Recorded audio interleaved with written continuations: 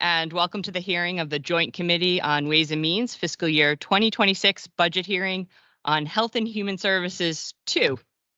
I'm State Senator Robyn Kennedy, representing the 1st Worcester District. Welcome to Worcester. Welcome to the heart of the 1st Worcester District. I am the Senate Chair for today's hearing, and I'm joined by my House Co-Chair, Representative Chynah Tyler of Boston, and we now call this hearing to order. First, I want to especially thank my staff, who you'll see throughout this room, Carol, Brian, Olivia, Giselle, and Kayana. I want to say a special thank you for all the work you put into getting this hearing set up for us today, navigating through the process of a hearing in a relatively new building.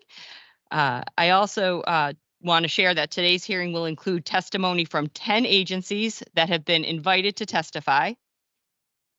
As we know, Health and Human Services accounts for just over 50% of the state budget. And today we're going to hear from the agencies who serve some of the most vulnerable residents in our Commonwealth. We have a long list of agencies to hear from today, and we want to make sure that each agency is given sufficient time to testify and respond to questions. Therefore, for the sake of time and moving the hearing along, we request that each member limit their questions to 2 per agency, and we will go back through if time permits. As the Senate Chair of the Joint Committee on Children, Families and Persons with Disabilities, I know that several members of the committee here today have bills that also are before or impact the agencies we'll hear from. However, I wish to stress that this is a hearing for the fiscal year 2026 budget. And while we may want to use this opportunity to receive answers on agency policies, I do ask that members keep their questions to budget-related topics, and we'll note that other questions may be ruled out of order. For policies, I do welcome all members here to future hearings of the Joint Committee on Children, Families, and Persons with Disabilities, and I know Chair Jay Livingstone would welcome your feedback as well. To any members of the public who are here today, we will not be able to accept public testimony at today's hearing. We do welcome and encourage folks to stay or to join us online by live stream, and listen to the testimony of the agencies who are assembled here today. The Joint Committee on Ways and Means will be hosting a public hearing on Tuesday, April 8th, 2025, where members of the public may testify both in person and virtually. Details of the public hearing may be found on the legislature's website, malegislature.gov. I would like to take a moment to thank the Worcester Public Schools and the team at Doherty High School for their willingness to welcome the committee to this brand new high school, and for all of the assistance they have provided to make this hearing a success. I chose to host the committee hearing today to highlight the emphasis that Worcester has placed on adding Chapter 74 programs to our comprehensive schools. You'll hear a little bit more about that in a moment, but as we heard yesterday at the education hearing, we know that more of our young people are looking to access career and technical programming, and Worcester Public Schools have taken great strides to make more of those seats available. I would also like to thank the State House ADA Coordinator, Carl Richardson, for making this hearing accessible with CART and ASL interpreters. And I do ask if anyone has any challenges with seeing the CART or getting a microphone, or with seeing the ASL interpreters, that you please let our staff know, and we'll continue to make changes as need be. We certainly want to make sure that our hearing is as accessible to all who wish to participate. I also want to thank our court officers who are here today, Joe and Anthony. Thank you for all of your assistance. And then just before we get started, a few housekeeping items to mention. We are in the middle of a school day. So as you just did, you may hear the school bell going off periodically until 2 p.m.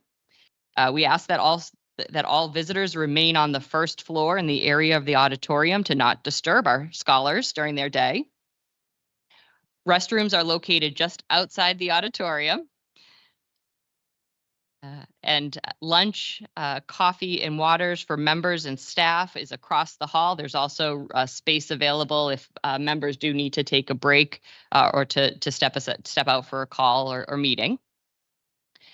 I do want to recognize Representative John Mahoney, whose district we are also sitting in today. He will be joining us later on in the hearing. At this time, I will turn it over to my co-chair, Representative Tyler, for her remarks. Good morning, everyone, and thank you so much for showing up today. I first like to start off by thanking my co-chair, Senator Kennedy, for your professionalism and for having me today in your city of Worcester, home of the Woo Sox. I also like to thank Doherty Memorial High School for hosting us this morning. This is an amazing facility, and hopefully all our kids across the Commonwealth can have access to amazing facilities like this.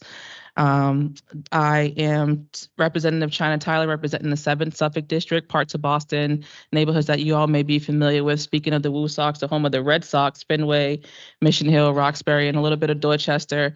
And I'm honored to be here today. And generally speaking, I look forward to considering all the testimony that we hear today and throughout all our hearings, and working with Chairman Michaelwitz to put forth the best H1 budget we could possibly do. So again, thank you so much for showing up. We're really grateful for your presence today, and we look forward to your testimony. Thank you. Thank you so much. I will ask members, and I apologize for the need. It's great to see so many members of the committee able to join us today. For those, I'd ask members if you do have a question for any of the panels, for the Senate members to please text me, members of the House to please text Rep. Tyler, or certainly throw a chair at us or something if you can't grab our attention. We certainly want to make sure everyone is heard and has an opportunity to ask questions. At this time, I will ask members of the committee to introduce themselves and the district that they represent.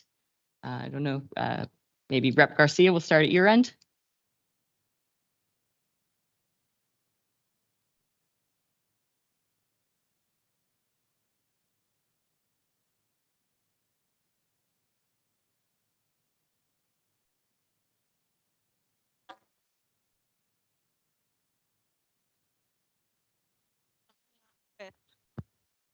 Hi, everyone. Good morning. Judith Garcia, State Representative, 11 Suffolk. I represent Chelsea and Everett. Hello, everybody. My name is Meg Kilcoyne. I'm State Representative for the 12th Worcester District, which is just a few minutes north. I represent the towns of Berlin, Boylston, Clinton, Lancaster, Sterling, and Precinct 4 in Northborough. Kelly Dooner, State Senator for the 3rd Bristol and Plymouth District, ranging from the Rhode Island border with Seekonk all the way down to the gateway to the Cape of Marion. Good morning, everyone. Senator Liz Miranda, representing 9 neighborhoods in the city of Boston, the 2nd Suffolk District. Good morning, Senator Pavel Payano, representing the 1st SS District, which is Haverhill, Lawrence, and Methuen. Good morning, Joe Comerford. I represent the Hampshire Franklin Worcester District. That's 25 cities and towns in western and central Massachusetts.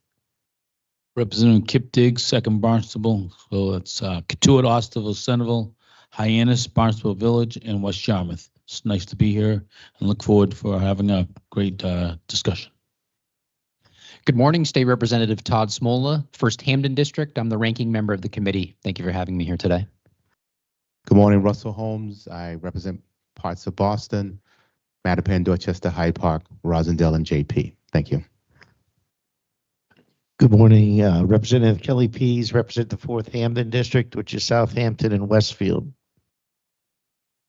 Representative John Marcy from the 6th Worcester District in Southern Worcester County, the towns of Dudley, Southbridge, Charlton, and Spencer. Good morning, Joe McKenna, 18th Worcester, just straight south of Worcester, bordering both Connecticut and Rhode Island, towns of Webster, Douglas, Sutton, part of Oxford and Uxbridge.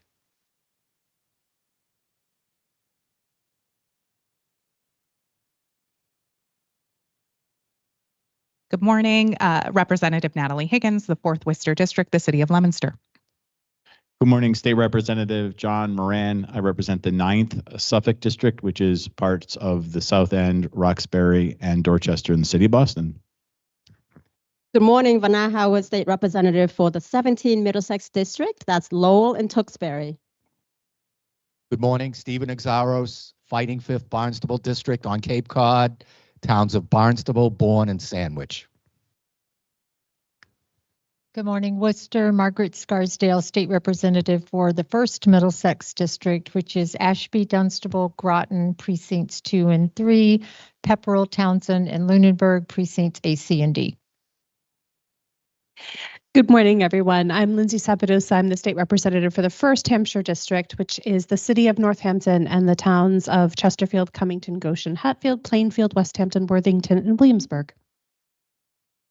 Good morning, everyone. Marcus Vaughn, State Representative, 9th Norfolk, for the towns of Wrentham, Plainville, Norfolk, Mills, Walpole, and Medfield. Good morning, all. My name is State Representative Shirley Arriaga. I represent the 8th Hampton District, the home of Westover Air Reserve Base. Thank you. Good morning, State Representative Orlando Ramos, representing the 9th Hampton District, City of Springfield. Good morning. My name is Sally Kearns. I represent North Shore communities of Danvers, excuse me, West Peabody, Topsfield, Middleton, Wenham. Thank you. Morning, everybody. I'm Representative Steve Owens from the 29th Middlesex District, which is most of the city of Watertown and parts of West Cambridge and North Cambridge. Wonderful. Thank you all so much. One other piece of housekeeping I will note, as we shared with the members as they were coming in, but for those that are joining us by live stream in particular, it's my understanding that the last 2 tables are actually not on camera. So I will ask my colleagues as you do go to ask a question just to share your name again so that folks who are watching us by live stream can know who's asking questions and you could be noted as such.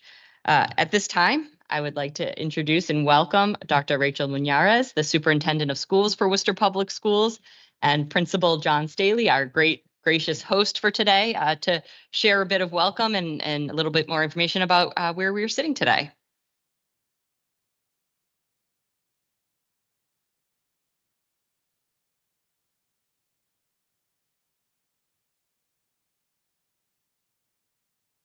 Good morning, everybody. Welcome to, well, our house, of which Senator Kennedy has graciously borrowed for the day. I am Rachel Muñarez, proud superintendent of schools, and I am seated here with the dynamic principal of Doherty Memorial High School, Mr. John Staley. We thank you so much for your leadership. There are quite a few elected officials here, so I will not recognize all of you. But thank you for sharing your names. Special shout out to our local representative, Mr.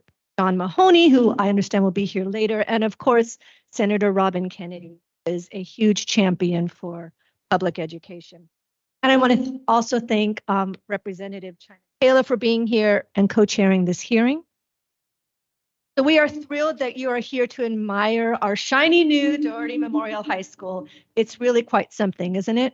I know we're not going to be able to have you tour the school while students are here, but you can just imagine what this must be like for the nearly 1,600 scholars that walk these halls each and every day. We've got this beautiful auditorium, a black box theater not too far from here, state-of-the-art classrooms, a new gymnasium, space for our career and technical programs, which you heard a little bit about. We have programs for engineering. We have some environmental science that we're working on. We have, what's the one, John? Programming and web Dept and what's marketing and finance and what's that? Construction, craft, labor. And so you can imagine the facility necessary to make that happen. We're very thankful that we can offer this programming to our children. And yet there is not enough seating for all the children that want these programs. So still a lot of work to be done in the Commonwealth. So I am told that we have, and I just heard, a hearing from 10 different departments and agencies today. So if this is anything like a school committee meeting, this meeting may go so long that we might not call Doherty a new school anymore by the time you're done. So please grab coffee, find a comfortable seat, and enjoy the show and the input that you'll get. We want to make sure that you feel welcome, and please try not to spill anything in our new building. Thank you. Wonderful. Thank you so much. Yes. Thank you. Thank you so much for having us. Next, we'd like to invite up our first panel, the Executive Office of Veteran Services, including Soldiers' Homes. That'll include Secretary John Santiago, former rep, Michael Lazo, Executive Director of Holyoke Veterans Home, and Kristen Baldini, if I mispronounce your name, please correct me, Executive Director of Chelsea Veterans Home. Please come on up. Thank you.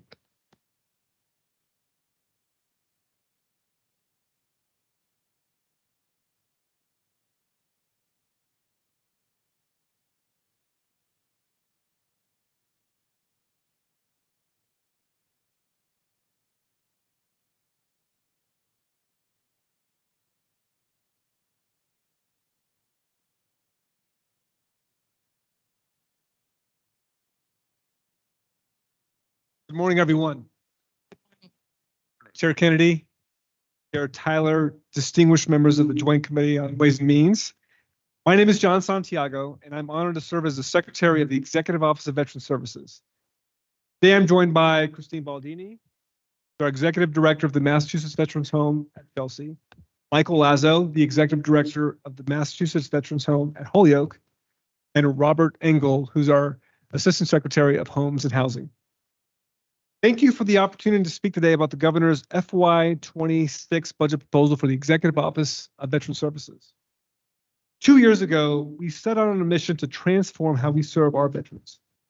And today, I'm proud to stand before you to share not just the progress since becoming a Secretariat, but also the work still ahead to fulfill our promise to those who served. First and foremost, I'd like to sincerely thank and commend you all here for the passage of the HERO Act. Since Governor Healy signed this historic bill into law, I'm pleased to report that we have implemented 95% of its 40-plus provisions. This includes the first increase to the disabled veteran annuity in 17 years, increasing and implementing the Veterans Higher Tax Credit, expanded behavioral health benefits for Chapter 115 recipients, expanded access to RMV benefits, and other critical provisions that enhance the lives of veterans and their families. This legislation has already begun transforming the way we serve our veterans, ensuring they get the benefits, care, and opportunities that they have earned. In our continued fight against veteran homelessness, we remain committed to our End Veteran Homelessness campaign. In partnership with the Executive Office of Housing and Livable Communities, we have invested nearly $20 million in ARPA funds to provide housing, strengthen service providers, and expand outreach efforts. To date, this program has placed 61 veterans in permanent supportive housing and another 60 plus in transitional housing. It's working directly with over 300 veterans today. And on the capital side of things, we've identified 300 plus units in the pipeline with several developments preparing to open as soon as next month. And through our community partners, EOVS has funded the delivery of over 100,000 supportive services to almost 8,500 veterans. In addition to housing, we continue to prioritize financial support for our veterans. We've allocated more than $28 million in Chapter 115 benefits to nearly 5,000 veterans in need.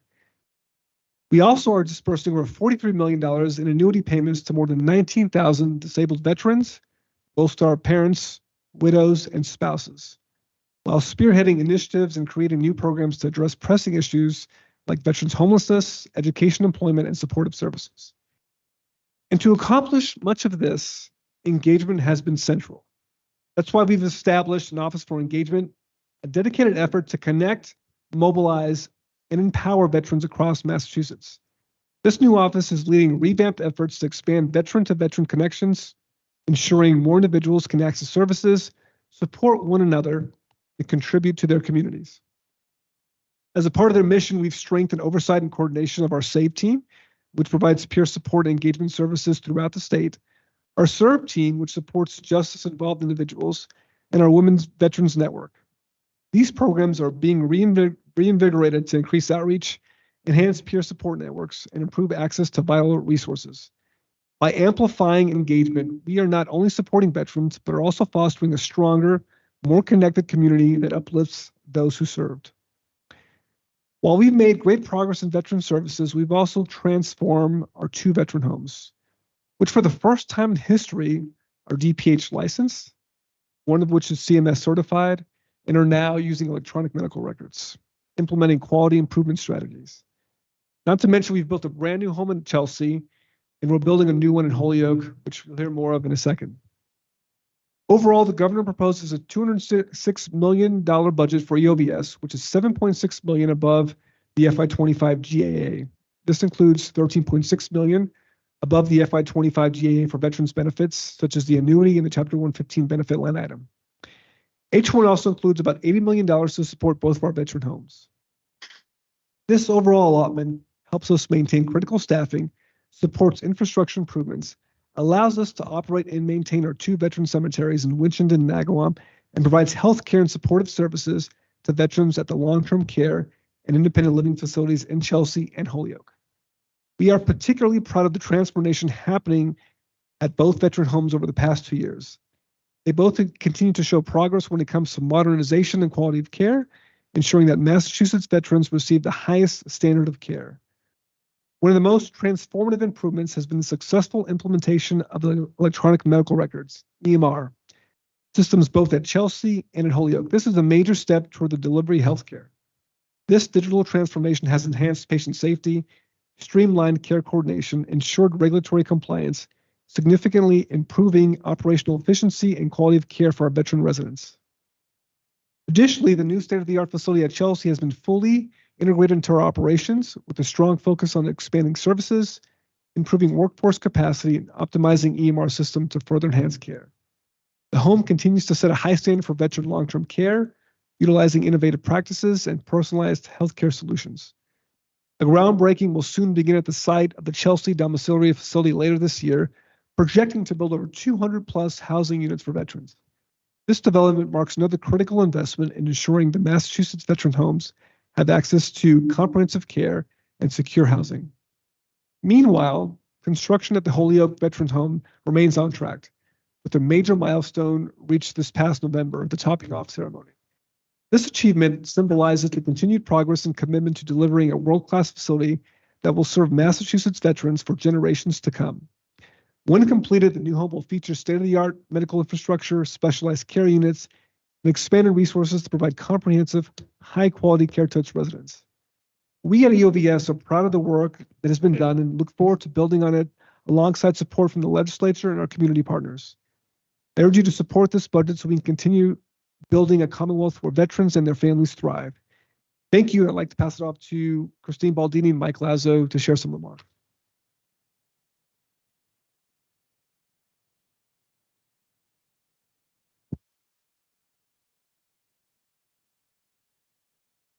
Can you hear me? You have to speak right into it. Is that better? Thank Yeah. you. Good morning, Chair Kennedy and Chair Tyler and members of the committee, A's and me. My name is Christine. I'm honored to be here today as the Executive Director at the Massachusetts Home. Thank you for the opportunity to testify on behalf of the home. Governor Healy's fiscal year 2026 budget proposal includes $46.9 million that will fund the operation, staffing of the Massachusetts Veterans Home at Chelsea and the domiciliary residential program for our veterans. Located atop Powder Horn Hill in Chelsea, the new state-of-the-art Veterans Home embodies the Commonwealth's unwavering dedication to veterans' well-being. This 154-bed skilled nursing facility provides comprehensive care to our veterans, ensuring a high standard of medical and supportive services, and features an environmentally conscious design in line with the state's energy reduction objectives. Our team consists of 333 dedicated staff members who care for 231 veterans in both the long-term domiciliary program. Our staff are deeply committed to service excellence, and that's represented in diversity, equity, and inclusion, and this remains a major priority. The workforce composition reflects commitment, with 38% of the workforce identifying as Black, 18% as Hispanic, 0.4% as Asian, and 61% as women. Additionally, we work in collaboration with 8 labor unions that represent our team. To enhance resident-centered care and ensure excellence in the service delivery, we continue focusing on workforce development and recruitment of experienced, skilled professionals across the clinical and non-clinical roles. Implementation of the EMR, electronic medical record system, was a significant milestone. This is transforming our healthcare operation by replacing traditional paper records with a secure, integrated digital platform. We have enhanced accuracy, reduced administrative burden, and improved overall efficiency. Real-time access to resident information empowers the care team to make informed decisions more quickly and fosters streamlined communication across all disciplines. As reflected in Chelsea's 2024 Pinnacle Quality Insight Report, we are incredibly proud to share that we achieved a 98% favorable rating and an outstanding 4.83% rating for recommending our services to others. These results are a testament to the dedication and the compassion our team provides to residents who work tirelessly in providing the highest level of care for residents and their families alike. In addition, the tremendous support received from the Commonwealth allows the Massachusetts Veterans Home at Chelsea to establish a standard of care with an average of 6.37 hours of direct patient care per day in our long-term care setting. This is significantly higher than a national benchmark. One of our key focus areas is communication. This ensures that families stay informed, residents feel heard, and our staff members remained engaged in meaningful dialogue. To strengthen our connection with the veteran community, we collaborate with the local VSO, veteran not-for-profits, and faith-based organizations.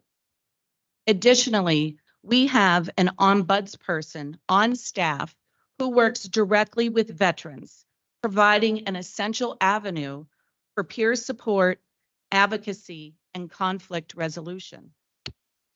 This role ensures that veterans have additional dedicated representative to voice their concerns, navigate the services available, and uphold their rights, ultimately fostering a more responsive and veteran-centered environment. The Massachusetts Veterans Home at Chelsea continues to make significant investments to address the long-term needs of the residents.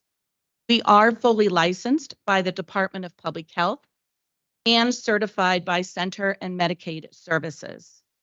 Furthermore, we remain committed to improving overall wellness and quality of life among this population. A major redevelopment project is underway at the neighboring domiciliary building to create independent, veteran-preferenced housing and supportive services. This phased redevelopment will update the campus through a combination of renovation and new construction to better meet the needs of the veterans and their families. The plan includes 220 plus units of mixed income affordable housing with 100% veteran preference and built-in supportive services. In looking ahead, the Massachusetts Veteran Home at Chelsea remains dedicated to leading the way in long-term veteran care. Through continued modernization, staff education and development, and person-centered programming, we are fostering a culture that prioritizes individuality, dignity, and meaningful engagement. We are ensuring that residents live their best lives in a supportive, home-like environment. As these partnerships and initiatives come together. We are proud to represent a model of care and service delivery for veterans nationwide. Thank you for the opportunity to testify today, and I'm happy to answer any questions you may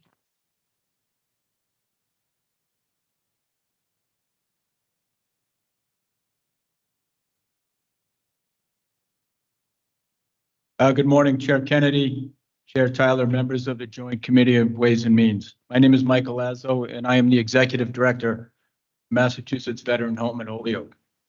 Thank you for the opportunity to testify on behalf of the Massachusetts Veterans Home in Holyoke. Governor Healy's fiscal year 2026 budget proposes $33.2 million to support the mission and priorities. This funding will strengthen staffing, enhance care, and support programmatic development, ensuring that our veterans continue to receive the high-quality care they deserve. The future of our Veterans Home is brighter than ever as construction of the new Massachusetts Veteran Home at Holyoke is well underway. In November, we celebrated a topping off ceremony marking a major milestone with the placement of the final steel beam. The last two beams were painted red, white, and blue, signed by staff, veterans, and stakeholders who have played a pivotal role in the construction.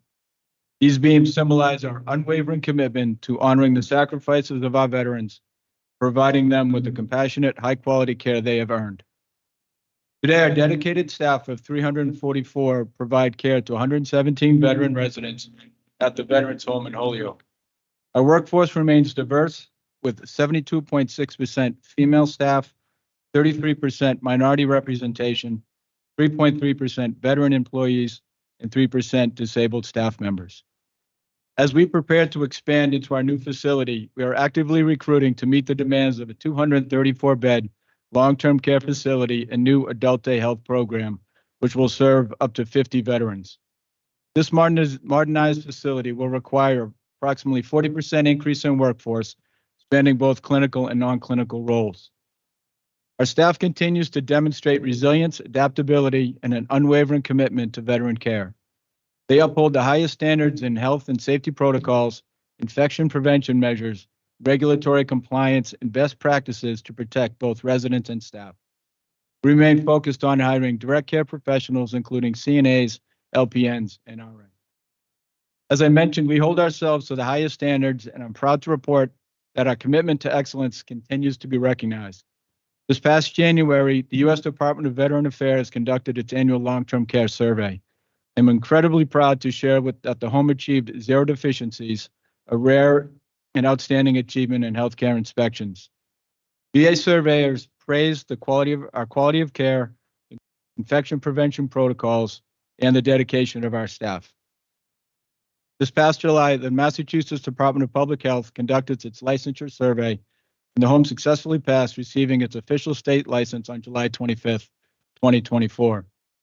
I'm also pleased to share that our application to the Center of Medicaid and Medicare Services certification has been accepted.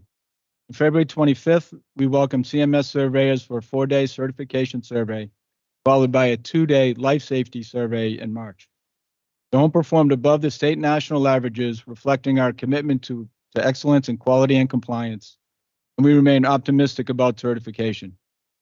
These accomplishments are a testament to hard work, professionalism, and dedication of our team.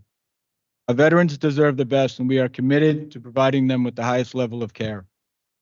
Beyond clinical care, we strive to keep veterans engaged, connected, and actively involved in their community. Veteran satisfaction continues to rise. Our 2024 survey results showing an overall rating of 4.92 out of 5, which is a 3.32% increase from 2023. This reflects exceptional dedication of our staff, their relentless focus on providing compassionate, high-quality care. Our veterans continue to enjoy a variety of community activities and outings, including shopping trips, car shows, dining events, and bright nights. One of the most cherished traditions is the Holyoke annual St. Patrick's Day Parade, a highlight for both veterans and staff.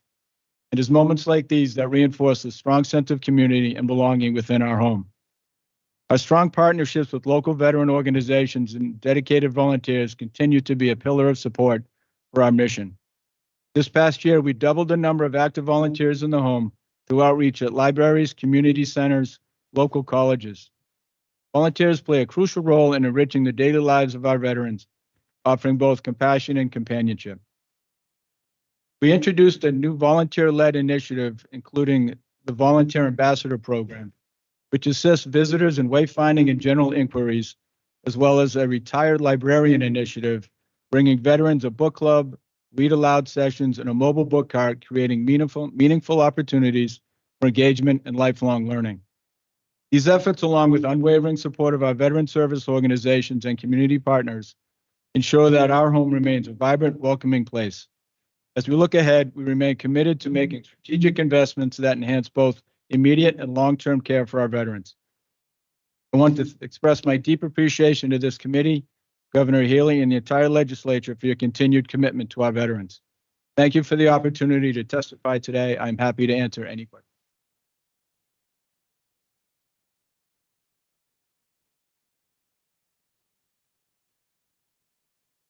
Thank you. I know we had a couple or few additional members join us, so if you could introduce yourselves. Those who have recently joined us, if you could introduce yourselves.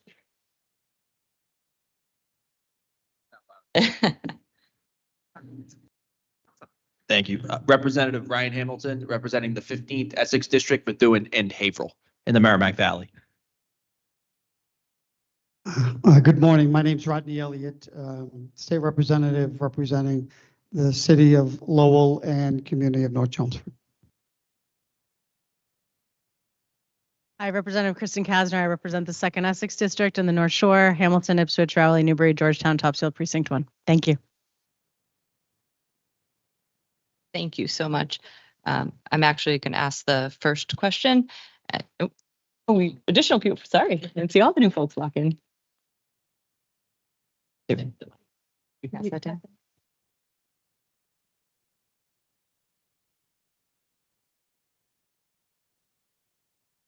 I'm Jim Hawkins. I'm state rep from Attleboro. And thank you. I'm also I'm Senator Michael Brady from the 2nd Plymouth Norfolk District, and my mother was born in Worcester in 1924. Excellent. You knew that you had good lineage, Senator. Thank you. Thank you so much, Secretary Santiago. Thank you first for your service to our country and to your service now to the Commonwealth. I do want to ask you, in your service line items, 1410-0100, 1412-0012, which I know funds many of the service providers across the Commonwealth, here in Worcester, home to Veterans Inc., which I know provides a wide array of services. Can you speak to, in this line item, how funding is allocated for the programs that receive funding, if it's procured or otherwise, aside from what is legislatively earmarked, how other funding is administered? Is it based on need or clientele, et cetera? And then noting, starting in a couple of years ago in 1410, in the main line item, it includes language that funding can be transferred from that line item or several other line items and transferred to the 2 soldiers' homes. I know that this budget reflects a decrease in funding to the soldiers' home in the House 1 budget. Can you speak to, has funding been transferred? What are you projecting to transfer? And what that process has in the last couple fiscal years, which I think it was in as well, and what you project for the year ahead on that. Great. Thank you, Senator. So on the latter point, so traditionally H1 puts forward an option for the administration to transfer funds to the homes, and that's traditionally been taken out by the legislature. So we really haven't engaged in that process. There is a $5 million chargeback in a certain line item that we pay for temporary staffing for the homes, and that's traditionally been covered by EHS when this was DVS under EHS, but that's no longer the case now. So now it's a $5 million line item that we have. The homes will pay for temporary staffing, which is a need given the context, and then we will charge back the homes. With respect to your first question, there are 2 primary line items. I think it's 250 and 12 that cover those supportive services for folks like Vets Inc. I think Vets Inc. is a part of both those respective line items. Traditionally, those have been, it's statutorily required to fund those homes.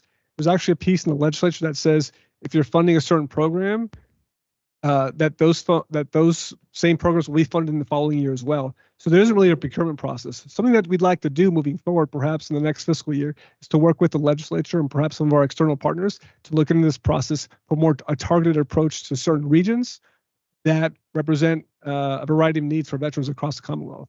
I can tell you that since I've taken over the past 2 years, we've decided to look into data with respect to this. Prior to this, we would just collect reports from various organizations, but now we're collecting, I would argue, pretty good evidence to say what we're doing across the Commonwealth. A part of what I mentioned here, particularly when it comes to veteran homelessness, where we've offered 100,000 services, anywhere from food pantry services to a transportation ride to a mental health session. So that's the data we're collecting now to see where those gaps may exist across the Commonwealth. Thank you. Thank you. I know, is there any members of staff? Thank you so much, Secretary, former rep. So always happy to see you. I have a quick 2 questions actually. The first question is around the House 1 budget. So the House 1 budget includes $12.4 million for its admin account. Is this adequate funding for your agency at the secretary level? It's good to see you, Representative. Yes. Let me just say from the get-go that this H1 budget, this is the highest level funding that Veteran Services has ever received in the history of the Commonwealth.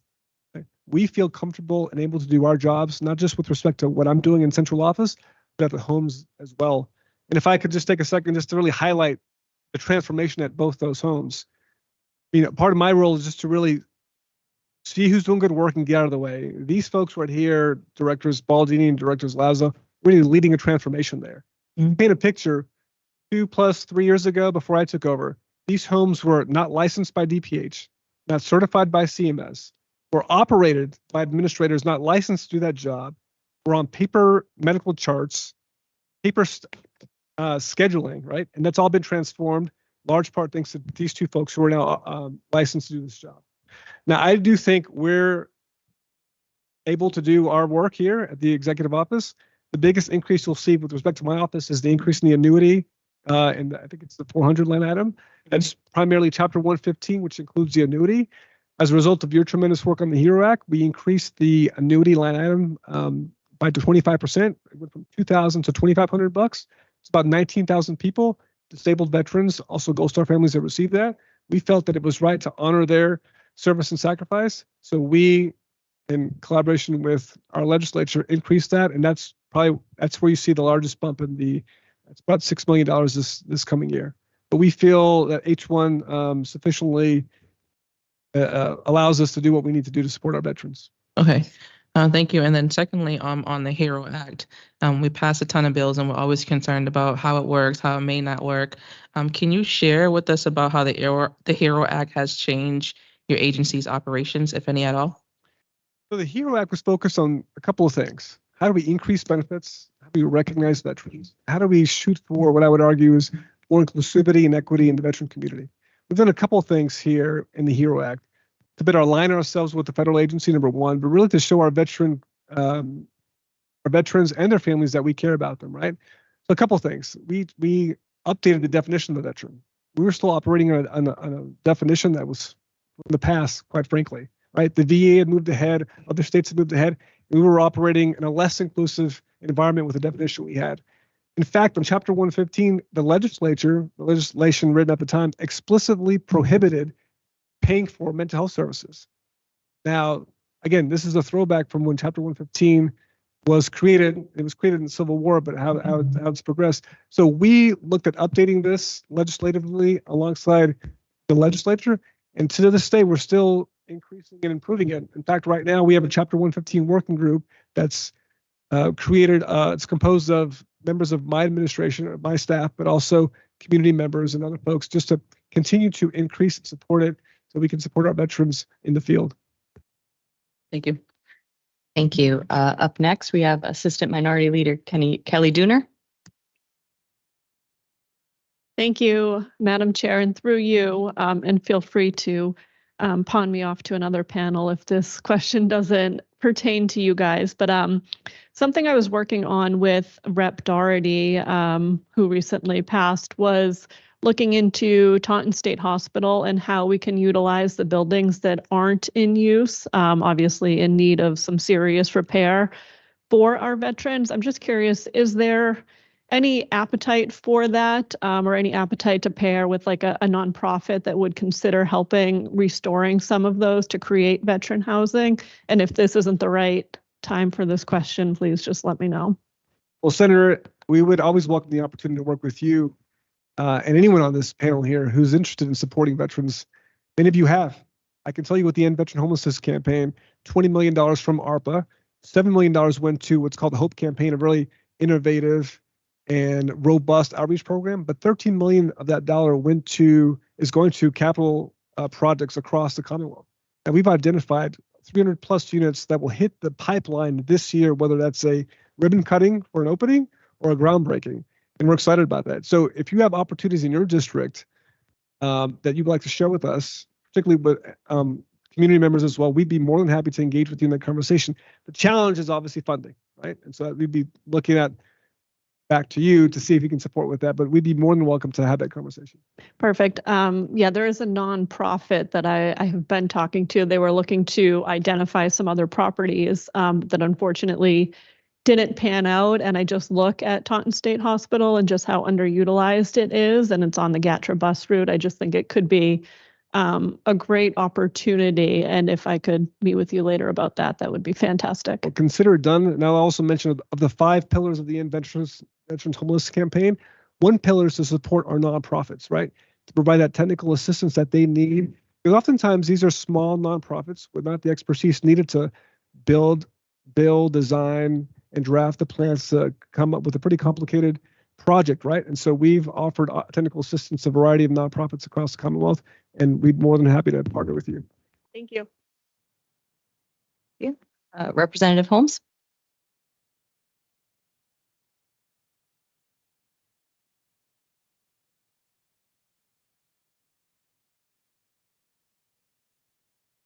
Good day, Mr. Secretary. I'm going to say, I know you gave credit to the folks sitting beside you, but it makes a big difference having a practicing position as our secretary, because it stands out to you that a facility is not licensed and not certified and on paper. You know you would never work in an environment that way, and so getting the facilities to that manner is great having you in the role. My question is really, I got the numbers for diversity of the staff, but if you talk to Haywood Pinnell or any, you would hear his challenges around homelessness and homeless veterans, and the fact that it always feels like the Chelsea and the Holyoke homes feel like they're local.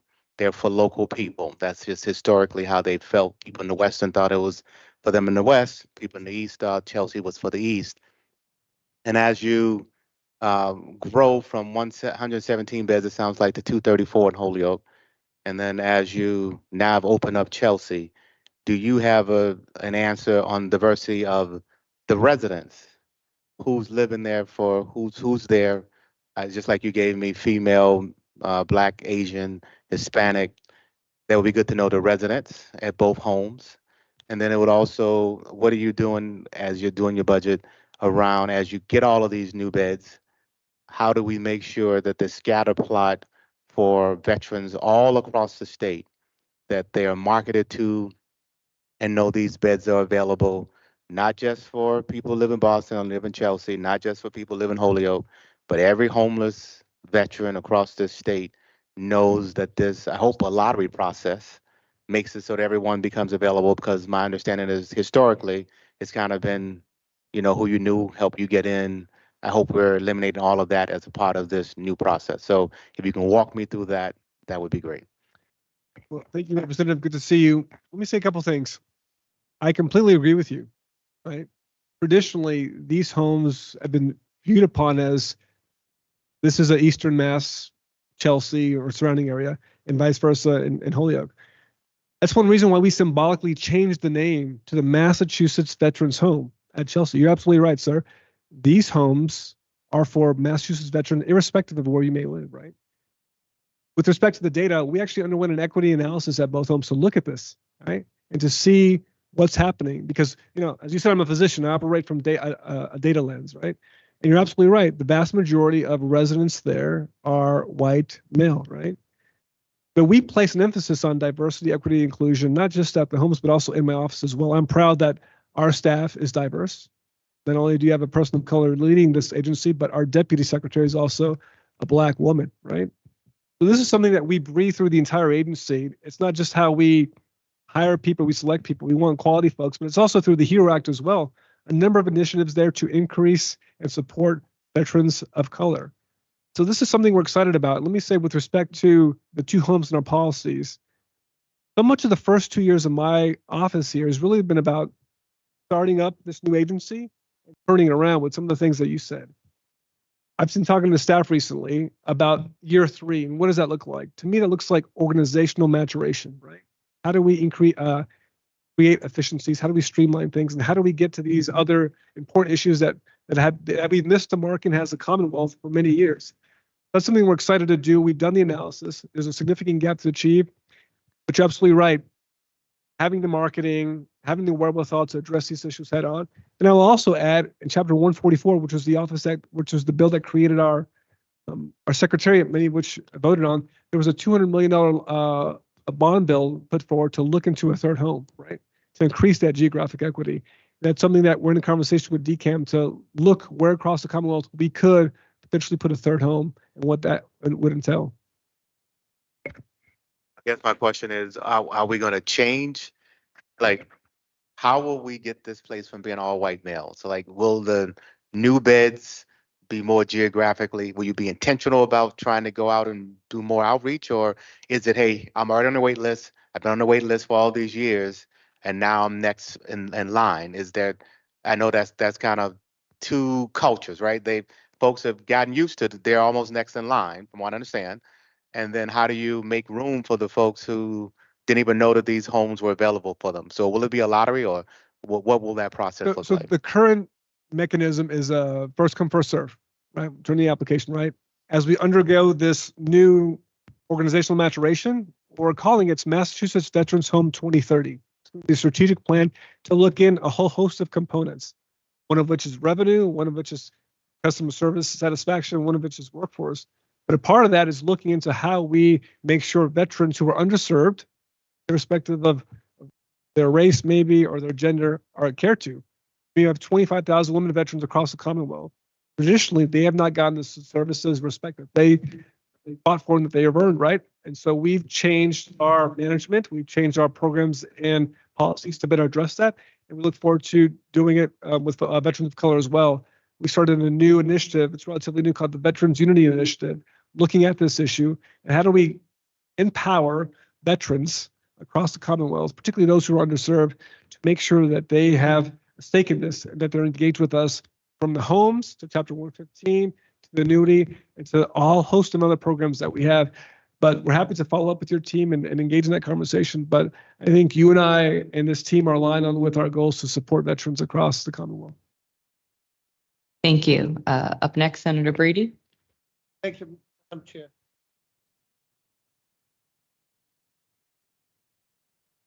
Thank you, Madam Chair, and welcome, and thank you, Director, and all of you for all the work you've done. You did mention the HEROES Act that we recently passed. As we all know, we can never do enough for our veterans. We passed the Welcome Home Bill and the Valor Act 1 and 2. But with all the comments coming out of the White House every day, there's like the weather changing. Do you have any, can you elaborate on any impact it's had? Because, you know, hear about all these veterans being fired or laid off. And, you know, we have a veterans hospital in Brockton that I represent. We have the homes that you mentioned. We have put a lot of funding into helping more veterans get off the streets and get homes and in individual living quarters. Can you elaborate on any impact that it's had right now? Because they're talking about, well, the states will pick up the slack. And as you know, like every one of our consumers, we have to live within our means. We have to balance a budget. Thank God we do have a rainy day fund that's done well, but you can't deplenish that too much because our bond rating is a AA bond rating, the best it's ever been. But we have to still, you know, live within our means. So is there anything you would like to elaborate on that now that you would recommend we can do moving forward? I know that it could be too premature because every day out of DC, there's a different comment made in the media. Well, thank you for your Thank you for your comments, Senator. I completely agree with you, sir. It is very challenging right now to work in government. Not so much, well, as a result of the policies folks are pushing forward, but the uncertainty. Every single day there's a new issue, a new attack, a new potential cut. I can tell you that thus far, there was a cut of 1,000 VA employees, right? Then there was 1,400. Some of those folks have been reinstated. Now there's talk of a cut of 80,000 employees for the VA, right? Significant workforce reduction of about 17%. Now here in the Commonwealth of Massachusetts, we have about 8,600 VA employees. Most of those are direct client, direct patient facing, right? So they would be exempted from that. But I can tell you, just putting on my physician hat as someone who cares for patients, even veterans sometimes, that support staff is so critically important. Right? On average, for every physician or provider, you probably need 4 or 5 staff. Incredibly challenging to hire staff right now, given the circumstances and given what the healthcare workforce has been through. But I'm concerned for our VA. And listen, I support the VA. I'm a VA patient myself. I get my care there. But I am very much concerned of where things are headed, given comments that are coming out of the White House and the administration. I can tell you that this budget, the vast majority, does not rely on the federal government. This is all the work that you're putting into it, right? The commitments that you've made. Now, there are some funds that we get from the VA, primarily in the infrastructure arena. 65% of both homes, the construction, have been financed by the feds, right? So Chelsea is almost done, right? So there's about $16 million still left there, but we look forward to completing that in the next couple of years, right? But Holyoke, despite the fact that we've been able to move that forward, it's ahead of schedule. November 2026 will be opening up. There's still $200 million out there. Now, we feel that these are low risk because the funds have been obligated, right? There's been contracts that have been signed. And so we feel we're just continuing to move along with the process here. It's the building's going up. Those are the risks that are at stake here, right?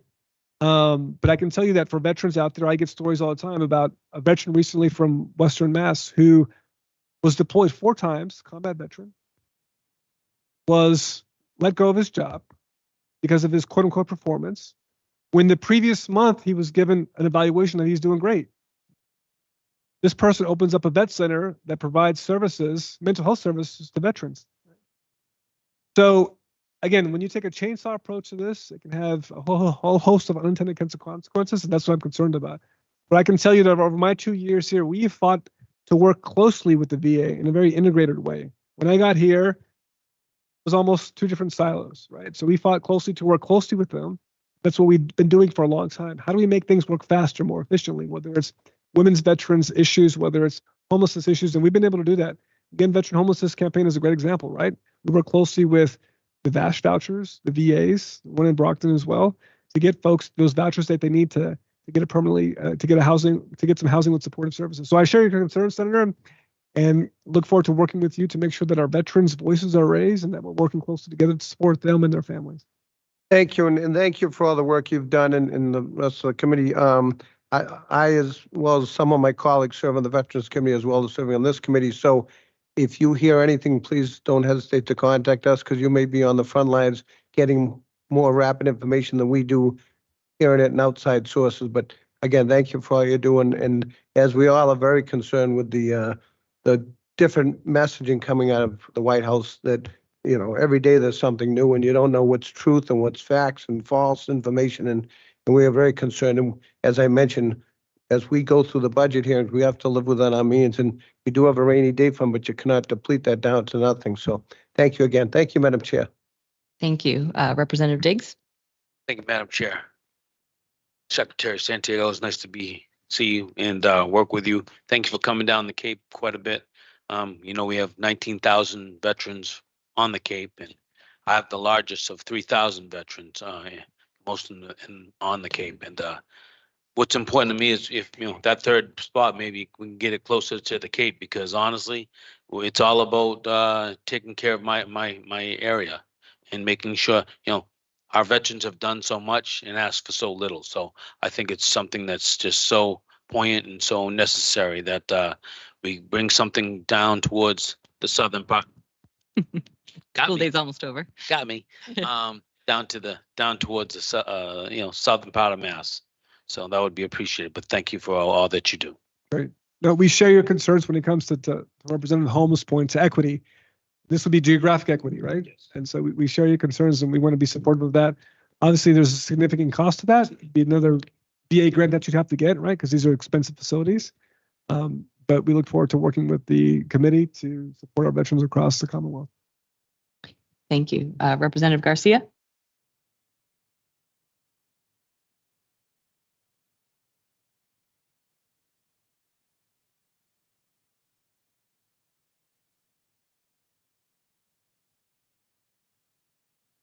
Hi, can you hear me?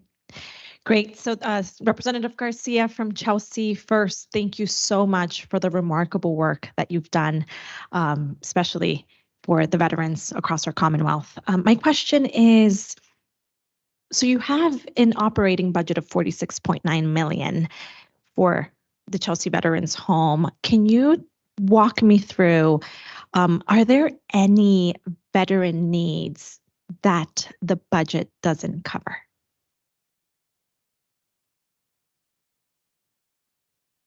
I'll pass it to Director Baldini, but the short answer is that we feel very confident and able to do our job with the budget.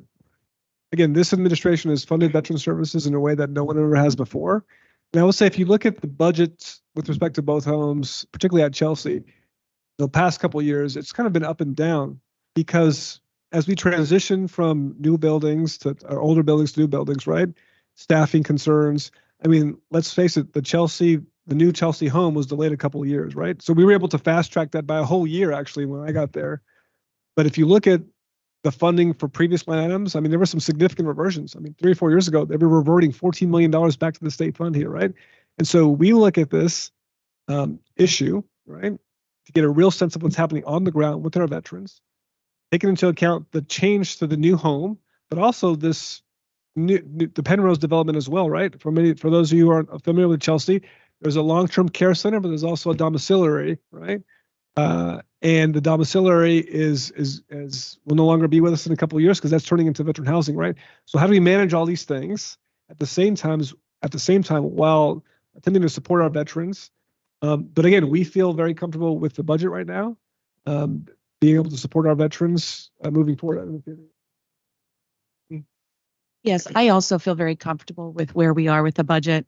I think that our residents truly have everything that they need. Our staff are very well supported in terms of education and training, in terms of our staffing, and our PPDs is very generous to meet the unique needs of the population that we serve. With responsible spending, good labor management, and contracting and following our contracts and having the best pricing points for them, I feel that our budget is very doable. We just need to keep our eye on things and spend responsibly. And if there's something that's needed, we just let the secretary know and we'll figure out a way to get what we need. But I'm very comfortable and confident in what we have. Let me just add an existing challenge that is real, irrespective of whether you're a veteran home or a long-term care center out in the community, is the need for good staffing, right? I mean, staffing is expensive. It's hard to come by. CNAs are tired. I mean, people are still burnt out from COVID-19, believe it or not, right? And so we are looking at ways to better support the workforce. So one thing that we did, and I think you were there, is that we instituted a CNA career ladder. You had CNAs at Chelsea Veteran Home who'd been there for 10, 15, 20 years and never advanced in their profession. They stayed a CNA 1, right? These are primarily women, people of color, right? So how are we supposed to support them when we're not giving them an opportunity to rise up in the profession? So we instituted a CNA career ladder, and it was taken very well, and we're excited about what's happening at Chelsea. And also, I don't know if you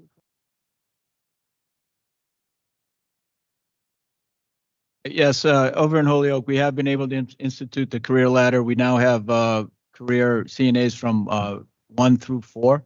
We have 2 CNA 4s that are very much part of the management team. Very, very supportive of our work. Really help the CNAs, the other levels of CNAs to work to achieve, one, great veteran care, but two, also grow in their profession and eventually become that CNA 4. Great program. And it does create an attraction, makes us a place people want to work because they have opportunities for advancement as they grow in their profession. Thank you. Senator Fatman?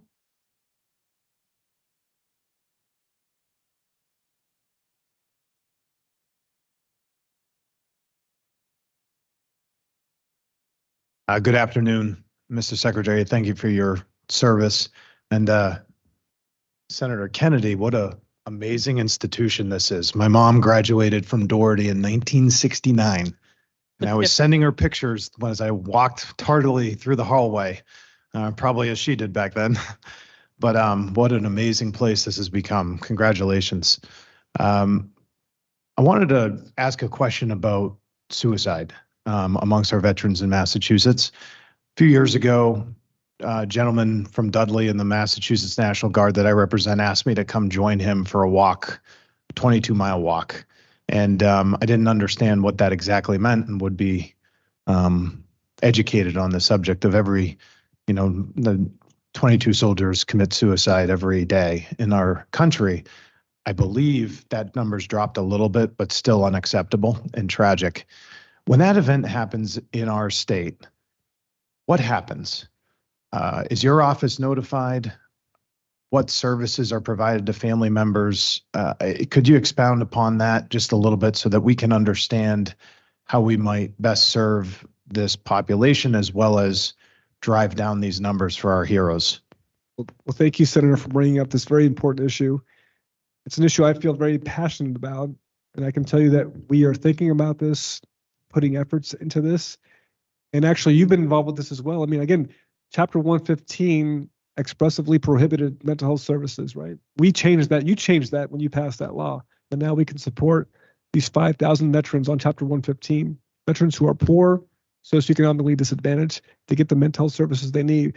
But you bring up a bigger point, Senator. I think many of us who serve are aware of the challenges, mental health and suicide, that our veteran community faces. And it's the one part of this job 2 years ago that I wasn't necessarily prepared for, when I would get the number of calls, messages, voicemails from family members who had lost a loved one. Now, I've taken care of many patients, active duty service members here stateside with mental health. I've seen a lot of bad things in the emergency department. I've taken care of active service members with devastating injuries on the battlefield as well. But still, I wasn't prepared for the number of calls I'd received from veterans, to your point, 22. Numbers suggested about 17 a day now. One of the first things that we did as a secretary is that we put forward a commission to look into this. We worked with partners, nonprofits primarily, across the spectrum here to come up with some recommendations. And they noticed a couple of things. Number one is that veterans are disproportionately impacted by mental health issues, as we know, disproportionately impacted by substance use and have access to firearms, right? So with that data and with the information, we put forward a grant, $2 million, to look into this, to support the organizations on the ground doing the work that they need to do. But again, so much of what we do right now is dependent on the VA, right? We are a $200 million organization, 800 staff, right? We can't compare to what the VA, which is hundreds of billions of dollars, right? So when the VA talks about cutting services, like the gentleman I just mentioned, is a four-time deployed veteran running a vet center, providing mental health service to veterans, and he lost his job, right? So we need to do all what we can at the state level, working in partnership with our VA colleagues to make sure veterans are getting the services they need. But I can tell you that this is something that is very important to my staff. That's why we try to think holistically, comprehensively when we come up with programs. We just can't give a veteran a home. If we're talking about intervention and veteran homelessness, we have to provide the supportive services that are there. And so that's why when we give funding, so much of what the line items that I was talking to Senator Kennedy about earlier, these line items are really focused on those supportive services to provide veterans so they won't find themselves in a situation when they're contemplating suicide. I appreciate that, and I appreciate your care for them. Just to understand, so if a person who deploys from the Massachusetts National Guard or someone who previously deployed commits suicide, are we notified? Are you notified about that? And is that data? So we are, I so hate to describe it that way. I'm really sorry to describe it that way, but do we track that? So we do not track that. We recently, a couple months ago, just got a grant from the VA. It's called the Suicide Mortality Review Board grant. It's $300,000 to look into when a suicide does happen and it's identified to be a veteran, to what factors were associated with that to do some preventative work, right? But as of right now, if a veteran out there unfortunately commits suicide, that doesn't necessarily come back to my office. There's no reporting with respect to that. Oftentimes we'll hear about it through supportive networks. In the case of active duty service members, those folks, whether it be the Guard or whether it be, the DOD, right? There's a different mechanism for that as well, and I don't interface with that. But there's enough tragedy, enough sadness around there that gets back to us, and that's why we need to be vigilant. We need to be active on this, and we need to be supportive of veterans and their families. Thank you. Thank you, Senator Miranda. Thank you, guys, Secretary. I have two questions. One is going back to my time in the House and your time in the House. I was incredibly shocked when I went to do a service project with our mayor to be able to check in on veterans that were living in community, and was quite alarmed that I went to visit a couple Pine Street Inn facilities that were full, almost all beds of veterans. And so I had a question around, and I visited that place 4 years later, and all of those veterans, except the few that have passed on, are still in that facility, still living in a homeless shelter. And so I wanted to ask you a question about the End Homelessness campaign.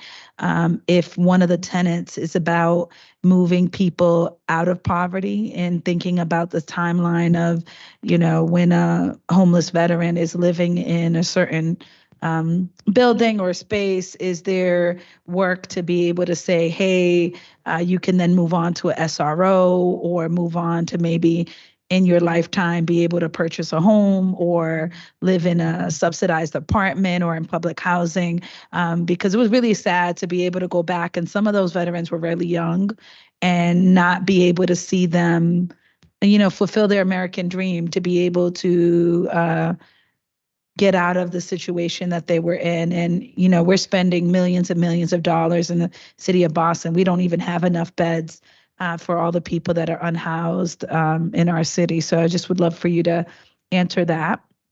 And then I had a question around many of the veterans in my community, is kind of piggybacking on Rep. Holmes, are choosing to, or forced to, age in place versus go to one of the homes. Either they don't know about the homes, maybe they don't think they can afford them, maybe it's not close to their families. And so I've reached out to you multiple times, still text in the middle of the night about a specific story about a woman, an African-American woman, veteran, who had just been victim of a scam because she has been living on her own, essentially with a roommate, and they're both in their 70s and 80s without family. And I know we can do better for women like her, and just concerned about the women and men who are choosing or forced to be in community because they don't have the access or the knowledge, and how are we supporting them? Because many times by the time their concerns or issues come to our tables, it's usually at the end or when there is a crisis. Well, thank you, Senator. Good to see you. On the latter point, I completely agree with you. If you read any veteran study that talks about services and programs, whether it's a city, state, federal program, services funding is pretty good. It's pretty decent.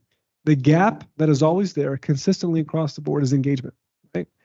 And how you think about engagement determines who you're speaking to or who you're engaging, whether it's in Roxbury or whether it's in Holyoke, right? That's one of the reasons we created this Office of Engagement. I really dedicated folks to go out there and meet people. I've told my staff, I want us to be the most externally focused organization in government, right? And I can tell you, since we're putting up this Office of Engagement, right, we've received like 5,200 calls over the past, I don't know, 6-7 months, maybe close to a year right now, and 95% have been answered, right? Because veterans need that type of support, particularly older veterans, folks who might have some mental health disorders as well, right? So we feel very passionate about engagement. One, because it's a big gap that's been identified over and over and over again. And plus, we know that there are certain communities that don't get the engagement that they deserve and that they need, particularly women and folks of color. On your first point, Senator, we agree with you, right? Our End Veteran Homelessness campaign is 5 pillars. The first pillar is called the HOPE campaign. It's not just providing supportive services in kind of the bland way of saying it, right? It's a very dedicated effort and it's innovative, right? Shallow subsidies, going out there, meeting veterans, working with landlords, finding every single way that we can support veterans to get a place to live, but also have the supportive services to wrap around them as well. Because we know that they need that. You cannot give someone a key and expect them just to, everything to be fixed. And so that's what we've been doing for the past, program's been there for about a year.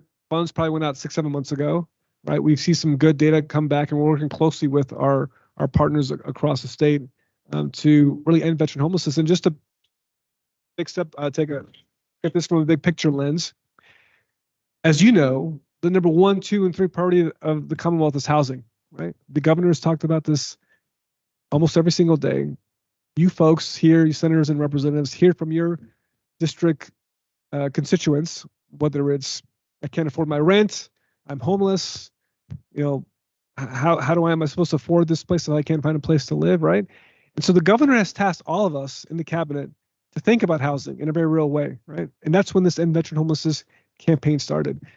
But the data is very challenging. It's not ideal data, but if you were to look at the data right now, there's a once-a-year PIT count, a point-in-time count, where they count all the homeless veterans.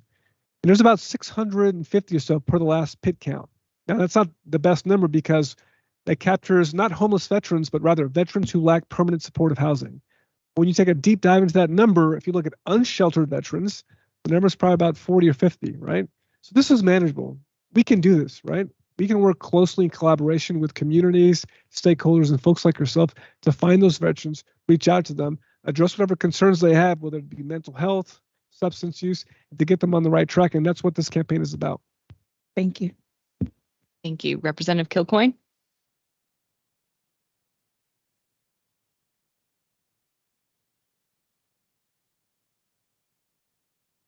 Hello, Secretary. So good to see you in Central Massachusetts.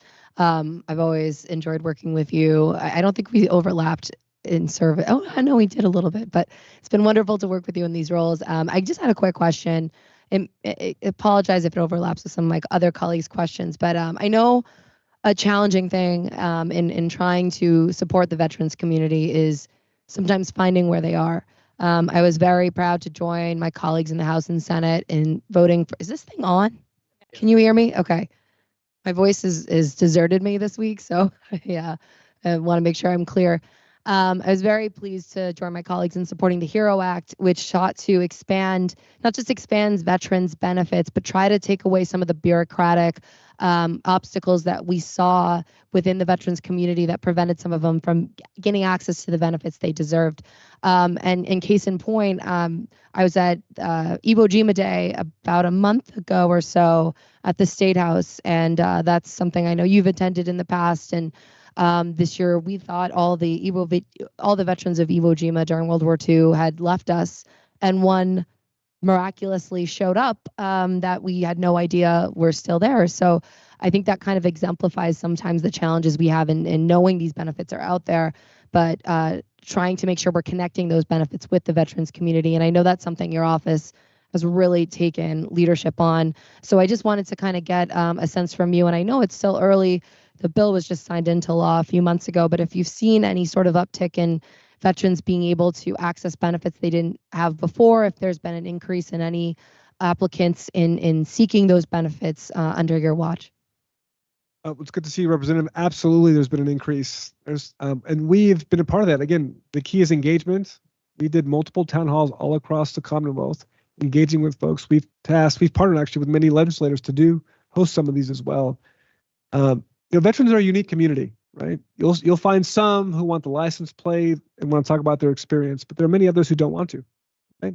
Particularly some of our older veterans, right? Who feel that they don't deserve services, right? I see it all the time, right? A veteran, World War II, Korea, Vietnam. Oh, let's support the veterans who actually need help. It's like, no, like we should support you as well, right? So part of our goal is to go out there and engage these veterans and say, listen, you might not need services, but when you do, if you do, we're here to support you, right? Again, part of that integration with the VA, right? The VA provides health services, like physicians, nurses, right? They provide mental health services, a whole host of programs and supported programs that they do, right? And so when the Biden administration passed the PACT Act, that was the largest expansion of benefits in generation, right? We saw numbers significantly increase in the thousands with respect to veterans accessing federal benefits, right? And a part of our job was to make sure that veterans were aware of what's going on, and to go out there and make sure to sign them up. I'm proud that our national service offers are leaders when it comes to this, signing up veterans, working with our 200 plus VSOs to get veterans those VA benefits, disability compensation, and a variety of other ones that they deserve. We were just actually at Gillette Stadium, I want to say a month ago, and we had one last year doing what's called the VAC, a Veterans Experience Action Center. This is a priority of the VA, where they've had a couple hundred, less than 100 of these across the country, where they set up shop, they have VA representatives on site, and they connect people to veterans on the spot. This is not just an expo where people say, oh, here's some information, sign up for this. You sign up on the spot right now. I went to DC a year ago and I said, where's your next VAC? Can we have one in Massachusetts? Oh, we don't need one in Massachusetts. I said, listen, let's have it in Massachusetts. Let's do it at Fenway Park or Gillette Stadium, right? We made some phone calls, we made it happen. The first VAC that we had last year, we broke every record that they had, right? We partnered closely with our nonprofits, with our VA friends, had over 500 veterans here get services, and we just had the second one. So that's the partnership, the engagement that we're talking about. That's not just with the VA, but with our community stakeholders as well. And that's what leads to these benefits reaching our most underserved veterans.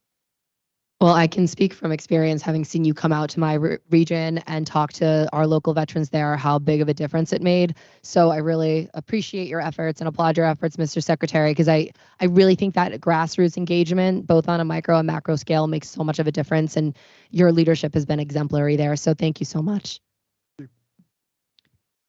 Thank you so much.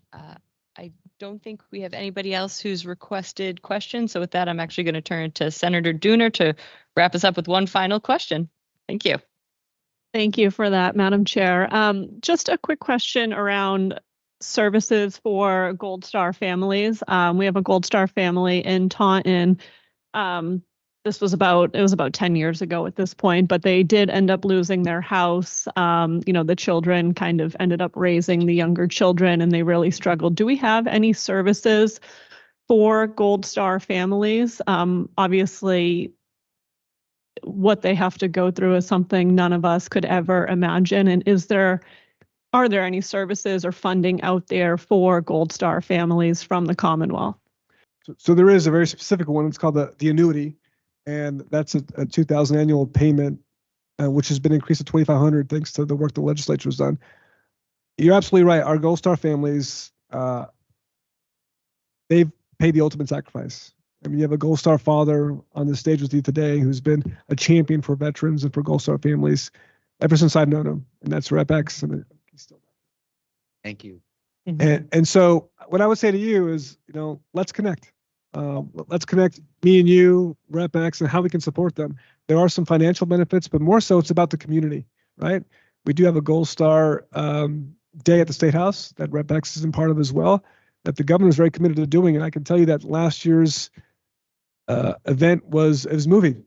It was moving, and we stand by them. We're committed to supporting them financially when we can, but really just letting them know that there's a network who cares for them, who honors their sacrifice, and wants to be a part of their lives.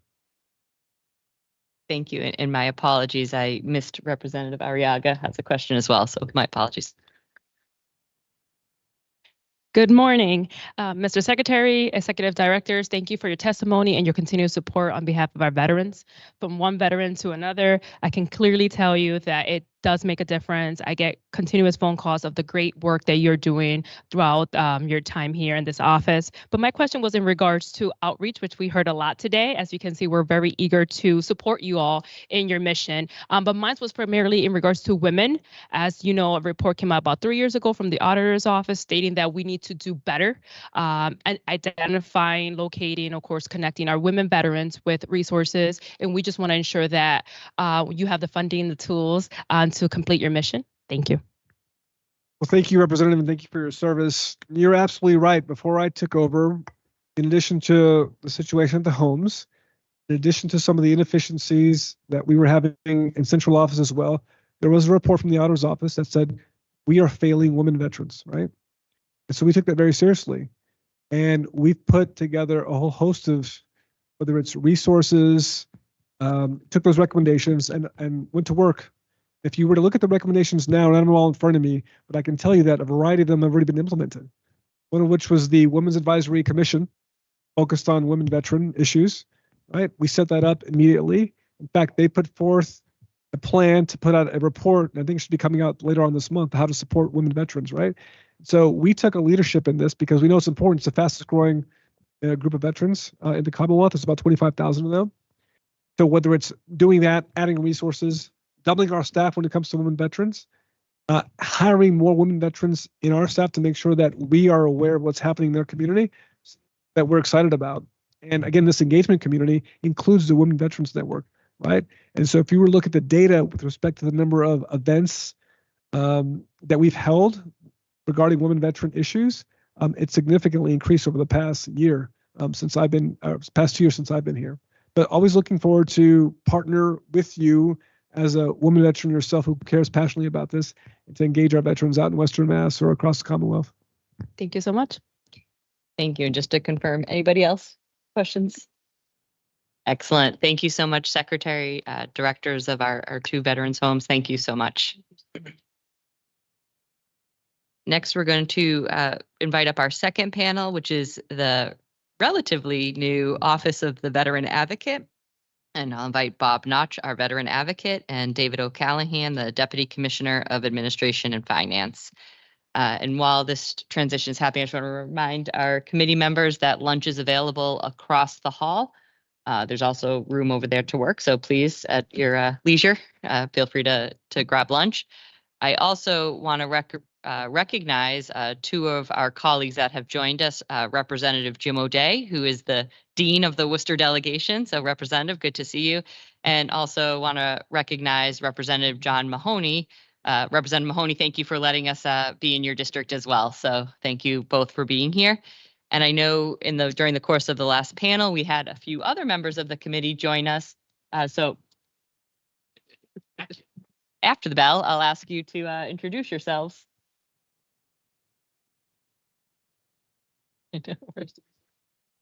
Right.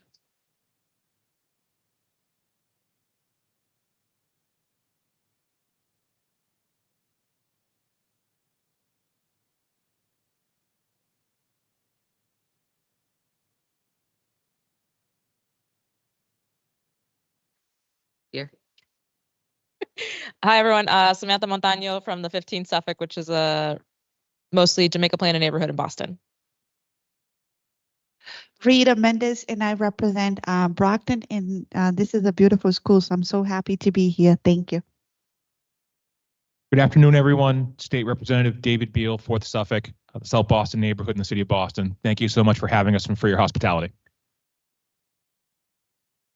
And I think we got everyone that came in. Senator Fatman, I know you came in, but we were able to ask a question. So I don't know if you want to introduce your district. Thank you, Senator. State Senator Ryan Fatman, Worcester Hamden District, 19 communities in southern Worcester County and Hamden County. Great, thank you. And veteran advocate, please start. Thank you, Chair Kennedy, you, Chair Tyler, and distinguished joint committee members for talk to you today. Advocate. I also want to thank the administrators of Doherty High School today, and the beautiful. I think you have to speak right into the microphone. Can't quite hear you. Thank you. My name is Bob Notch. I'm the veteran advocate for the Commonwealth. For those that I haven't met, I'm also a soldier for life, and I served 27 years full-time as a commissioned officer in the Army and the Army Reserve. Since my transition out of the military in 2016, I've served military and veterans in the nonprofit sector. Spent my entire life focused on the well-being of service members, veterans, and their families. Very grateful to be appointed to this position, continue to serve veterans and military. With me today are Danielle DuPont. He handles finance, human resources, and administration of the Office of the Veteran Advocate. And on my right, Kate Watson, and many of you may know her. She's been wandering the halls of the State House. Kate handles research, policy, and as it relates, legislative affairs. Through the foresight and efforts of the General Court in 2022, the Office of the Veteran Advocate, the OVA, a first in the nation effort to create more oversight within state government as it relates to the dignity and privacy of veterans, as well as how they receive their benefits and services. Its dignity and respect are built into our logo. The OVA is an independent state agency. In broad terms,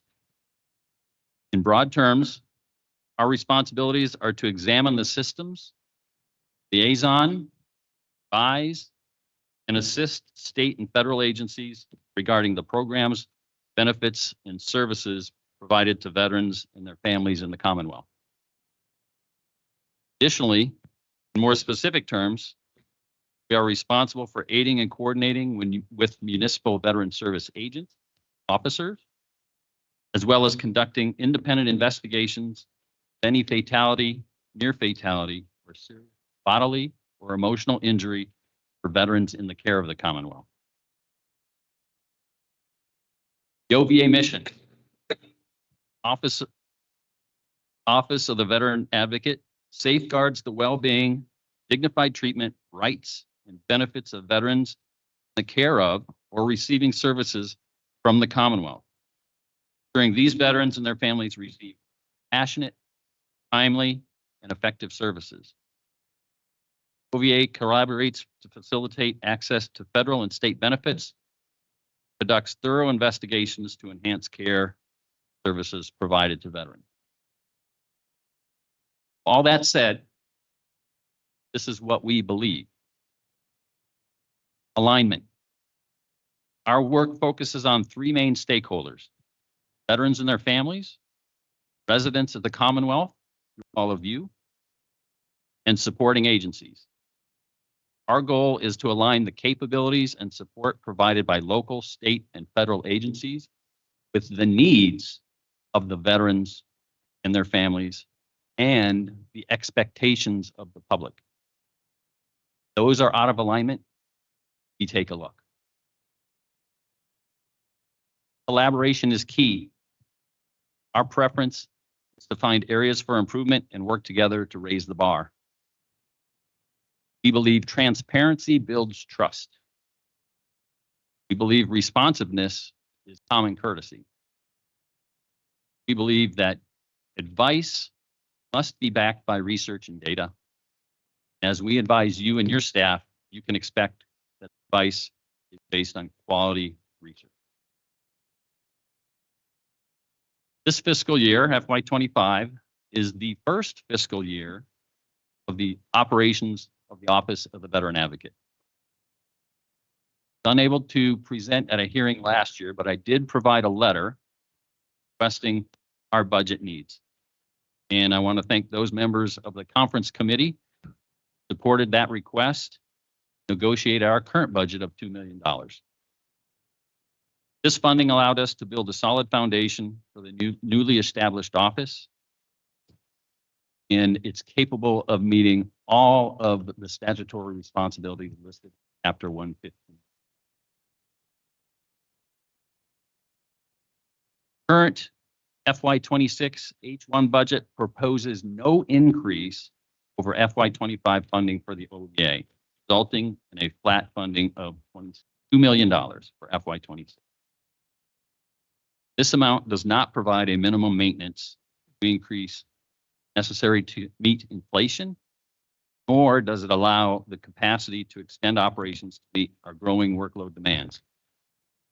Our analysis determined that an increase in staff to meet the growing workload, cost increase for long-term office lease, technology cost increase require an appropriation of nearly $3.3 million by 26. The three specific areas mentioned above are the significant portion proposed budget for FY26. Full-time staffing. While the current staffing provides the minimum capability to meet all requirements listed in statute, demand as we meet organizations and offices and for our support has increased. We're asking for more funding to provide larger staff to be able to handle the workload increase. Also, be able to provide redundancy for those areas where we are only one person deep. Important that I introduce these individuals next to me today. They have multiple jobs. They have 3 jobs each. That is the majority of our staff right now, covering down in several responsibilities. Second piece is office space. As we stood up, we negotiated a sublease through Health and Human Services for 1,000 square feet. Their lease runs out in the next few months. Went through the process with DCAM to negotiate a new office lease.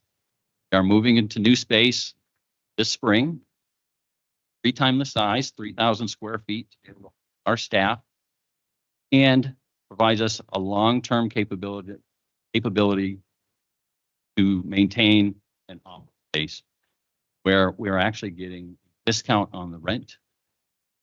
Because of the space increase, it's going to cost us more overall. And the third item there is technology. OVA relies on the Executive Office of Technology Services and Security to provide all of its technology support. In FY26, the chargeback fees are increasing across state agencies. For our office, those will double.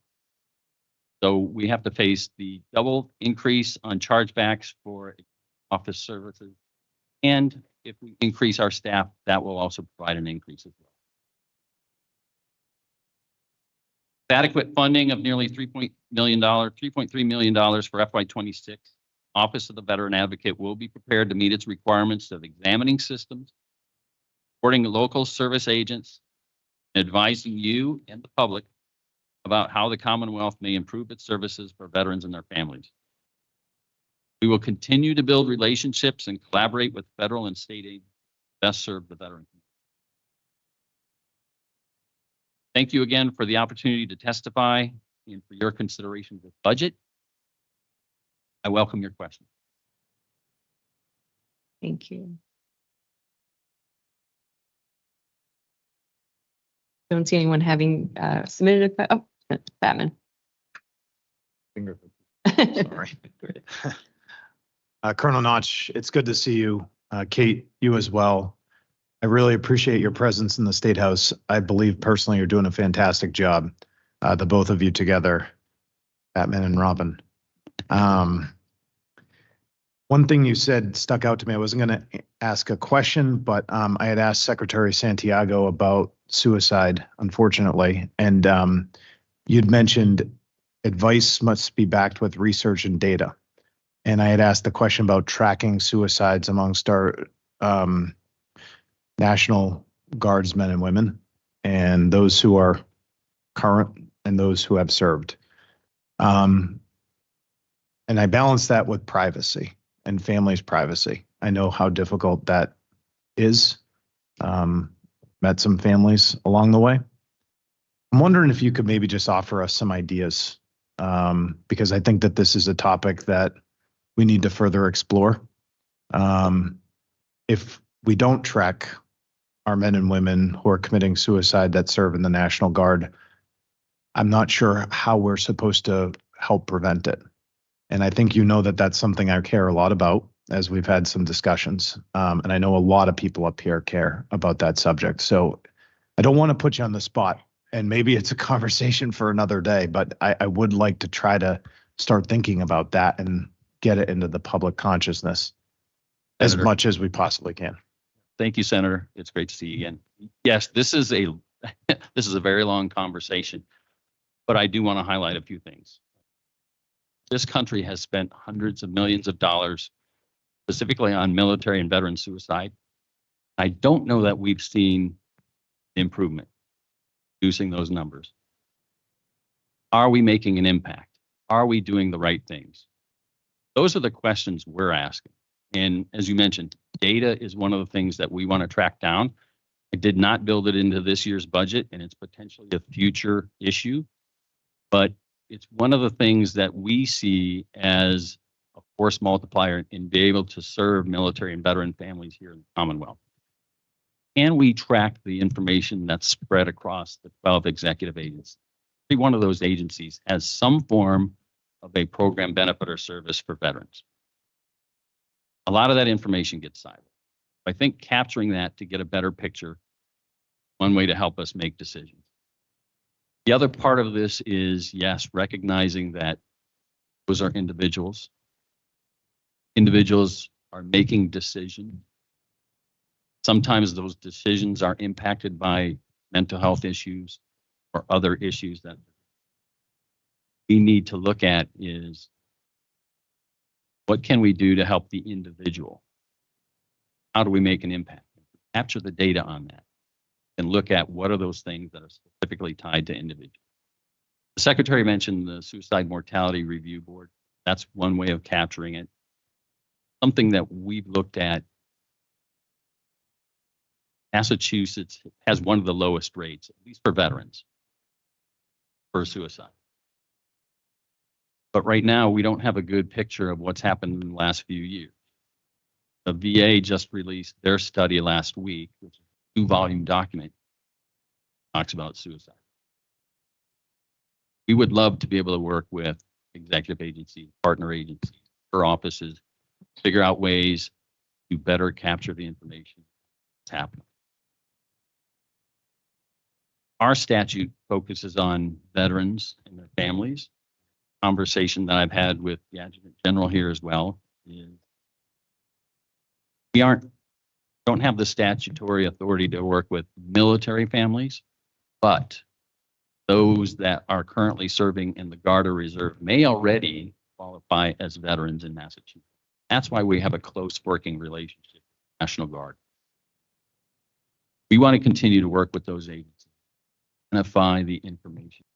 And from my opinion, working in the nonprofit space for the last several years, these are individual cases. What can we do to help that individual change their life, continue to remain with us? Representative Holmes?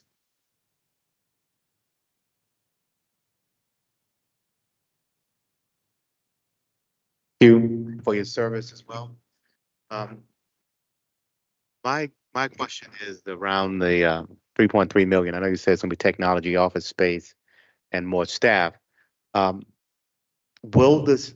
I'm gonna preface this by saying we have, I believe, in COVID, gotten away from personal contact, and so when I hear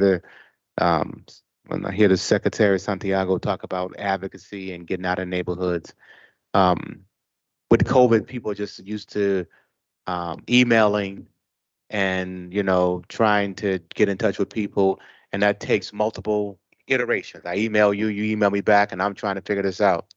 When I go to your website, there's no telephone number, right? And so we see what's happening at the federal level with Social Security and how many millions of people all of a sudden will have to go someplace. Potentially, we hope not, pray not, that's actually ever gets executed. With your new situation, would a veteran be able to call your office and actually talk to someone? Will a veteran be able to actually walk into your office and talk to someone? Because we're going to live remote in a whole new world. many of us, old folks, we still want to be able to go into a place and see someone, talk to someone, call someone. Will that be possible with this $3.3 million? Thank you, Representative. The short answer is yes. The longer answer is specifically, we do not have a phone number out there because we don't have that capacity right. Again, I've been in the nonprofit space. My point is, if you're going to have a phone number, there better be a person answering the end of that phone. Don't have that capacity to do it right now. The other part of this is we're more of an oversight agency. We look strategically across all the agencies. We do have one specific responsibility that requires us to aid and coordinate with the veteran service officers in the communities. And we're doing that right now. We have 4 regional liaisons that are the face that roam within Western, Central, Northeast, and Southeast and visit each one of those veteran service agents on a regular basis to find out how are things going, what's working for you, what may not be working for you, how do we fix the system. We're trying to be careful of interjecting our office as a service provider because those agents are the service provider and EOPS in some capacity. You and I are old enough to know that commercial. I think it was at the time New England Bell or whatever, where the person got in the car and they drove way out onto the Cape. You remember that commercial, right? And they said, "Let your fingers do the walking." Remember that? Do you remember that commercial? If you're going to be the advocate, people have to be able to advocate, call you to advocate to you. I can tell you, Haywood Fennell, Rep. Tyler's constituent, he can advocate very well. And so, but he's gotten senior. Someone should be able to just pick up the phone and complain and not have to try to figure that out. He can do it online. I got you on that one. But someone should be able to just pick up the phone. And so I understand right now your limitations, but I think we need to, if we truly say we want to serve people, they should be able to call us and get back to the way people have traditionally done business with the Commonwealth and not have to go through 3 or 4 iterations of finally talking to somebody. So I hope you get your money, and I got your technology piece. Meaning I hope whatever you're doing with your technology, you get a phone and someone able to answer the phone is what I'm asking you to make sure you put into, create a 4th item, phone call. That would be helpful. That's my recommendation. Thank you. Thank you, Representative. Yes, and we know Hayward too. Don't believe we have any additional questions. So Colonel, thank you so much again for your service to our country and to our Commonwealth now and your leadership with this office as the veteran advocate. Thank you. So at this point, we're going to actually take a 10-minute break. I'm going to ask all of my colleagues, if you are parked in a space that is not necessarily a space you're supposed to be parked in, the parking lot has opened up with some of our students who have left for the day. So I'm going to take a 10-minute break so nobody misses testimony that they're looking forward to hearing, and certainly encourage folks to also, if you choose, grab some lunch. So we will gavel back in, to be clear, at 1:10.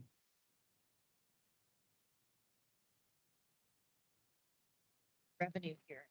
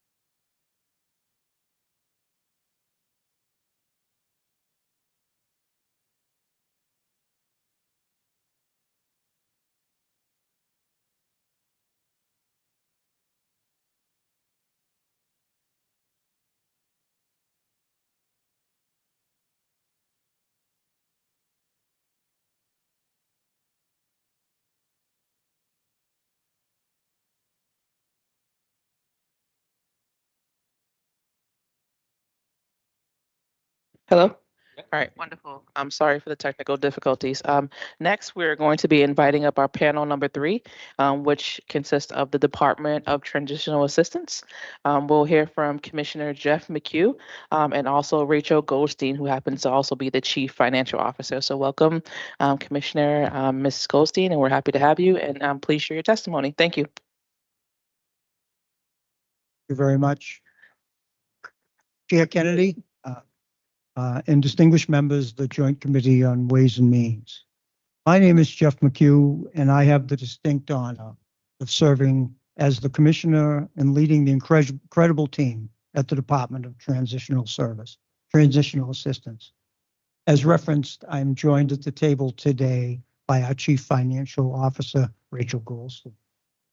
PTA's main objective is to help low-income families and individuals transition from poverty to a better life. We serve 1 in 6 people here in Massachusetts. 1 in 6. It's more than 1 million people who, without DTA and its programs, would be wondering where their next meal is coming from or how they'd be able to pay their rent. We support vulnerable residents in every community in the state, from Brockton to Belmont, from Wellesley to Worcester, and every municipality in between. The need for our services has never been. Over the past 5 years, the SNAP caseload has increased by 40%. Our economic assistance program supports families has seen a nearly 50% caseload increase. And the economic assistance programs that helps older adults, people with disabilities, and children has seen a caseload increase of a whopping 7%. These numbers are striking. They represent real families facing real challenges. Our clients are single mothers, young fathers, people with disabilities, children, and working folks who have fallen on hard times. DTA remains focused and invested in disrupting poverty for the current population and for future generations. Good time. Excuse me. But we can't do this alone. We work closely with partner organizations throughout the Commonwealth, like the Worcester Community Action Council, right down the road here in Worcester. The Worcester Community Action Council is a valued SNAP outreach provider, helping us to ensure that our services and benefit programs are accessible to all those in need. The work here in Worcester goes far beyond our partnership. The Worcester Community Action Council provides fuel assistance to families struggling with heating costs, a Head Start program for children, and free tax assistance for those in need. Through partnerships like these, we're creating comprehensive support systems that address multiple dimensions of poverty and provide pathways, real pathways, economic mobility. We are working so children in our network today have opportunities to break the cycle of intergenerational poverty.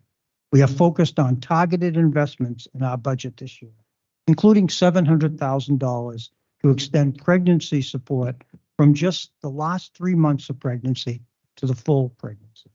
This targeted investment will help families break the cycle of poverty. Important work would not be possible without DTA's 1,900 employees spread across the Commonwealth.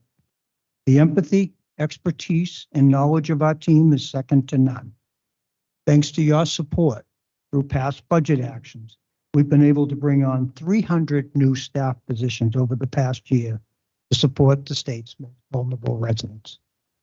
In addition to uplifting and empowering those who need it most, DTA is a significant economic driver, bringing in $2.7 billion federal dollars every year that is spent in every community across this state.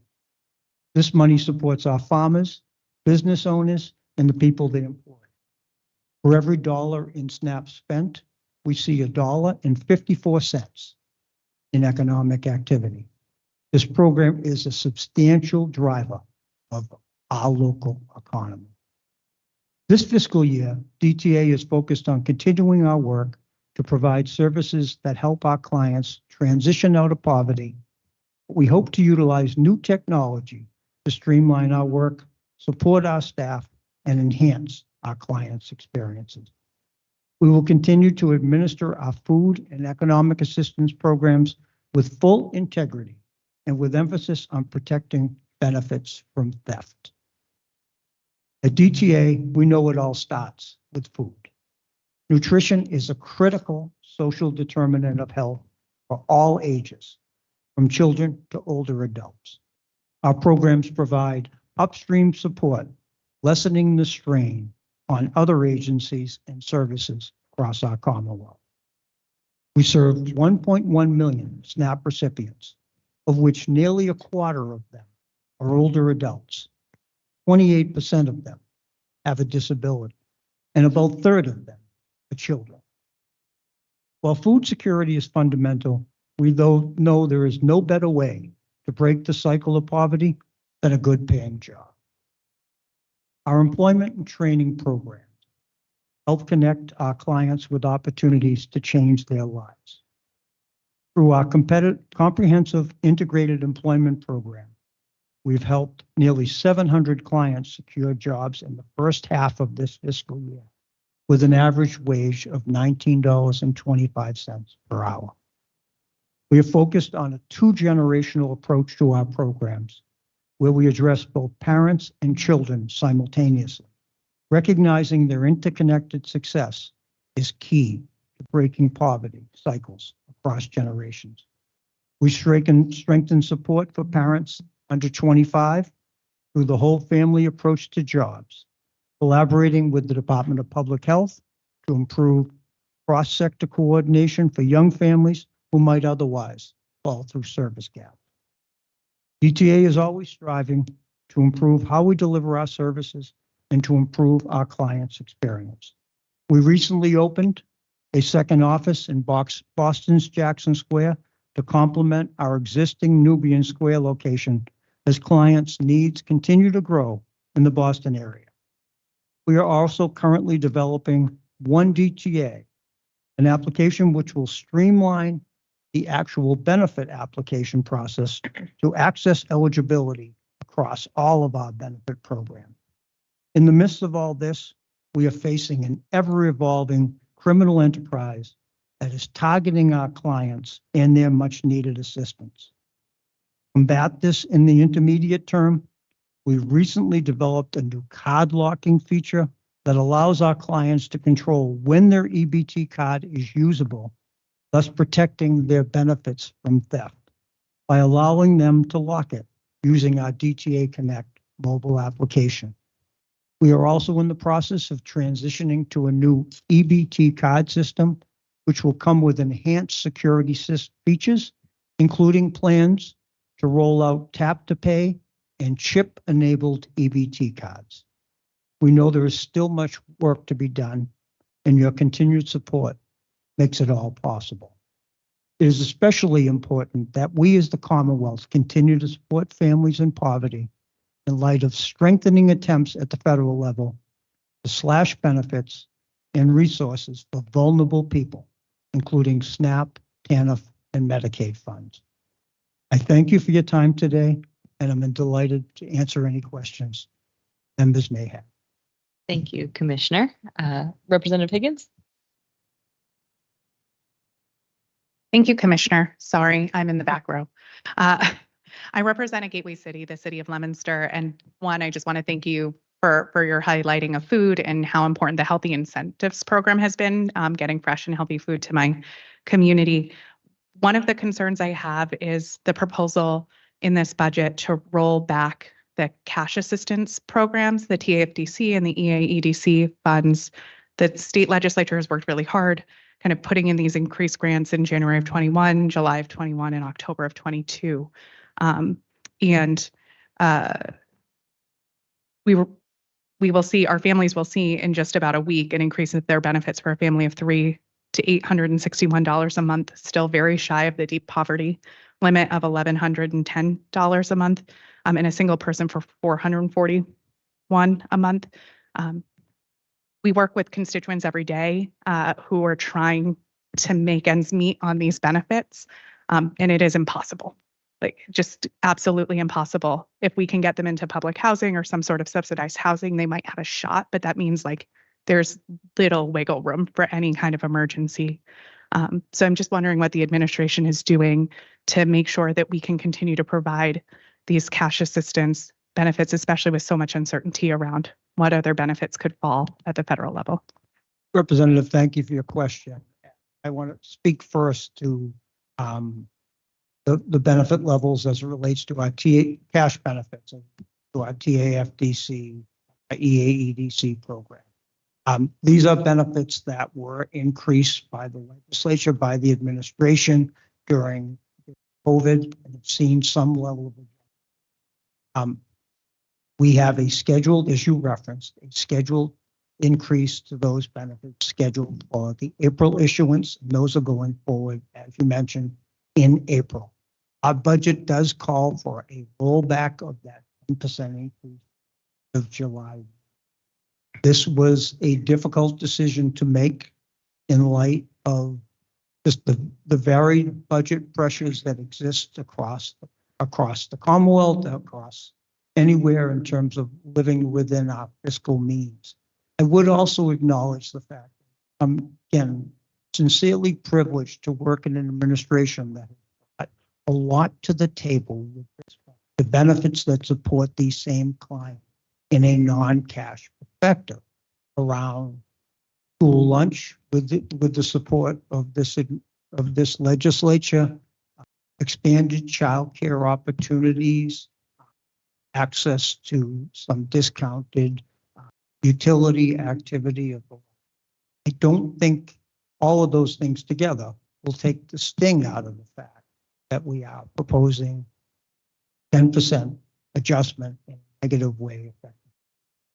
It was really a call made to live within budget means and to try to make a decision that would allow us to look at one specific area and not detract our capacity to move in a way where we could support people moving beyond poverty and to be able to promote some continuity around food security. Thank you, Representative. Senator Payano.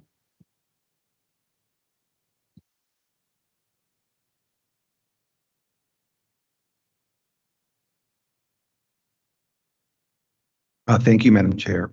And thank you, Commissioner, for both of you to coming down and presenting and for the incredible work that you guys do to serve individuals when they are at not the best time in their life. It's such a needed service. I think, and I appreciate. I know we met in Lawrence last week, and I had an opportunity to see the Lawrence office the last time I was there. I was a food stamp worker, and facilities looked a whole lot more newer and on point than when I was there. So it's I'm sure folks are liking working there more than what they were before. And one of the things that throughout the conversation that I thought was interesting was around sort of the microchips. And I'm wondering if you can talk to us more about what are the barriers to switching the system, sort of like, timeline, what can we expect to that? Like, what's the work that's going to entail to get us to that point? Senator, thank you for your question, and thank you for your recent visit to Lawrence. It was especially helpful to the team to have you out there, and also for you to talk as your time as an alum. So it was really much appreciated. I want us to step back. Roughly a year ago, I had the opportunity to appear before this committee, and was talking about program integrity and program integrity challenges facing PA. And at one point in time, I think I maybe just stopped just short of slamming my hand on the desk as a statement of my indignation at those individuals who would stoop so low to steal from the most vulnerable here in the country. That skimming continues today specifically within the SNAP program, where we thought certain federal advancements might take place in a more expedient way to be able to. In fact, we've seen just the opposite. Not only do we continue to have same functioning strip on the EBT card that we're required to use, highly vulnerable to skimming, but we also in December lost the capacity to able to replace stolen benefits that were taken from clients. So that now puts us in a really difficult position from a DTA perspective, but our clients in substantially difficult. I feel for them and I wish that we had been able to do, but we aren't sitting on our laurels here. We have been engaged aggressively to do a couple of specific things that we're looking to turn the tides from our end. One is that we have established a lock-unlock capacity from our DTA Connect application, which now allows clients to be able to lock and unlock their cards when they're not using them. Now provides an opportunity for somebody, if they're in line at the supermarket, to effectively unlock their card, use their card, and lock it right up again. Now, that's a capacity that we implemented on our own. We put in place, we saw the need, and we're continuing to try to educate clients in terms of utilizing that capacity. We're in the process right now. I appreciate the opportunity and the timing before this committee to talk about the fact that we are transitioning to a new EBT card vendor at the end of April. You'll be receiving some information from our office flagging the fact that EBT services will be down about a 12-hour period toward the end of April, and just want to be able to market that and would enlist your help if I could in terms of trying to reach out. We'll be doing communications ourselves, but I don't think you can do enough. So I appreciate that notice of help on this one. One of the things that this transition to an EBT card, new EBT card vendor, will allow us to be able to ship to a new tap to pay and a chip card enabled EBT card under this new. I'm pleased to be able to share with this group, and again, I'm hopeful to enlist support. We've worked through the administration around this. We have been informed, and it's been confirmed with us that in a supplemental budget, which will be coming to you before the end of this fiscal year, there will be monies in it that are specifically targeted to enable our agency to be able to install chip card technology, such as the chip cards that you have, any of you may have on your credit cards, which will effectively be able to promote a higher level of protection for our clients. This chip card technology is not going to happen concurrently with the transition at the end of April. We need to be able to move to this new EBT vendor. We need to be able to stabilize services under this new EBT vendor. And then when we move to a chip card, we're going to effectively have to do a mass card replacement across our entire client base, which is well over 1 million people, and be able to make sure that we don't suffer any loss of continuity of services.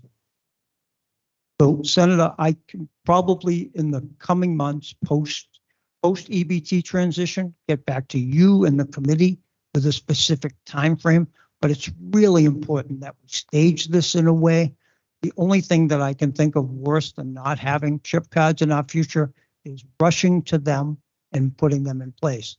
One of the benefits we have in terms of where we stand right now, this issue of benefit theft is not unique to Massachusetts in any shape or form.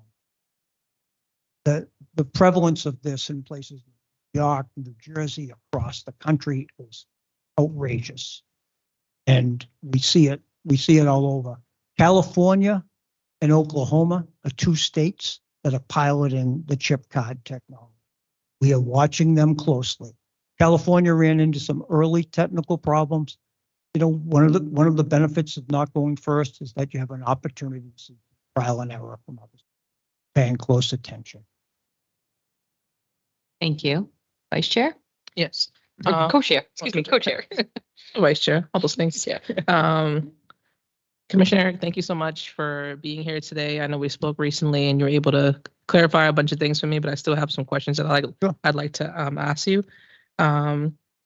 The first question is around federal performance standards, and I'd like to know how DTA plans to keep pace with the federal performance standards for payment error rates and timeliness as to avoid federal penalties in FY26. A couple things, Representative Tyler. I'll reference. I'm not convinced the performance standards that are in place today will be the same performance standards that'll be in place tomorrow. A couple folks in front of me have spoken about the federal landscape and where the rules have changed substantially. We're paying close attention relative to that. The biggest single step that we've taken with respect to managing the error rate and ensuring the error rate, we are in compliance with the federal error rate. I should say we have taken, I think we took it in companionship with you. You afforded us the ability to hire 300 people last year to bring on a number of folk who are getting better every single day. I visit all 21 of our offices pretty regularly and tell staff that the job is hard. It's difficult. The rules are complex, but I see people getting better every day relative to this. Our workers get better. We invest pretty robust training. We're able to identify with analytics areas where errors are being made, and we're able to turn around and do some real strong, almost immediate continuous improvement, be able to identify staff who may have been making those errors and to work with them and their supervisors to address any recurrence around that. So I feel strongly that we're in a really good place in terms of moving forward. Thank you so much for that. I appreciate it, and I look forward to keeping in touch with you about that. And then also, I'm just in the interest of time, I know we have a bunch of folks to ask questions, but just in the interest of time, please keep us in tune on the 12-hour shutdown when it comes to April and the card switchover. 12 hours can mean a lot to folks that really need that resource. So we're happy to use our platforms to help spread what we can do to try to address the issues or any issues that may arise. So thank you. Co-chair, just on the 12-hour piece, if I could get another commercial in, we do anticipate it to be about 12 hours. It will happen likely toward 10 or 11 o'clock on the 26th, which is a Saturday night, and probably go forward until about noon on Sunday.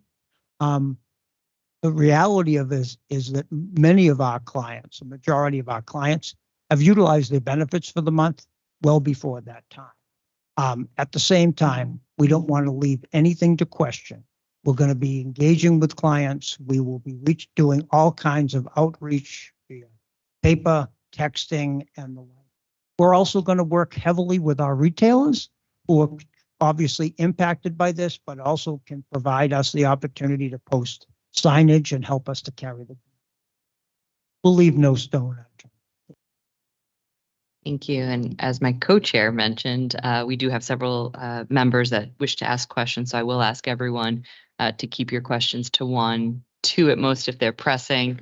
And hopefully we can get back around, but we have 7 more panels and we're well through the day. So up next we have Rep. Savadosa.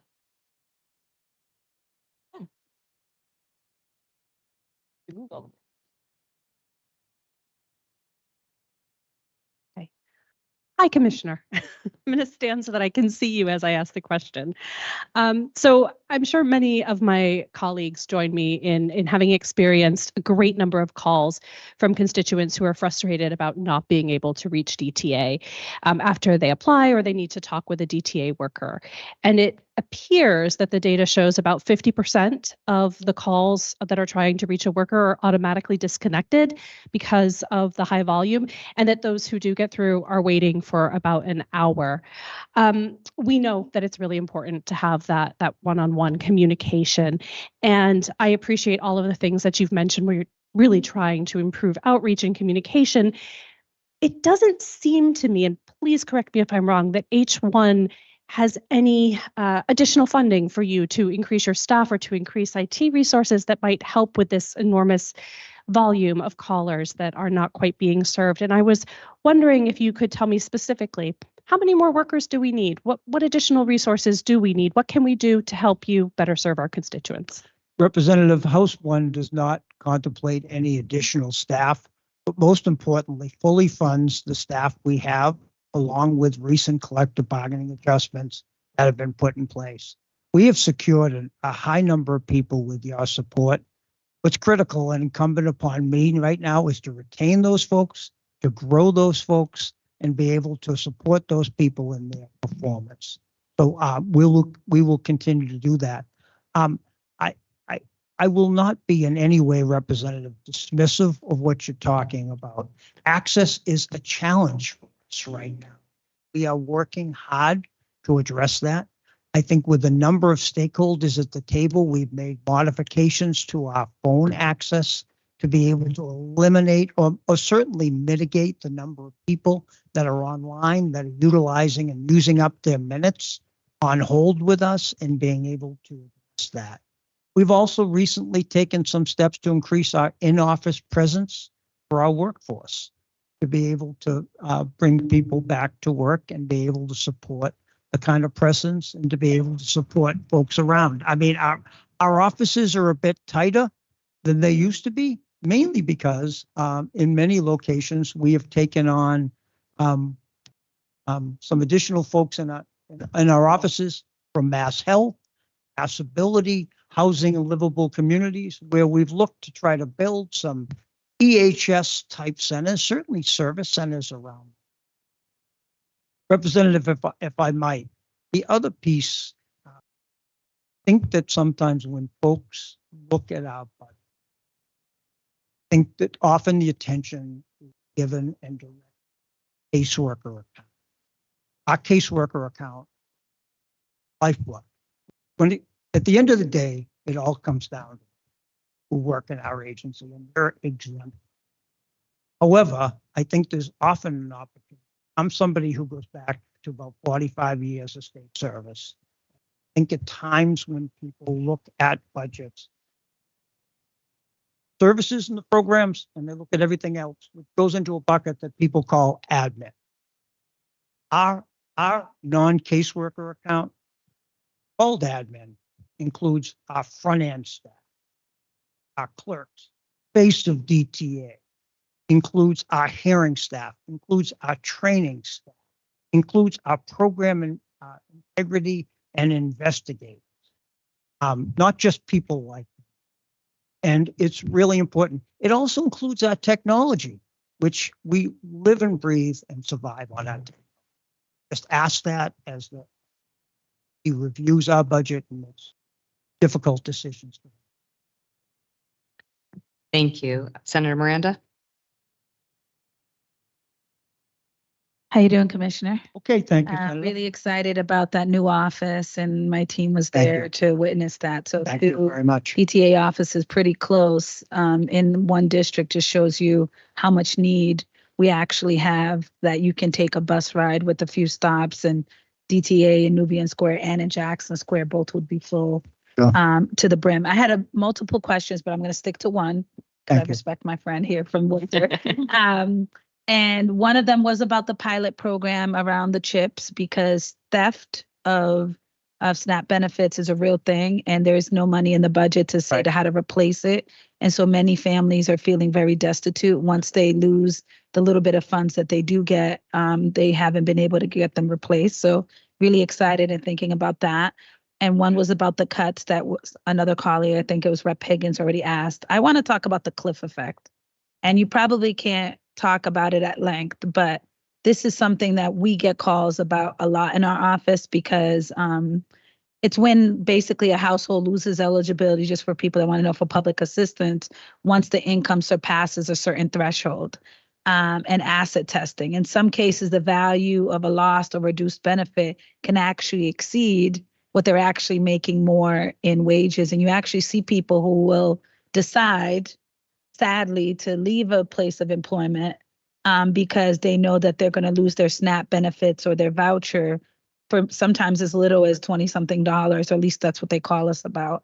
Do you have on average how many families that you determine in the system become ineligible based on an increase of income or asset? And has the department really thought about how do we actually address this?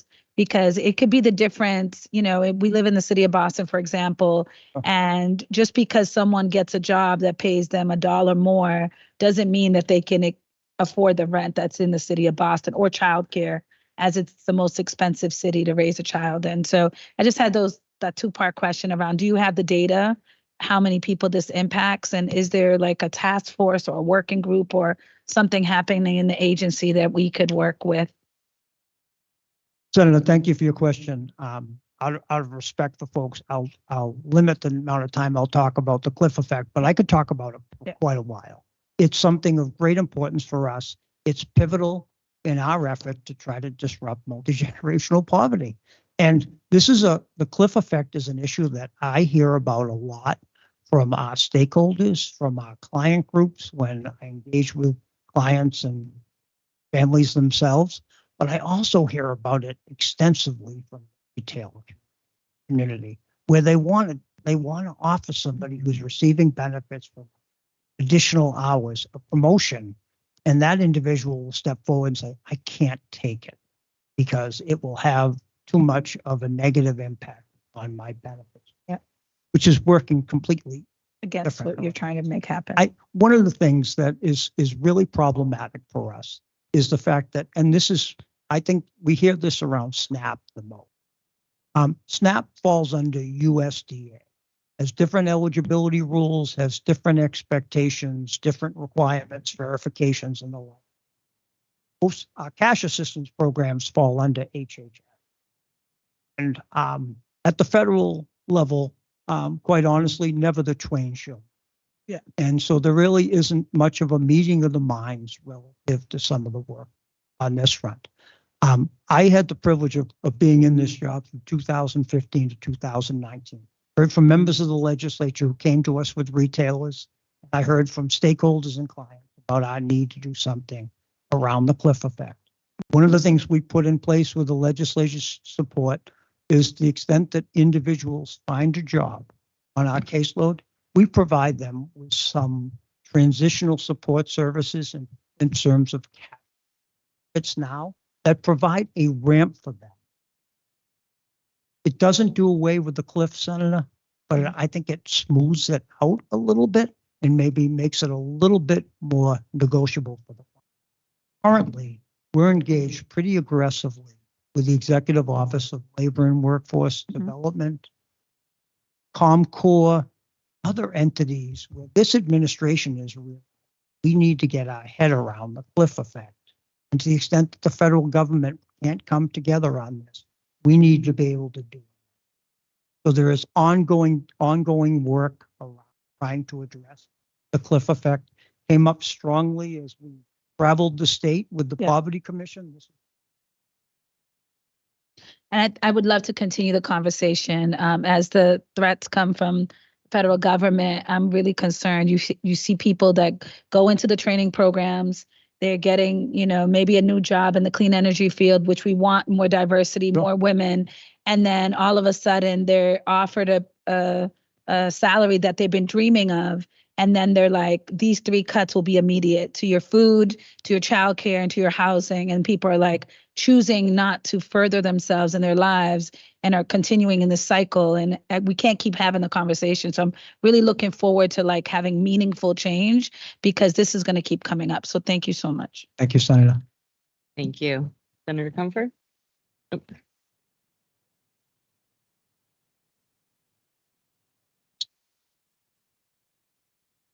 Commissioner, thank you so much for your testimony and for your service. I'm really grateful. This question, probably unsurprising to you, is about the Healthy Incentives Program. So as you know, Commissioner, the Healthy Incentives Program was reduced in December to $20 per month per household, regardless of household size.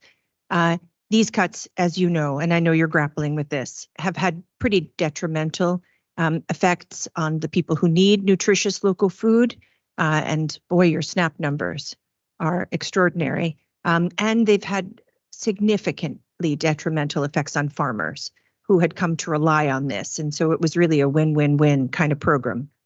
So the governor's fiscal year 26 budget proposes $18,820,000 for the HIP program.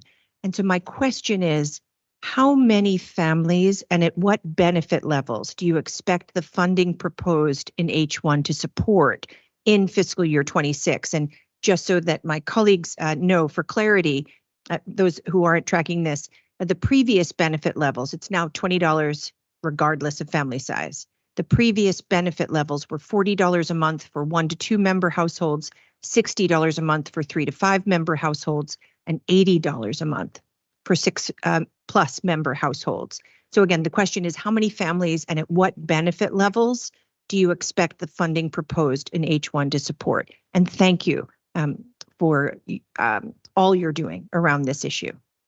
Senator, thank you. And very much anticipated this question from somebody who's been such an active member of the caucus and systems discussion.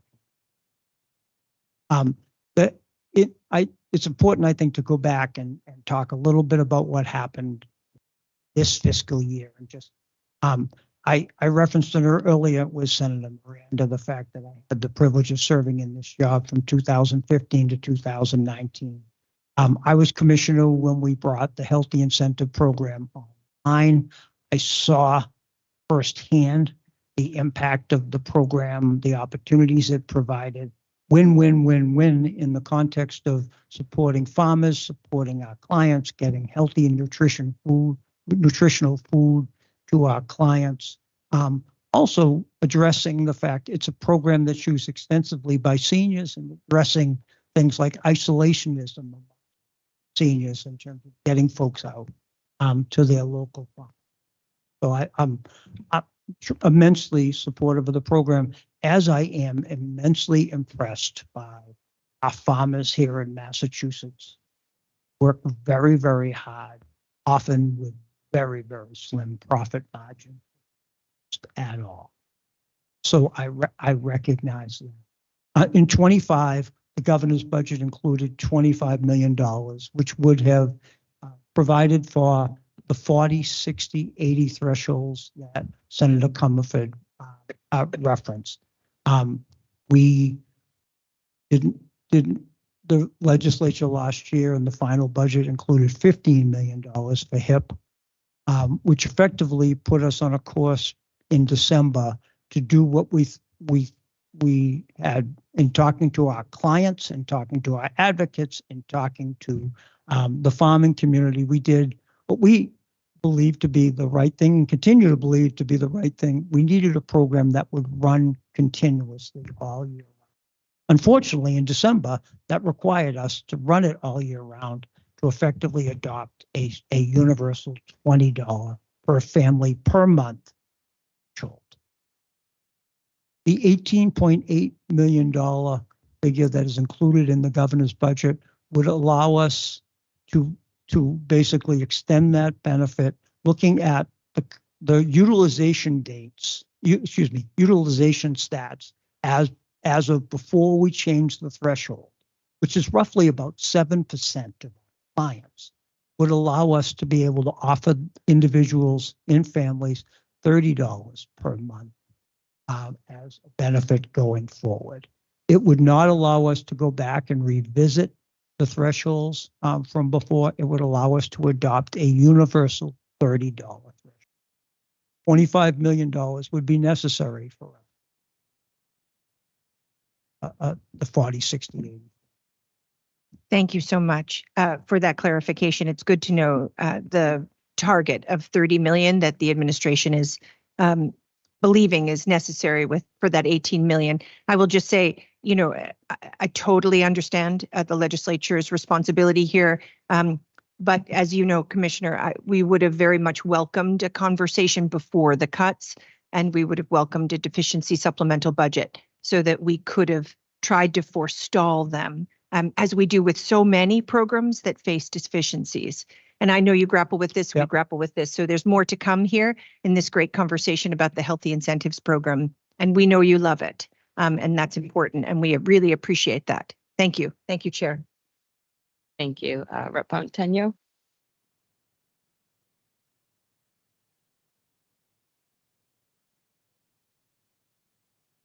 Thank you, Chair. Commissioner, hi. I want to say thank you for increasing the benefits for pregnant folks. I think that's a really important increase that we're making, $513 per person, I think. Do you have a number on the amount of folks that are served by this increase, or how many folks are served in total? And then just to piggyback off of what Rep. Higgins had said, it is encouraging to see this increase, but also concerning to know that we are going to be losing around 30 million in the next coming fiscal year for folks who are receiving benefits. And how do we plan to, I guess, make room for all of that, considering our housing crisis and what's happening to the economy? And yes, that's the question. How many folks are served, and then how are we planning for the future of our fiscal health for low-income folks across the Commonwealth? I can't project how many are pregnant in the next year. But I can share with you the numbers that we projected our dollars amount based upon our previous history. I wonder if I can get that to you in the committee rather than trying to recall it and potentially quote erroneous number. We did flag $700,000 as a cost item for this. We think this is a really, really smart investment to be able to promote healthy children, healthy families, and really promote the kind of necessary when somebody happens to be pregnant, and supporting them through their entire pregnancy. Thank you for the question. Thank you. Representative Holmes.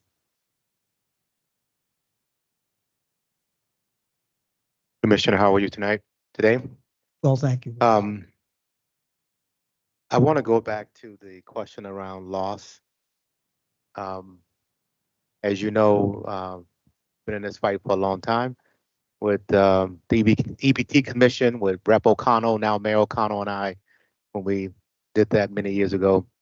And the governor at that time said 3% loss was sufficient, and we went bananas in front of the House. Do you have a number for what the loss is today, or the amount that you think we're losing in theft? As you mentioned, we 100% agree that it is horrible that people literally steal money out of the mouth of babies. So you're saying you have the integrity unit. Do you have an amount that you think that is percentage-wise? Representative, I can tell you that it goes up and down, and we're seeing some impact in terms of the lock-unlock capacity relative to that.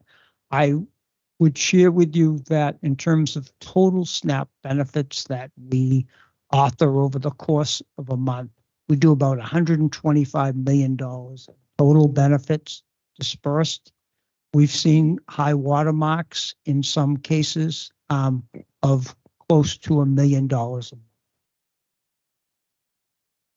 Outrageous. All right. And on the cliff effect question, one of the things we've been hamstrung on this, as you said, for years on the federal part, but is the daycare voucher federal?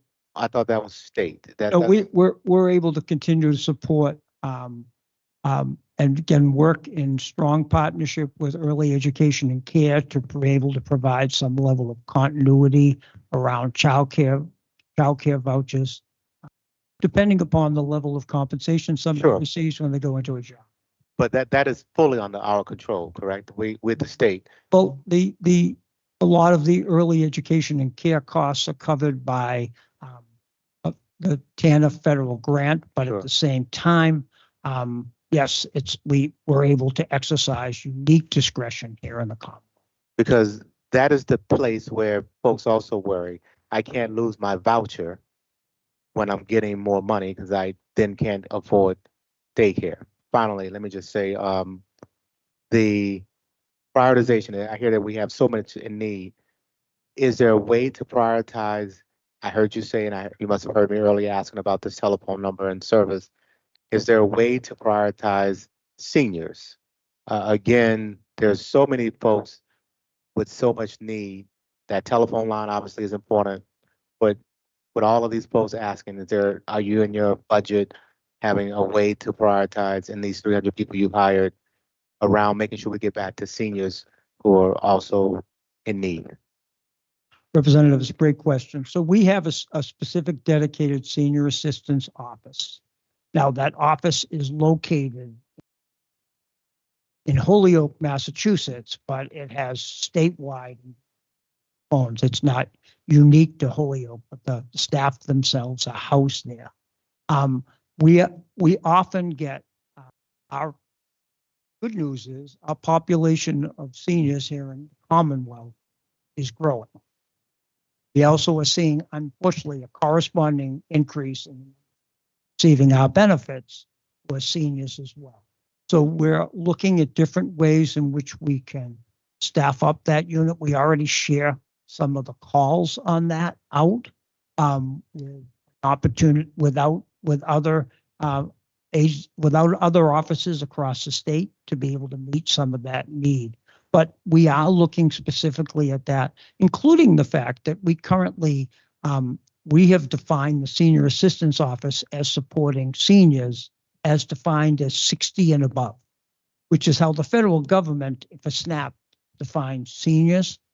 I think what's going to happen, Representative, is that we're going to have to redefine what that number is and decide if we can continue to provide the kind of quality supportive services to seniors while maintaining a threshold of 60 years. Thank you. Senator Dooner.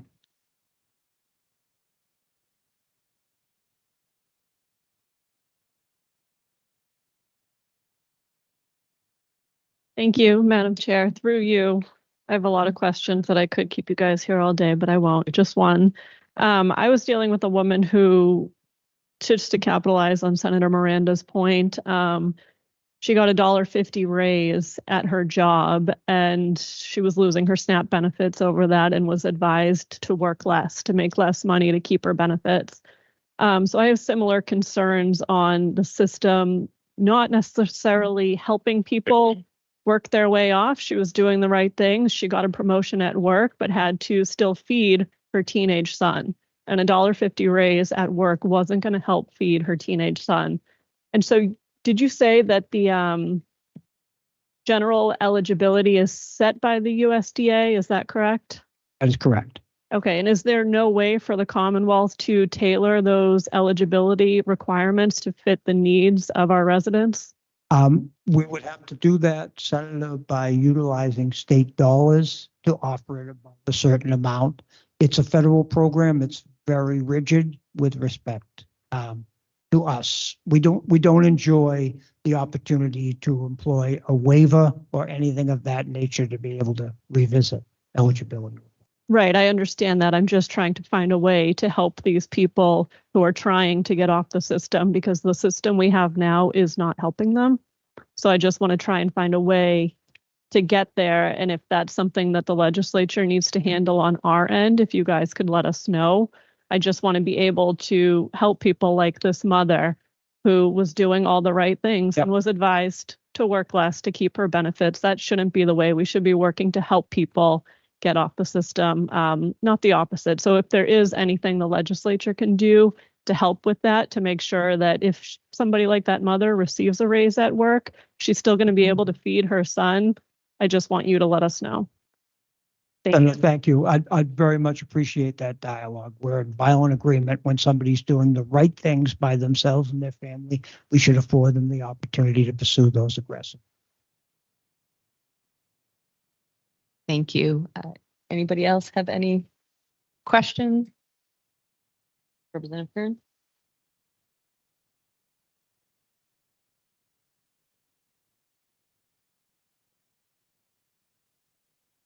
Thank you. Thank you, Madam Chair. Thank you, Commissioner. Oh, hi, back here.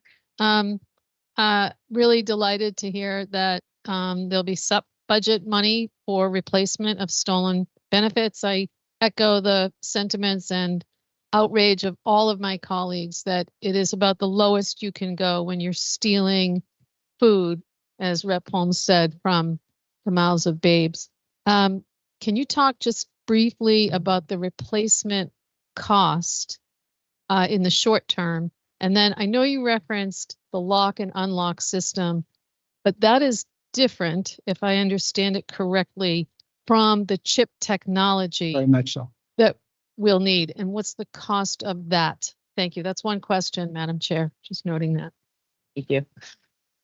Representative, I do want to just, because I think certainly the words matter on this.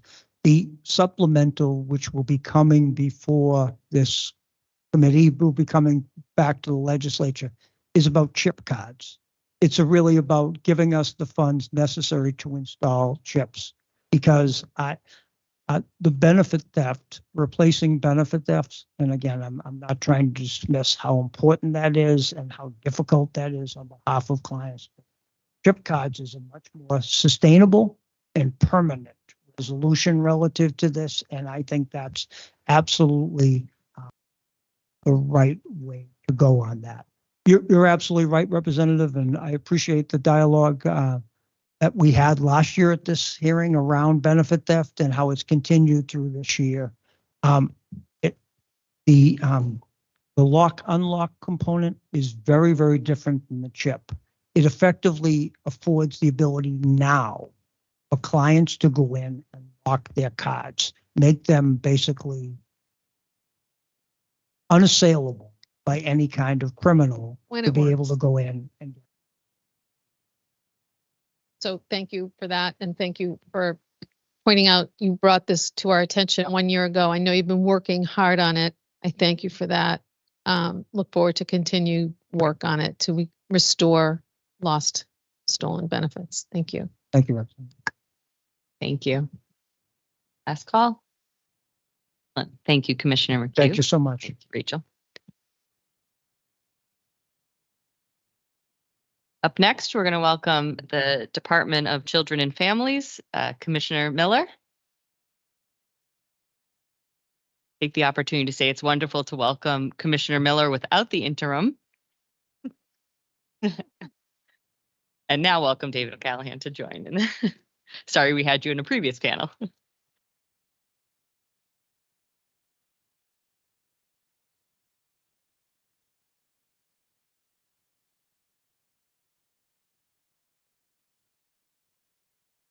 You have to speak right I gotta to go right to it. Okay.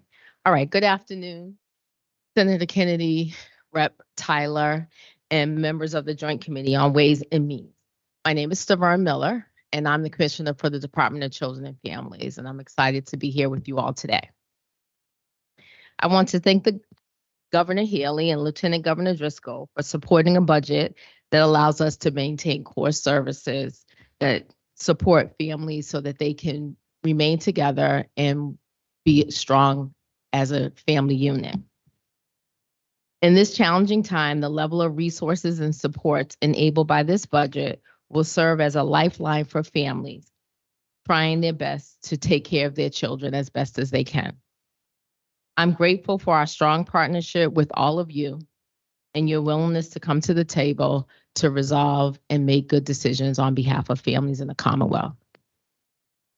Currently, we are serving 33,000 children and young adults. Of that, 80% of the children between the ages of 0 and 17 are living with their family, and 20% are in some type of placement, foster care or congregate care setting. The governor's fiscal 2026 budget funds the department at $1.5 billion. The budget maintains our ability to meet the unique needs of children and families that we serve. Before I get into the details of our budget, I just want to give you a little bit about the federal budget and how that impacts our work. We received $32.4 million in federal grants, which support various programs that we have and salaries of 28 of our employees. We have one grant with the Massachusetts Office of Refugees and Immigrants, and this is our unaccompanied refugee minor program, and this may be at risk. And finally, we are working with EOHHS to assess and identify any potential losses to the $300 million in federal reimbursement that the department generates from Title IV-E, which is foster care, adoption, and guardianship assistance, and Title XIX Medicaid, and the social services grant block. This budget allows us to continue to utilize case management strategies that have safely reduced our cases by 19% since the start of this administration. We have been able to reduce our current average statewide caseload ratio to 13.6, which is below the 15.1 that we've negotiated for with the bargaining unit. I'm grateful to our staff for the important work that they do on behalf of children and families across the state. Our reduced caseload contributes to budget savings that are necessary to maintain critical services. 68% of the budget supports an array of services such as our out-of-home placements and our support and stabilization services. 28% covers salaries-related expenses for social workers and other employees. 4% covers our administrative expenditures. We have been very successful in the last year in hiring and maintaining staff. The governor's budget provides approximately $20.4 million to bring every office up to its targeted staffing level. Our targeted staffing level is 4,400 individuals. Specific budget items that speak to our priorities are the increase in foster parent stipends, increase in Chapter 766 residential school rates, growth in adoption and guardianship subsidies. As I mentioned earlier, we have been seeing a decline in overall DCF cases, and the proposed $49 million decrease aligns with our lower placement caseload projections, congregate care, and intensive foster care provider capacity. $8 million decrease as a result of contract-specific savings. These initiatives will allow the agency to serve children and families more efficiently. The governor's budget will help us to advance several department priorities. In April, we relaunched our support and stabilization services, a network with a new and expanded array of service. This budget also allows us to have our continued commitment to the 33 family resource centers, which service thousands of parents and children, both those individuals working with the department and those who are not. The governor's budget supports our continued efforts to strengthen case practice related to our older youth who are turning 18 in foster care and remain eligible for DCF services until age 23. I'm happy to report that 77% of the kids in FY24 either remained or returned to care. And as we continue to explore with them new strategies on encouraging more of them to have us help to support them into their young adulthood. Governor Healey's budget supports DCF to keep child safety front and center and continue to expand preventive services that empower families to develop a skill set to safely care for their children and prevent the need for foster care. It has been my pleasure to present to you a budget that speaks to Governor Healey and Lieutenant Driscoll's vision for children and families and support for DCF's dedicated and hardworking staff. I look forward to your questions. Co-Chair Tyler. Commissioner, thank you so much for being here with us today, and thank you so much for your hard work. I know it does take a lot of work to make sure that you're hands-on in this field. So just again, thank you again for all the work that you do. Quick question. The House Budget 1 includes $347.5 million for child and family services. Will this funding also support foster care rate increases? Yes. Thank you. Thank you. Ranking Member Smola.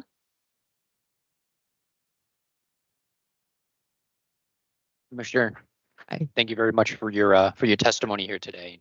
Appreciate all that you do and all that your team does. We know that it's not an easy job, particularly in today's day and age. So thank you very much. I wanted to ask you a little bit about DCF caseload. So over the course of recent years, as this committee has looked at challenges with the DCF, and we know that you're working hard to tackle those challenges, can you tell us a little bit about DCF caseload, how that has changed over the course of the last few years, where it's at now, and what are the hopes in terms of caseload for the future?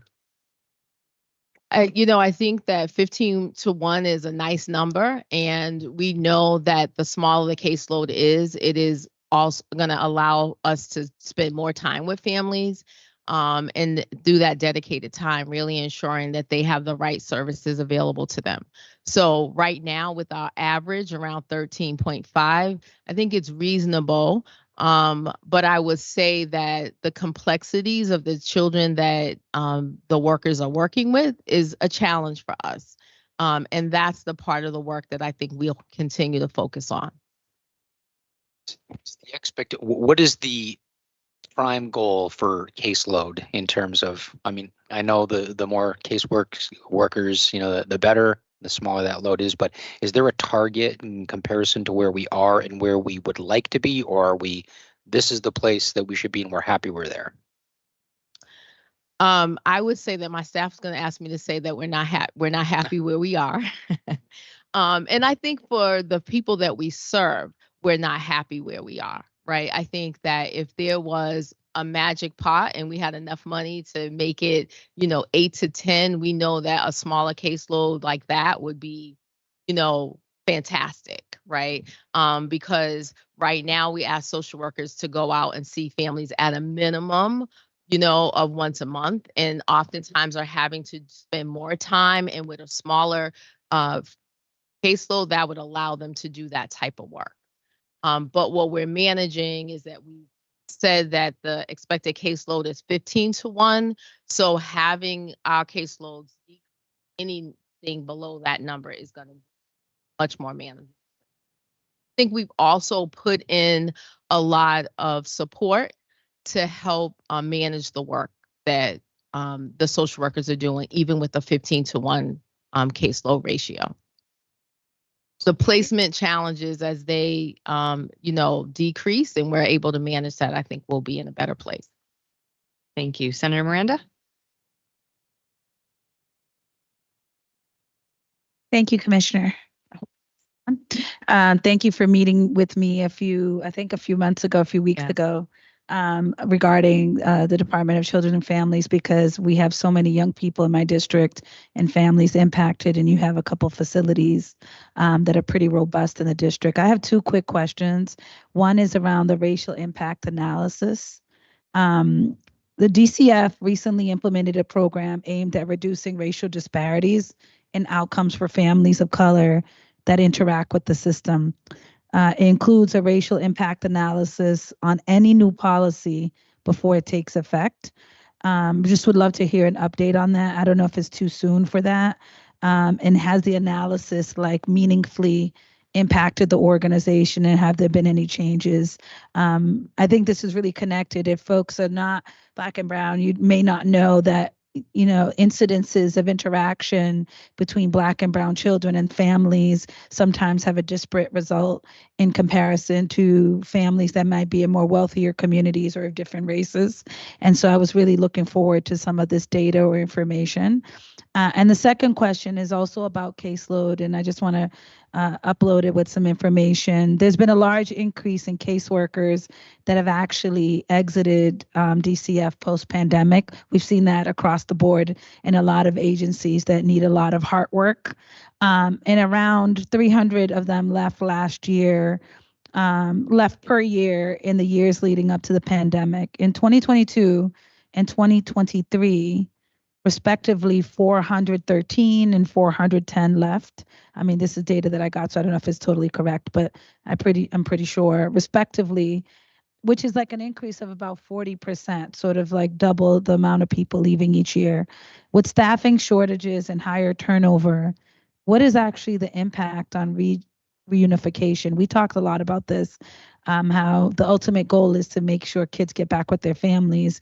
But even the 15 to 1, or even if it's higher, if people are leaving, the pressures then on the other staff who remain, how is that impacting our ultimate goal? So the race analysis and then the sort of staff shortages in connection with how it's actually impacting your ultimate goal, which is that kids are in safe, healthy homes with their families. So I'm going to say that we probably met a couple of months ago. I think I'm not prepared to answer that question fully and the way I would like to around the analysis around race and ethnicity and the impact. What I will say is that we have seen some improvements already. And so maybe after this, I could give you all a better, picture of it because I want to be accurate.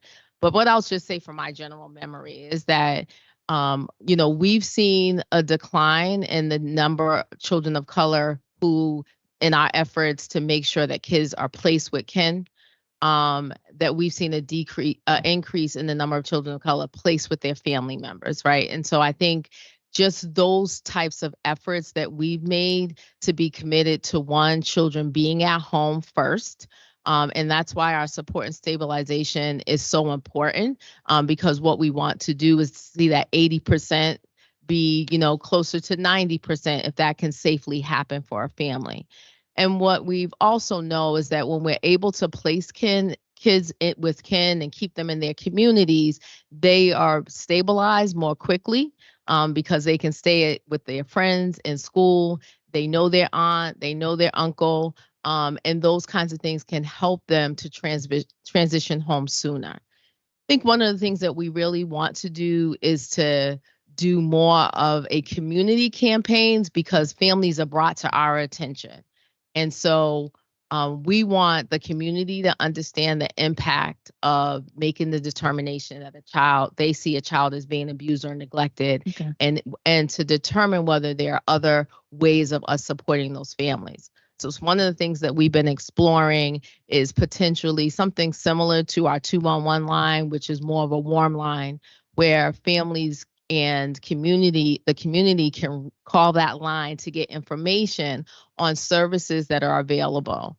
We've also been doing a lot of work across the Secretariat to really talk about, crossover youth and families and how we can support them together and ensure that families have the things that they need and they're not negatively impacted by any type of discrimination. We've also done a lot of work within our organization to offer training for our staff around bias and understanding who the families are that they serve.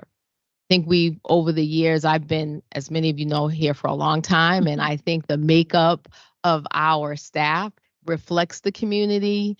And I think that the conversations that people are able to have around who we're serving is very, powerful and impactful to the work that we do. So whether we're talking about the fact that we have a director for LGBTQ who can talk about those kids that we're servicing, or we are, having conversations with our ERGs, and they're really having conversations about the families and about the conversations about the person sitting next to you. Thank you. Thank you. Senator Comerford. Thank you, Chair. And thank you, Commissioner, for this testimony and for your work and the work of your team. So DCF stopped withholding survivor benefits for foster children in January 2024, and thank you for ending this practice.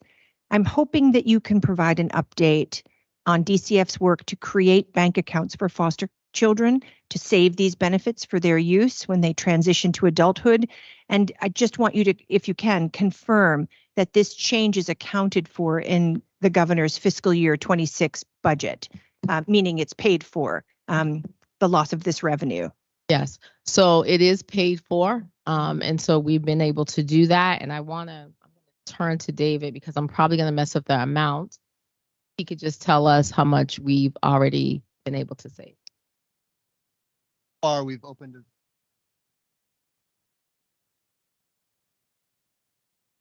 Yeah, if you could just, you have to get up really light, nice and close.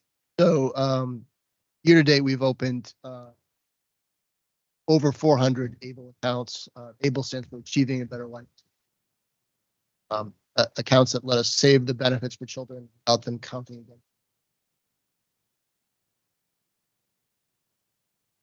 That's about approximately $2.3 million. Speak up a little, please. You still gotta have it in here. Just pull the mic, just get it right.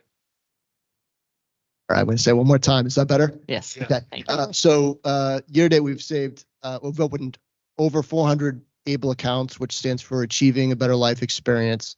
Those accounts enable us to save Social Security benefits for children without them counting against their asset limit, which is like $2,000. So they remain eligible for these benefits. It's approximately $2.3 million that we've saved for kids, our children so far within those accounts across all 430. And the amount accounted for in this budget is? Say it again. The amount accounted for in the fiscal year 26 budget is? So you're not accounting for that revenue. Correct. Correct. Yeah, We've stopped. We did not include that revenue in our fiscal 26 budget going forward. So I just want to thank you for doing this. This was a Healy Driscoll administration fix at the Department of Children and Families, and it was good and right. And I know lots of people are cheering that this has happened, and thank you. Thank you. And thank you for supporting us. We're very proud of it and spending a lot of time talking to our partners across the country about how we've done this. And there's a lot of interest in the work that we've done here around this. So thank you. Okay, Representative Holmes. Commissioner, I thank you for all your work. To the rep's question about the 15-1 and 13.6, I just want to make sure I'm hearing you what I think I heard. The underline, the 15.1 was negotiated some years ago. That's what we had to do for contracts, right? Yes. And that's why we're working for the 15.1, 15-1. But the real number you would rather have is 10-1. That's about what I heard you say, right? Yeah, that would be great. All right. So just want to make sure we say it that way because 15.1 was what we negotiated to get to. Yes. All right. The question I have is around the caseload. I just believe with COVID, I have seen our children go through an awful lot. And I believe that in so many ways, folks are just hiding to make sure they stay away from DCF. And so I think it would be very important. How do I know that? Because I'm one of those uncles and aunts that you were just talking about that had my 16-year-old niece. And I think people have just gotten very educated to make sure they don't get the phone call to DCF. So your efforts around advertising, as you said, and making sure everyone knows to contact you. I don't know if I lost myself here, and but I think we need to just do a lot of activity around marketing because of the fact, or making sure everyone still knows to not just to wait on mandatory reporters. Can you talk through? Now my niece is 18, and so we're back in the same challenge, and obviously trying to figure out the 18 to 23. Can you talk through how you qualify, and then how do we make sure we keep as many of them? I feel like that 18 to 23 is again that the cliff effect that we were just talking about with assets. We don't want to lose them when they turn 18. So can you just kind of talk through what we're doing to make sure we get all of them their resources that they can for those years as well? Yeah, I think we had to change the way that we talk to the young people. You know, there's a lot of stigma attached to being involved with the department.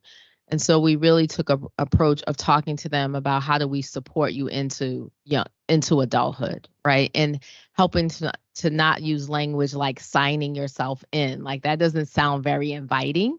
And helping them to understand the benefits that are available to them. And we have, a team of folks called Young Adult Services, and those folks are available to support the social worker around reaching out to the young people, helping them to know what scholarships are available to them, giving them some training around fiscal literacy, also talking to them about, job opportunities, vocational opportunities. And so we've been spending a lot of time on that, and just even talking about the paperwork that we use for young people to sign up and agree to it. Changing those methods, I think, have really been helpful.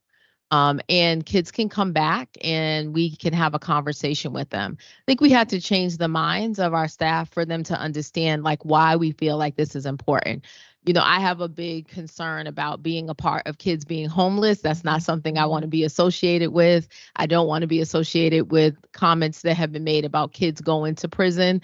I really want to be a part of the story that tells the successes, because we have lots of them. Every year in June, we're celebrating them in every region. And we have lots of kids who are on 4-year scholarships in all kinds of colleges across the country, and they're doing great things. And we want people to know about that. Thank you. Anyone else? Great. Thank you so much. All right. Commissioner. Thank you so much. Have a good day.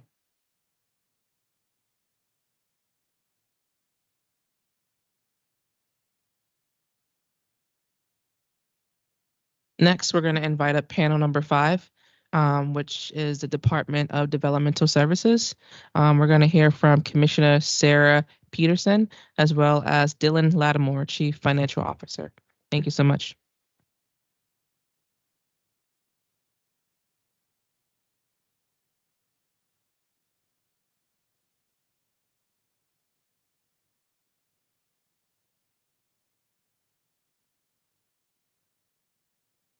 Good afternoon, Chairs Kennedy and Tyler and members of the Joint Committee on Ways and Means. My name is Sarah Peterson, and I'm proud to serve as the Acting Commissioner of the Department of Developmental Services. I'm honored that Governor Healy and Secretary Walsh asked me to step into this interim. As was mentioned, I'm joined today by my Chief Financial Officer, Dylan Lattimore.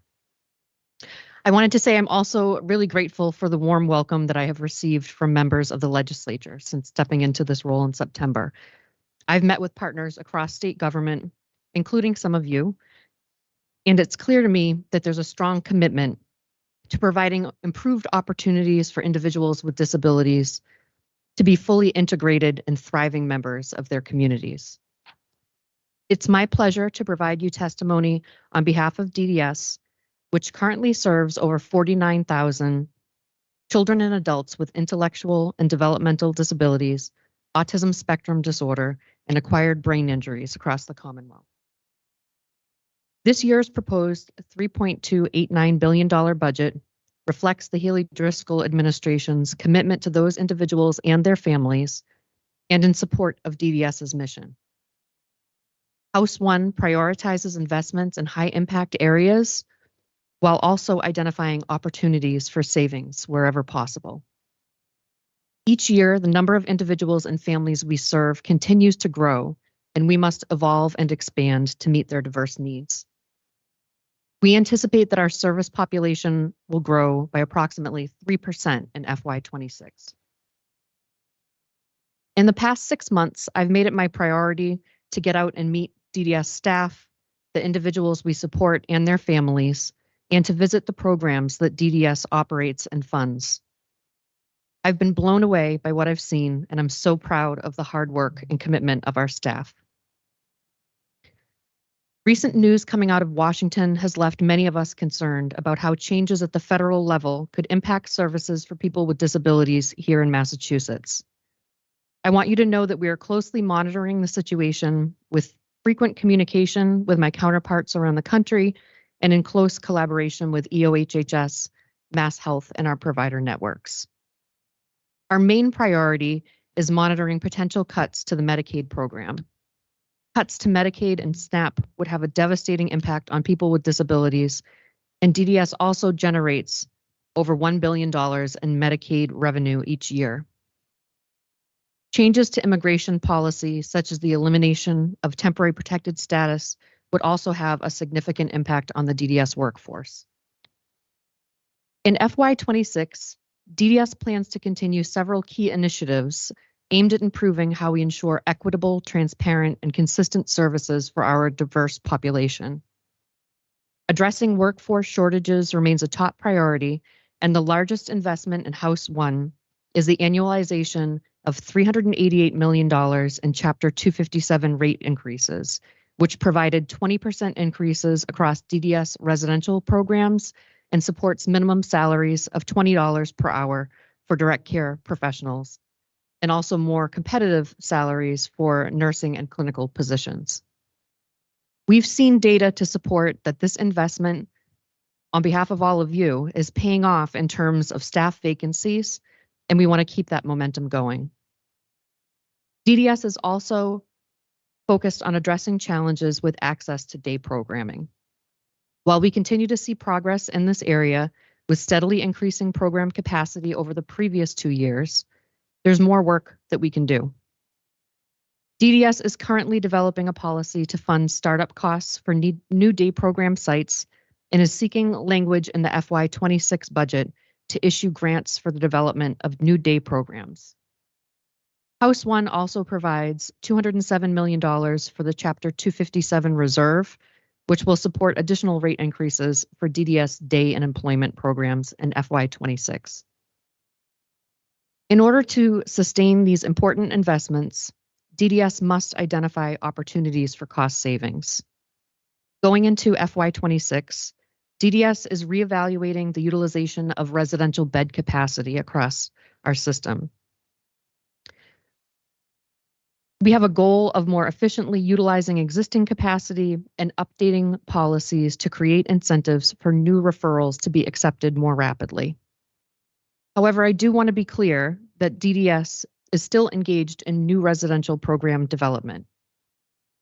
House 1 provides for $116 million for the FY25 and 26 turning 22 classes, and $26 million for individuals with acquired brain injuries, which DDS will leverage to open new homes and to transition individuals out of nursing facilities. Each year, the Turning 22 program supports an increasing class of individuals, with the FY26 class anticipated to be over 1,500. In addition to the increased enrollments, we've also seen an expansion in the number of individuals with a diagnosis of autism and increased acuity across the board. The department continues to assess the scope and effectiveness of its engagement with the autism population across the Commonwealth. The Governor's House 1 proposal increases the adult autism line by 20% to support the significant expansion in the number of eligible individuals. Growth for this population continues to be rapid, and this year alone, the number of eligible autistic adults increased by 15%. DDS also remains committed to supporting the changing needs of individuals and their families as they age. DDS has a unique role in that we support individuals for their whole lives.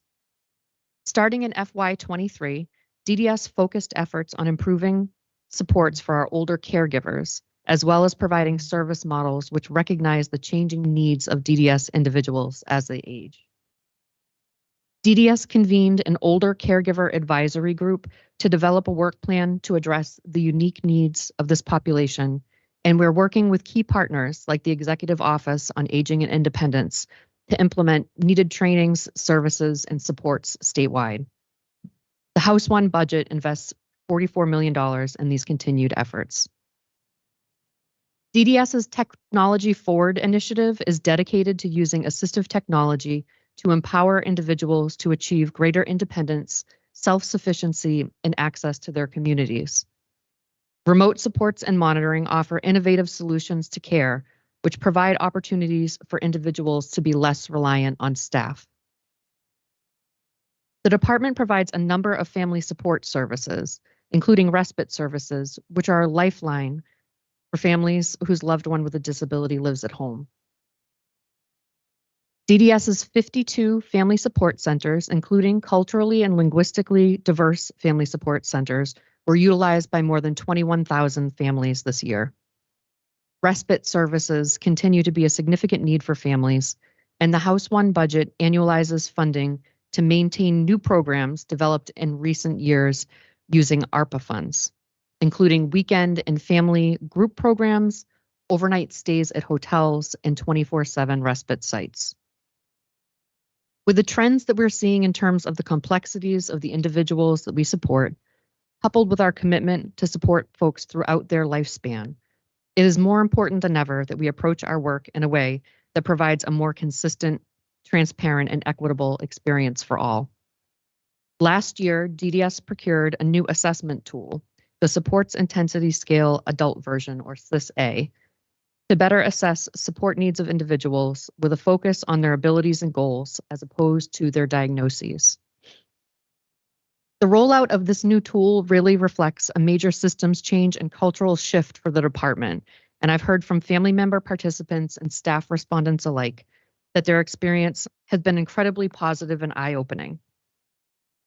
Some family members have gone so far as to state that they learned new things about their loved one through their participation in the assessment. I met recently with the team doing this work, and their excitement and commitment to improving the lives of individuals through an in-depth understanding of their goals and abilities was palpable. Under the leadership of Secretary Walsh, health equity has been identified as a core strategic planning and operating principle in the work we do. Last year, DDS partnered with Mathematica, a data and analytics consultant, to complete a health equity review of DDS. The review focused on service awareness and enrollment, assessment and authorization of services, existing provider networks, and the design and provision of Medicaid home and community-based services. DDS is currently reviewing those recommendations with an eye toward identifying both short and long-term goals to begin improving our approach to health equity more broadly. Finally, I want to take a moment to highlight an initiative that I'm very proud of, which touches upon a number of the issues already addressed, including workforce, cross-agency collaborations, and the culture at DDS. This year, DDS partnered with the Executive Office of Labor and Workforce Development to create a new arrival direct care internship program designed to provide recent immigrants and refugees with hands-on paid experience in direct care roles at DDS facilities. The program was first implemented as a pilot in which 9 Haitian refugees completed a 15-week program, which included training in individual support, compassionate communication, and essential care skills, fostering both personal and professional growth. The program was a huge success, resulting in all 9 of the interns being hired permanently. This collaboration is just one tool towards addressing the ongoing need to attract talent to the direct care workforce and has breathed new life into the workplace culture at the facility. I look forward to the year ahead and to the Department of Developmental Services' continued ability to support those individuals with intellectual and developmental disabilities aging into our adult system and those families and children requiring additional support. Fulfilling the diverse needs of our service population makes our Commonwealth stronger, and I appreciate the legislature's support of our mission. Thank you. I'd be happy to take any questions. Thank you, Commissioner. I'll jump in first. And I want to thank you for elevating and pointing to the benefit that immigrants have to our economy and our workforce. We know across industries, certainly within the health and human services field. And just to put a fine point on it, in recent months, I visited a program where 54 employees at residential homes helping keep individuals in their community with the right supports. 54 employees are on TPS status that has now gone away or will shortly expire or go away. So thank you, and I appreciate your efforts to help build up our workforce. Can you speak a little bit about more specifically in detail? I know there's about a 13% increase in the DDS budget overall. Can you speak about where that increase is going, particularly to, I think they're really important, and thank you for highlighting Turning 22. Also, specifically, thank you for your efforts around Rehab. We know to our community members that's such a huge, important program. But can you talk about where that increase is going and then where some of the cuts may be in the autism division, as well as some of your plans on consolidating some of the group homes? Sure, absolutely. Thank you, Senator. So a large portion of the increases are related to non-discretionary spending. Those are the Chapter 257 rate increases. They are also related to collective bargaining agreements. And so that is, 388 million is Chapter 257 annualization. And then we have 116 million that's turning 22 annualization, as well as some new turning 22 services. We also are investing some of our own funds in some of the areas where we used ARPA funds over the past couple of years because they're going away, namely in assistive technology and respite services. There's $5 million that's going to that. And then we have caseload adjustments. So we'll have about $44 million related to changing need, and that's just based on the growth of our population and what we need to continue to serve those folks. In terms of savings, it was really, I think, the most important to us that we try to figure out some creative solutions where we were not going to be cutting services, especially to our most vulnerable population. And so in terms of the residential home consolidation, what we did is we just took a wide look at our whole system and where there might be areas where we could be more efficient. We discovered that there were a number of places where there had been vacancies, where there hadn't been new referrals accepted in, et cetera. And so we asked our areas and regions to just take a close look and see if there were ways that we could shift things around so that people wouldn't lose services, but we could more efficiently use our existing capacity. It's sort of a one-time right sizing of our existing capacity so that we can be really intentional about how we move forward for growth, because we do have a need for growth. We have increasing classes each year coming into our system through the Turning 22 process. We have obligations in terms of moving people out of nursing facilities and out of more restrictive settings into community placements. And so we do need to be really intentional about how we grow there. And in terms of Turning 22, really that is reflective of a change that we made a few years ago. We restructured our account in FY22 to fund the first 2 years of eligibility instead of 1. And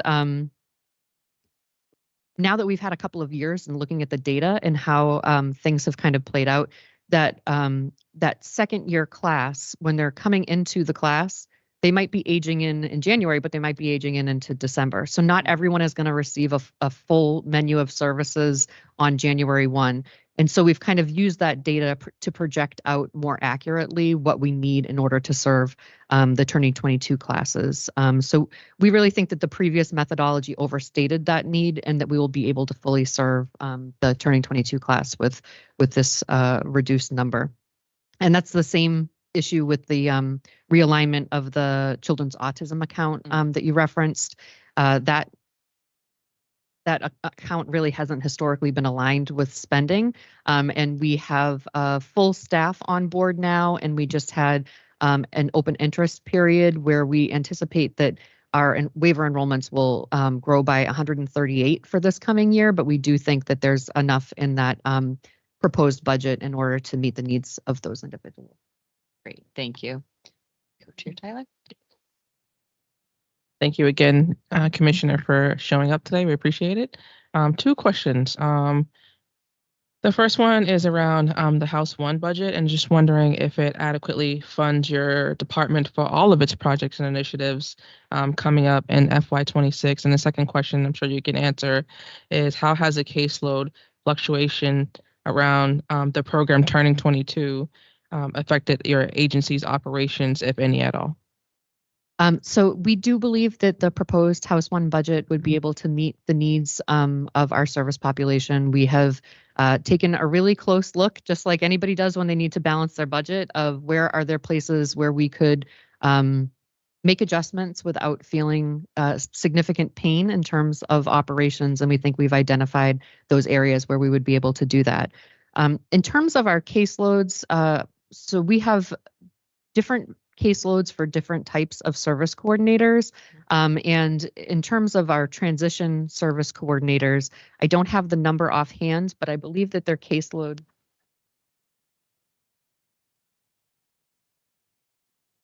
So we have a traditional adult intellectual disability caseworkers have a caseload on average of 62.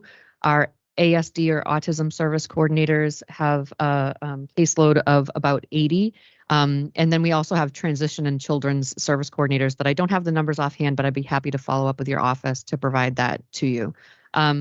During that transition period, usually that's about from the age of 16 to 22. We have kind of an all hands on deck approach where we partner with the school system, we partner with our area offices, and it's not just the service coordinator kind of out there on their own in terms of preparing for that transition.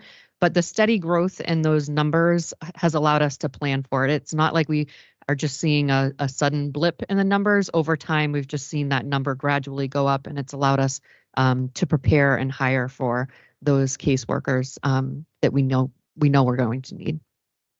Thank you. I definitely appreciate the follow-up on that number. Absolutely. Thank you. Rep. Diggs? Just a statement.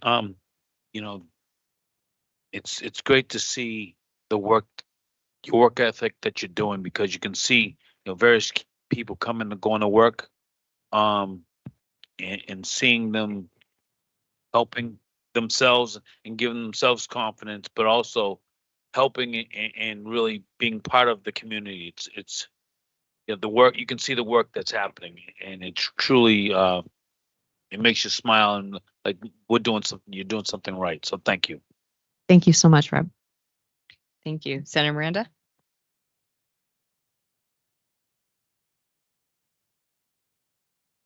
Thank God for Teams. I'm sorry. I don't mean Teams, the Microsoft, but Teams who help you put questions together. So shout out to them. I came very prepared today.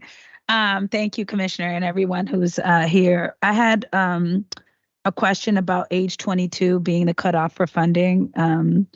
Regarding profoundly autistic individuals, we've heard about a lot of situations where children are cut off from services when they turn 22.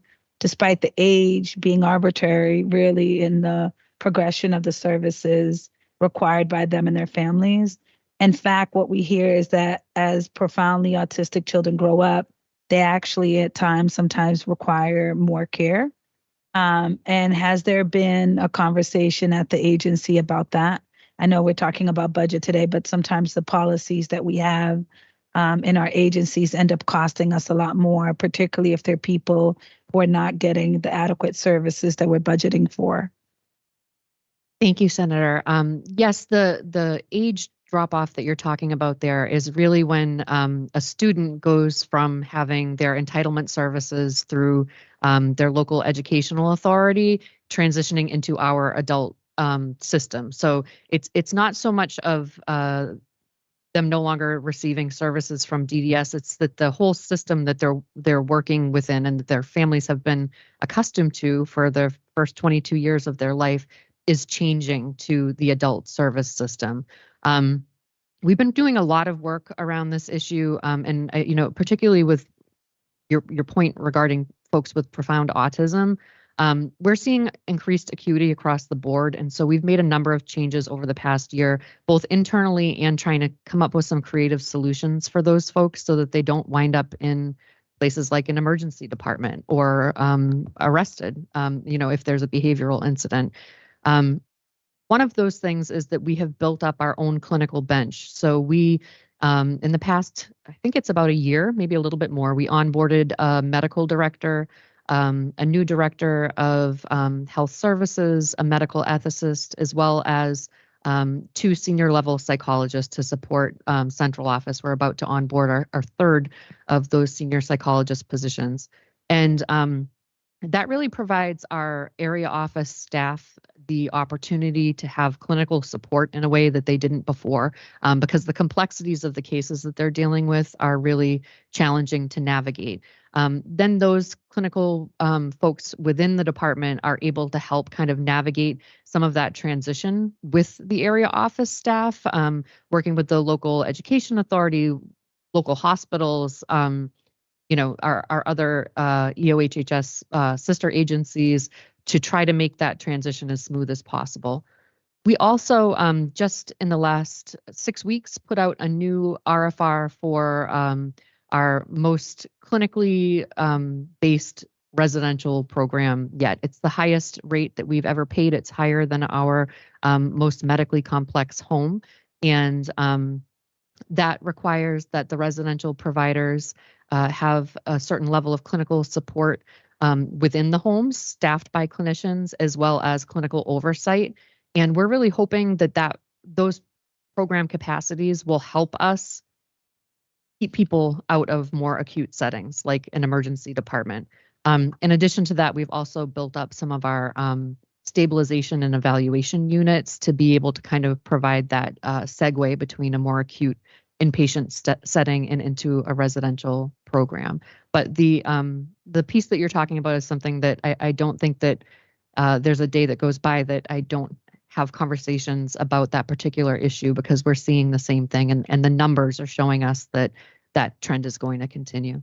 And I think one of the most important points that you mentioned is it's leading to also huge disparities in incarceration, particularly when you look at Black males, young Black males that you see a lot of times when they're incarcerated. If you actually go in through their files, they've usually been interacting with state systems.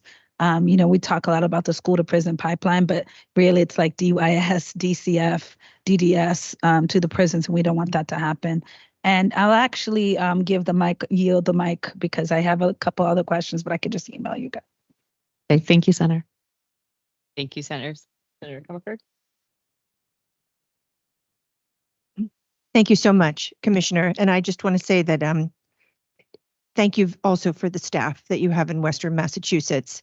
And Chris Klaskin, who's over there, he is really quite adept at fielding legislator concerns and working the problem until there's a solution. So I'm grateful for both the Western Mass team and your legislative staff. And I'm going to believe that the funding is adequate for the Turning 22 program. I have to say that is the greatest pain point in my district, hands down, no question. That leap to 22 and the services that families are offered in Western Mass has really been challenging. And again, this is not a measure of your staff. I think it's been a measure of resources. So I appreciate the focus on it. I do hope that any cost savings is able to be borne as you try to improve those services. We've had a number of very, very dire situations in Western Massachusetts. I'm sure you're aware of them, and I'm glad for your focus. My question is on the group home consolidation. So if I'm accurate, it's about a $19 million expected cut to the budget. And so I'm wondering how you'll achieve these savings. And, for example, how many folks will be moved in their residences? And then what impact will this have on the wait list for home placement, which I understand is quite large? Thank you, Senator. So I do have the numbers actually of individuals by region, and I don't have it in front of me, but I can follow up with your office with those numbers. What we've looked at in terms of capacity and ability to consolidate are primarily homes where there were already existing vacancies, as well as changing our policy so that we no longer pay for extended vacancies. I'm not talking about short-term absences. I'm talking about months and months long vacancies in homes that are not being filled, and we need to, make sure that we're getting value for what we're paying for those services. I believe that overall the number of individuals who would be subject to move was well under 100, but as I said, I can get you that, and I can get it specific to your region as well. I bet everybody would love to see that data. Yep. Because I'm sure we're going to be hearing concerns from constituents and in Western Massachusetts where the drive times are so much longer. Yes. I do worry about visitation.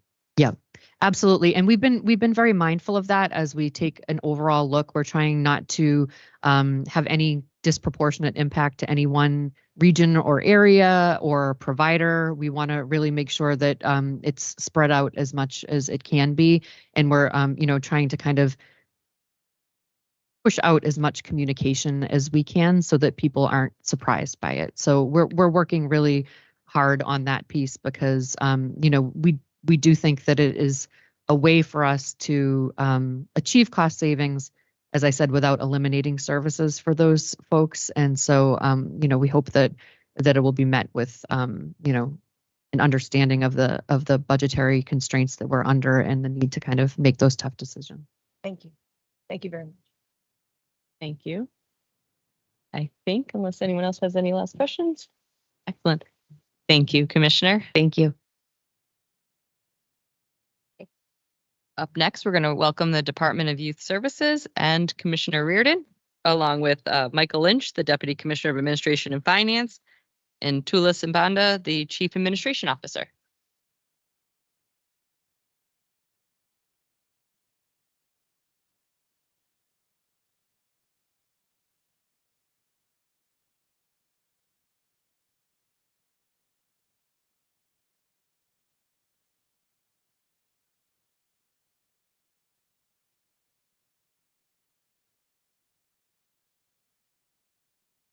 Good afternoon, Chair Kennedy. And folks hear me? All right. Yes. I'm right on top of the mic now. All right.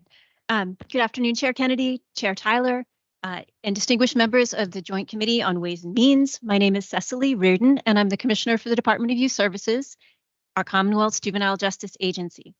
I am joined here today by DYS's Deputy Commissioner for Administration and Finance, Michael Lynch, and to my left, I have our Chief Administrative Officer, Dr. Tula Simbanda. It is an honor to appear before you all today about the department and to provide information about some of the ways that Governor Healey's fiscal year 20 House 1 budget ensures that we meet our commitments to young people, their families, and the communities that we are proud to serve.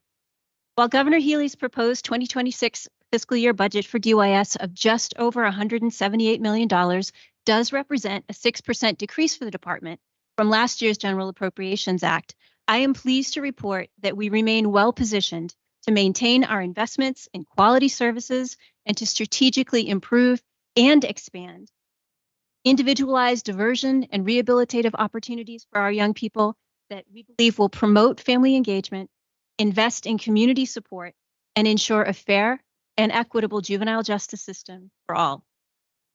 We are especially excited about the governor's budget's efforts that will allow us to really reimagine our continuum of services for young people, consistent with data-driven best practices, as well as the efforts it will allow us to move forward on to promote staff wellness and the wellness of our young people and safety in our programs and safety for our young people in our communities. We're also very excited about the opportunities for our efforts to expand groundbreaking partnerships with our agency and community partners to address trauma and racial inequity. We will accomplish this work as vigilant fiscal stewards, closely monitoring potential cuts to federal funding that may impact our services. So when we think of that, we're talking about cuts to Title I in school lunch funds that are administered through the Department of Elementary and Secondary Ed. Fun fact, we received, those covered about 140,000 meals, breakfast and lunch last year for our young people. So we're watching that very closely. And we're also looking very closely at cuts to Medicaid as we were poised to expand the transitional services that are potentially Medicaid eligible eligible for Medicaid reimbursement this cycle. So we are planning to accomplish all of this in full alignment with our Secretary's core commitments to supporting high need, high risk, high acuity adolescents. And, really making sure that we're investing in economic empowerment for our young people, for their families, and really in our workforce as well. And we do this in partnership with the other human service agencies you've heard from today, some more closely than others, but we do this with them and with our contracted providers. And we do this so that we can make sure that we are working together to remove barriers to positive youth development. And where possible, to really mitigate, if not ultimately eradicate, inequities that are endemic in our system. So before highlighting some of the opportunities that the governor's budget affords us, I'd like to just give you a brief description of who our young people are today. We're actually in fiscal year 2024, because that's the best data we have at this point in the year. So in fiscal year 2024, we saw slight increases in both our detained and our committed census. So those are our primary censuses that most people think of. And, we also saw, I would say, a return to our pre-pandemic numbers. And that's in the average of about 10% increase in our detention population, about a 15% increase in our committed population.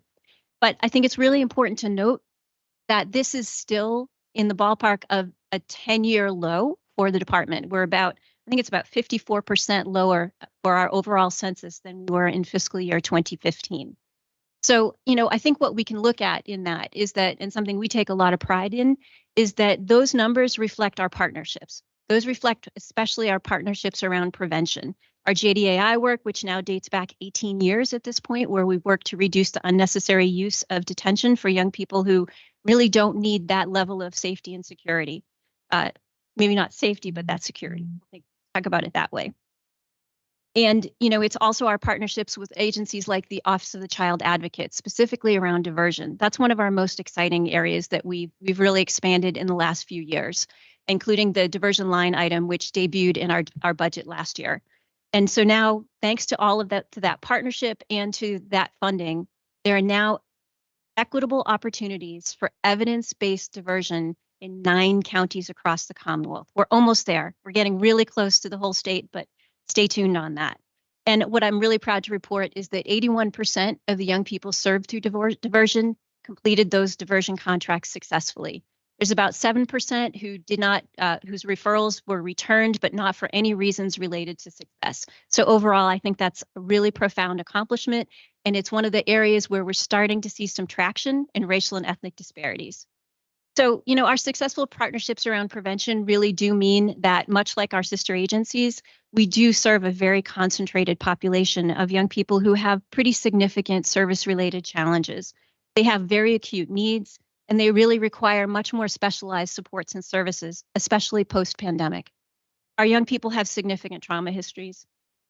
They have trauma-reactive behaviors, and this all requires sophisticated and complicated staff responses. And they and their young peoples they and their families overwhelmingly hail from economically challenged communities plagued by systemic racism. More than half come to us with unmet behavioral health, educational, and substance use treatment needs. We are confident, however, that Governor Healey's budget allows us to continue to meet young people where they are right now, and to provide them with the individualized treatment and support they and their families need for them to be safe and successful in our communities. Here are just a few highlights of the types of services that the governor's budget supports for our young people, our staff, and our partnerships.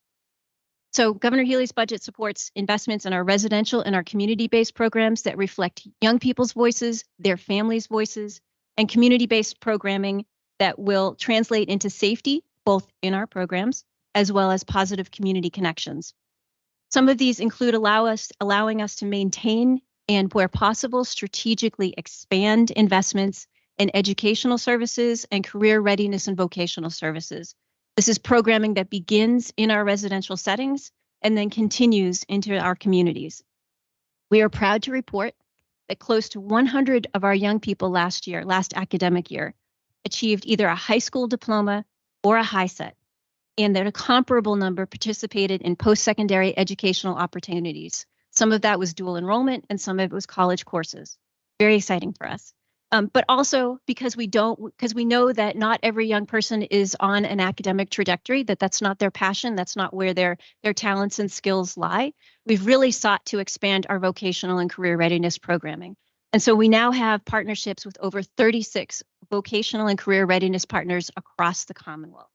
And we also have updated vocational spaces in a number of our facilities. Some of you during your visits have had the opportunity to see some of that, what that looks like, whether it's to sample the fruits of our culinary programs, or if you went to the Big E this year, perhaps you picked up a t-shirt that was created by our silk screening programs. It's created and designed by our young people, just so that's clear. And, and I know that some of you have heard some of the beats in our recording studios when we've had those visits. So we are really excited about the opportunities that the governor's budget provides as well for our next phase of strategic planning. So we just wrapped up our last strategic plan and we're moving forward with a new phase of strategic planning. And just so folks are aware, here's the sneak peek at that. We are committed to reimagining our continuum of services to young people committed to our custody with the goal of safely reducing our reliance on residential programming. So in order to do all of this for our young people, we obviously have to invest in our staff. And this budget absolutely allows us to continue to do that, to make sure that we have a stable workforce that is equipped to address the complex needs of our young people and their families. So one of the things this includes is supporting our regional mentors. We have mentors who meet our staff on the very first day at basic training and will remain involved with them, supporting them throughout their critical first year, as well as providing support to their supervisors. We've served over 500 employees to date have received mentors in this programming. It also supports our dedicated training center, which provides our state and contracted provider employees on the critical training they need to be on the job on day one on racial equity and inclusion, gender responsive modalities, trauma-informed care, how to best support our LGBTQIA youth and youth who have experienced commercial sexual exploitation. We are also extremely proud of our partnership with the Office of the Child Advocate, which allowed us this year to create the Trauma, Race, Equity, Empowerment Academy, known as TREE. TREE trains staff across our secretariat using a curriculum that centers young people, their families, and their experiences with our system. The first cohort included 50 staff from 10 agencies that are learning about trauma, racial trauma in particular, and learning how to have the difficult conversations with our staff, with our workforce, with our young people, so that they can then bring this important body of work back to their own agencies. And most importantly, I think right now, is that the governor's budget allows us to continue this critical partnership with the Office of the Child Advocate and ensure that there are at least 2 future cohorts of the TREE Academy. Governor's budget also allows us to invest in very important recruitment strategies, including targeted social media campaigns. We've had a lot of success with that. Follow us on Instagram. Dr. Sabanda can get that information to folks if we need it. And also, it helps us really make sure that we're participating in community-based career fairs, because we know that our young people are best served by folks who they can connect with. And we are very proud to report that over 50% of our workforce represents the young people in the communities we serve. I think we're at an all-time high in the Commonwealth with that figure. The other thing it also supports, the governor's budget also supports our retention efforts. Now, we need to be able to hold on to staff, and we've hired a significant number of staff in the last year. And that only helps us if we can hold on to them. And so one of the things that we've been able to do with this year's, and we will be able to actually cement with the governor's budget, is a new role that we first piloted through grant funds, which is for trauma response specialists. We have 3 on staff now, and their job is to respond when there are incidents that are traumatic in our programs and in our communities, to be there to offer support to our staff. They're not investigators, they're not HR, they're just there to create a space where our staff can process the secondary and sometimes primary and sometimes tertiary trauma that often comes with working with our young people and the circumstances that they sometimes find themselves in. So since this role has been created, just so folks are aware, we have supported over 630 staff in our who've been either affected by incidents in our programs or incidents in our communities. So these are just a few highlights of some of the critical work that we believe the Governor Haley's proposed budget will support. And it's critical work that we really feel will help us alter the trajectory of our young people, both before hopefully they ever even come to our doors, and also that will allow them to safely and successfully return to our communities.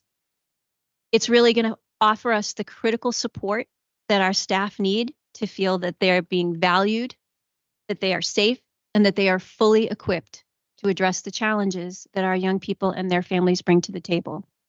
So I thank you for your time and for your attention. I look forward to working with this entire committee, the entire legislature, and really working together to make sure that we are fulfilling our mission, our vision, by our values. And I really welcome any questions you may have. Thank you, Commissioner. Just have a question and a point, an opportunity to highlight some of the work that you're doing. And I don't think I heard you mention it, but in terms of the young people that are choosing to stay connected and involved with DYS post 18. So if you could talk a little bit, give you the opportunity to talk a little bit about what that looks like in the funding and how that covers that support. I also just want to, as you talk about the census being at a historic low or going down despite the slight increases, do you envision any say consolidations or closures of any programs in this current fiscal year as a result of that? So starting with your first question, Senator, our Youth Engaged in Services program is one of the things we take a lot of pride in. We've always had the ability to offer voluntary services. However, it wasn't until probably about 10 years ago that we really doubled down and said, we are going to offer this to every single young person and not just the ones who make it easy for us to do so. And so every single young person is offered voluntary services. And at this time, about 65% of our young people are accepting voluntary services.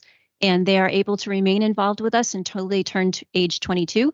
They can turn us down when we first ask them, and they can come back at any time until they turn 22. And the really beautiful thing about it, I think, if that's the right word, but it is to me, is that they remain connected with their original caseworker. So this is something that we've been able to maintain as effectively cost neutral, really, as our census has declined over the years and our caseloads have been able to, become much more manageable for our caseworkers. And so they are able to remain connected to that original caseworker. And is that relationship that we find is what is the biggest attraction for our young people, that they want to remain connected. I mean, if you think about it, it's crazy to think that an agency that you get sent to against your will that is associated with, with locked doors and loss of liberty, that 65% of our young people are saying, I want your continued support. But they are, and it's because of that relationship. And those services range from whether it's simply case management to housing support to educational support, support with behavioral health services. A lot of our young people take advantage of career and job readiness supports. Our career navigators are available to them. So for many years, it's really been cost neutral as our census has fluctuated. And so that's that answer to that question.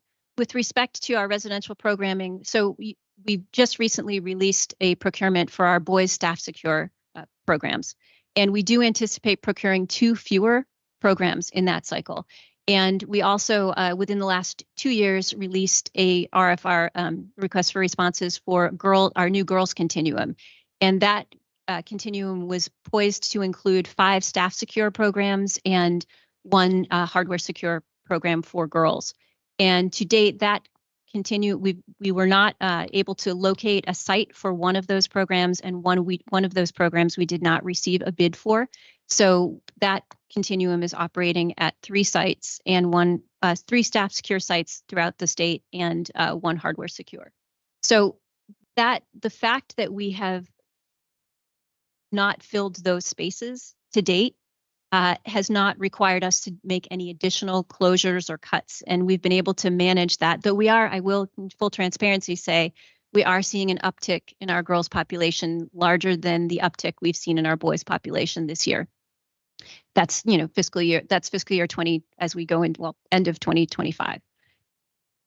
And so on the boys side, what we're seeing in terms of those program reductions is that it's really right sizing our continuum.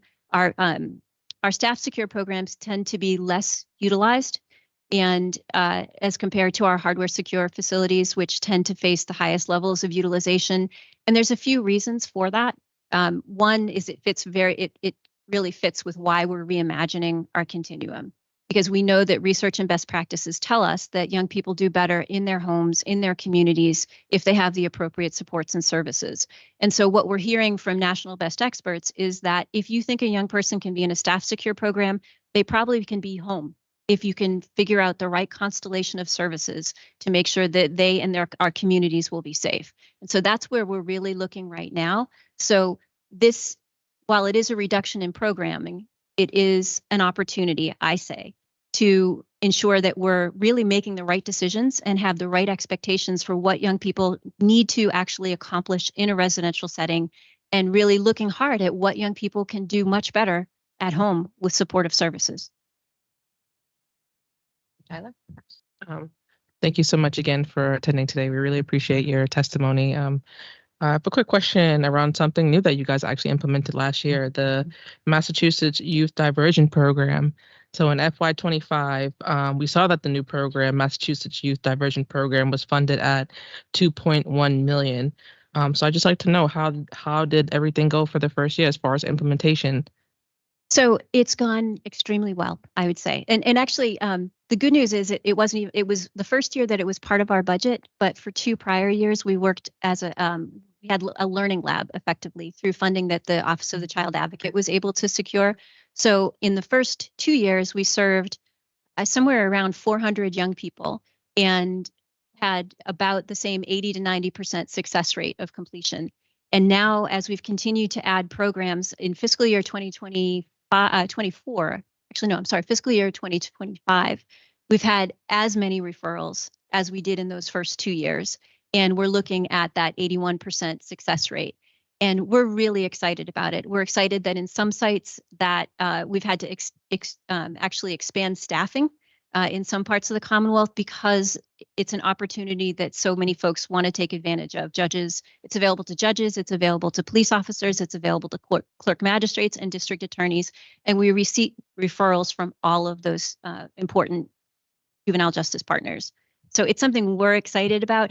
And what we're really most excited about, and we're tracking it very carefully, is, we know Massachusetts, like every other state in the country, has a significant problem with racial and ethnic disparities at every stage of our juvenile justice system. And diversion is one of those critical entry points where if you can divert a young person, then you're likely to never see them again in your system, either your juvenile system or your adult system. So recognizing that we are now seeing significant amounts of diversion for youth of color across the Commonwealth, which didn't previously exist. I mean, previously we didn't have a lot of the data to really track it. And that's what's also really exciting about this diversion model pilot program that we developed with the Office of the Child Advocate, is that it allows us to see that and to see how we're making that difference. All right, thank you. And then really quickly on the numbers. So House 1 recommends funding for this program to be $1.9 million. Does H1 adequately fund this program for FY26 in keeping with your 81% success rate? Could it do that? Yes, it does. Thank you.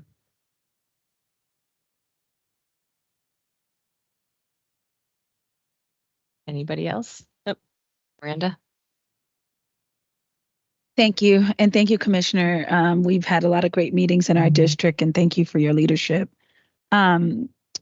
Recently, CDC research has shown, well, it always shows this. You spent like 10 minutes talking about sort of the racial disparities and the disparities in the system.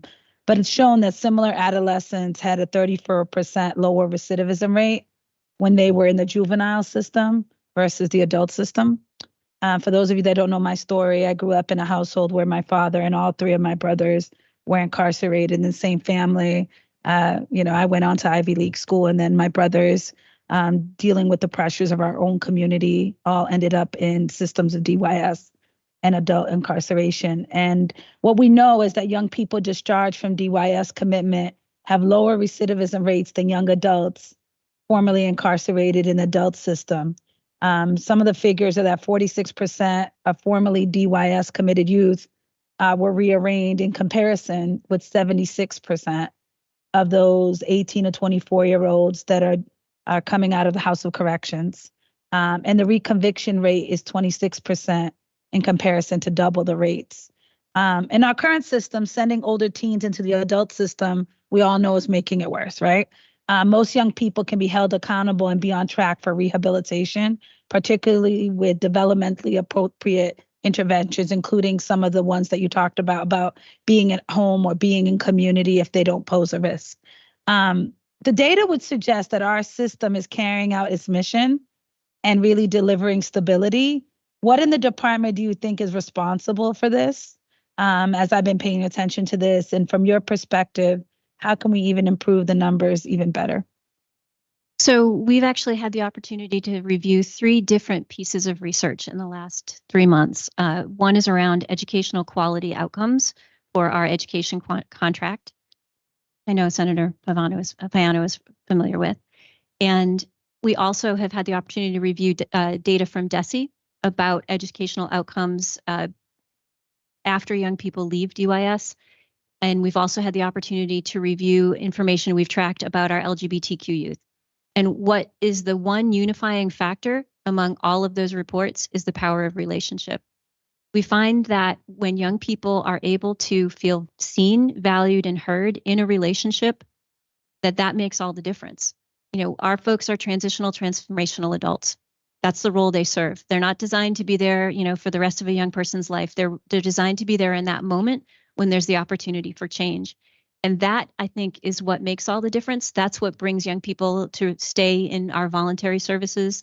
That seems to be what young people report about their experiences in our classrooms, how they've, for the first time, felt that individualized attention and connection and interest in who they are and found their own interest in education, whatever that pathway may be, whether it's traditional academics or vocational services.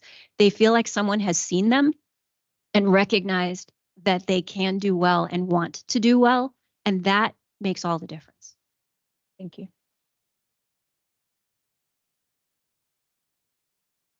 Thank you, Commissioner. Thank you.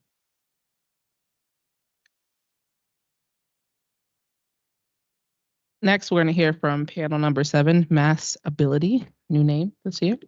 We're going to hear from Commissioner Tony Wolf, Lee Colopy, and I'm sorry if I mispronounced your name, please correct me, Chief of Staff, Mauricio Vasquez, Chief Financial Officer, Kathleen Biebel, Deputy Commissioner, Aja James, Disability Determination Services Assistance Commissioner, and Jessica Seamney, Director of Excellence and Innovation. Welcome and thank you.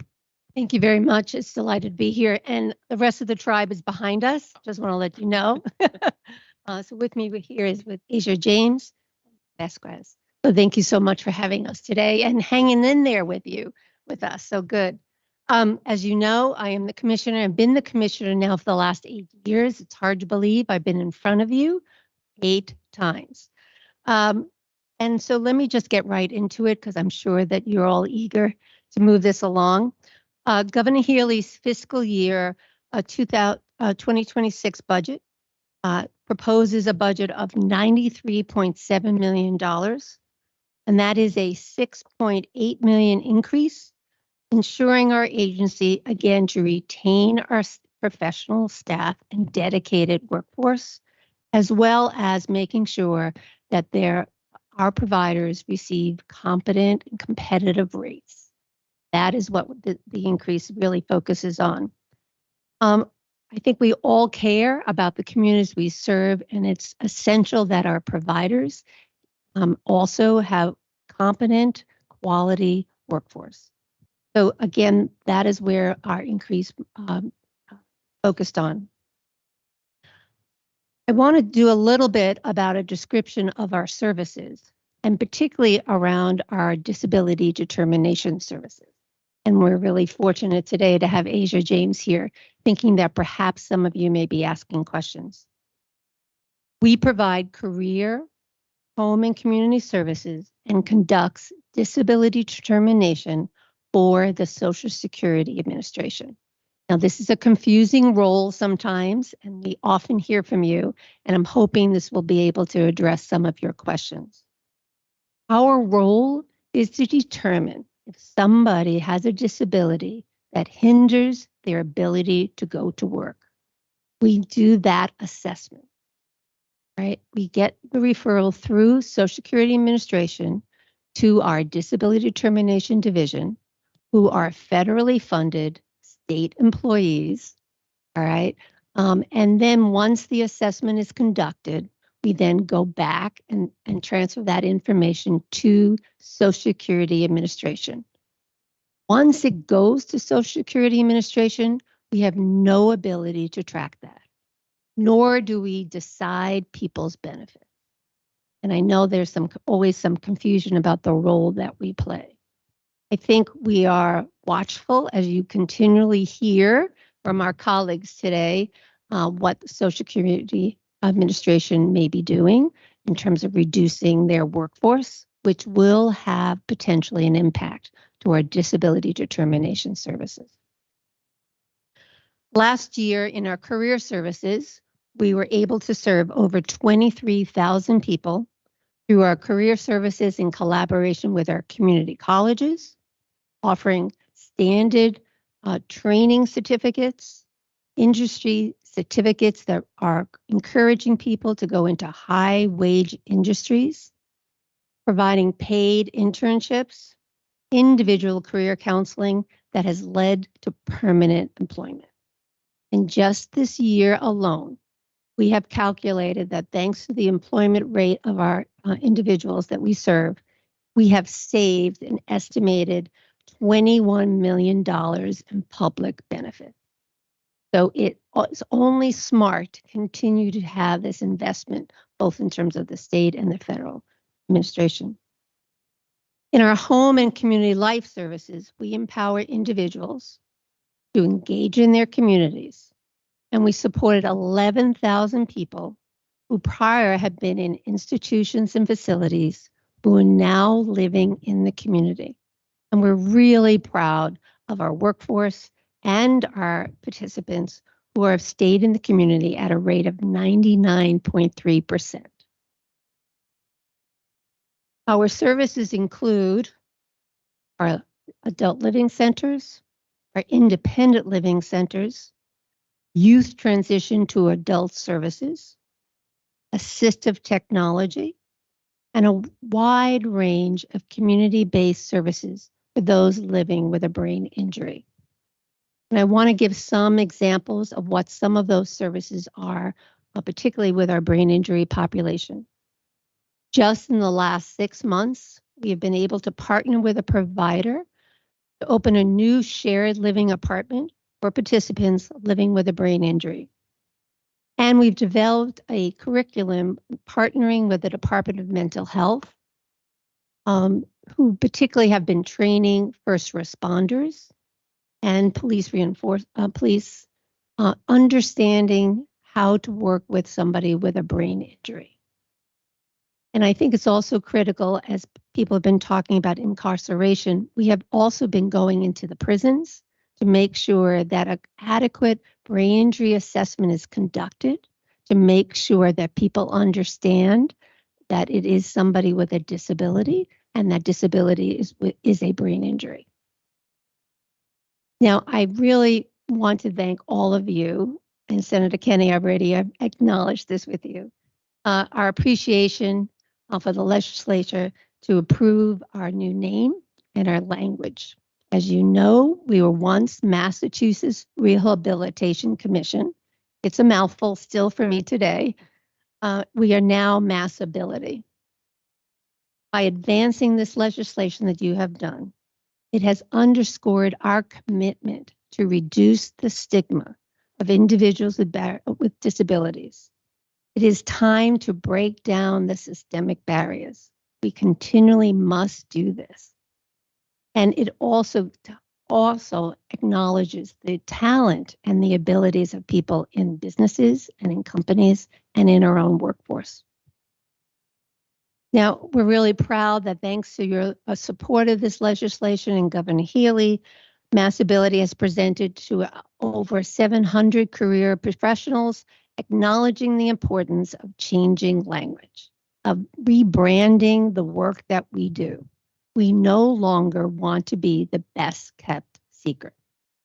And I'm really excited to say that we have talked to our colleagues across the country.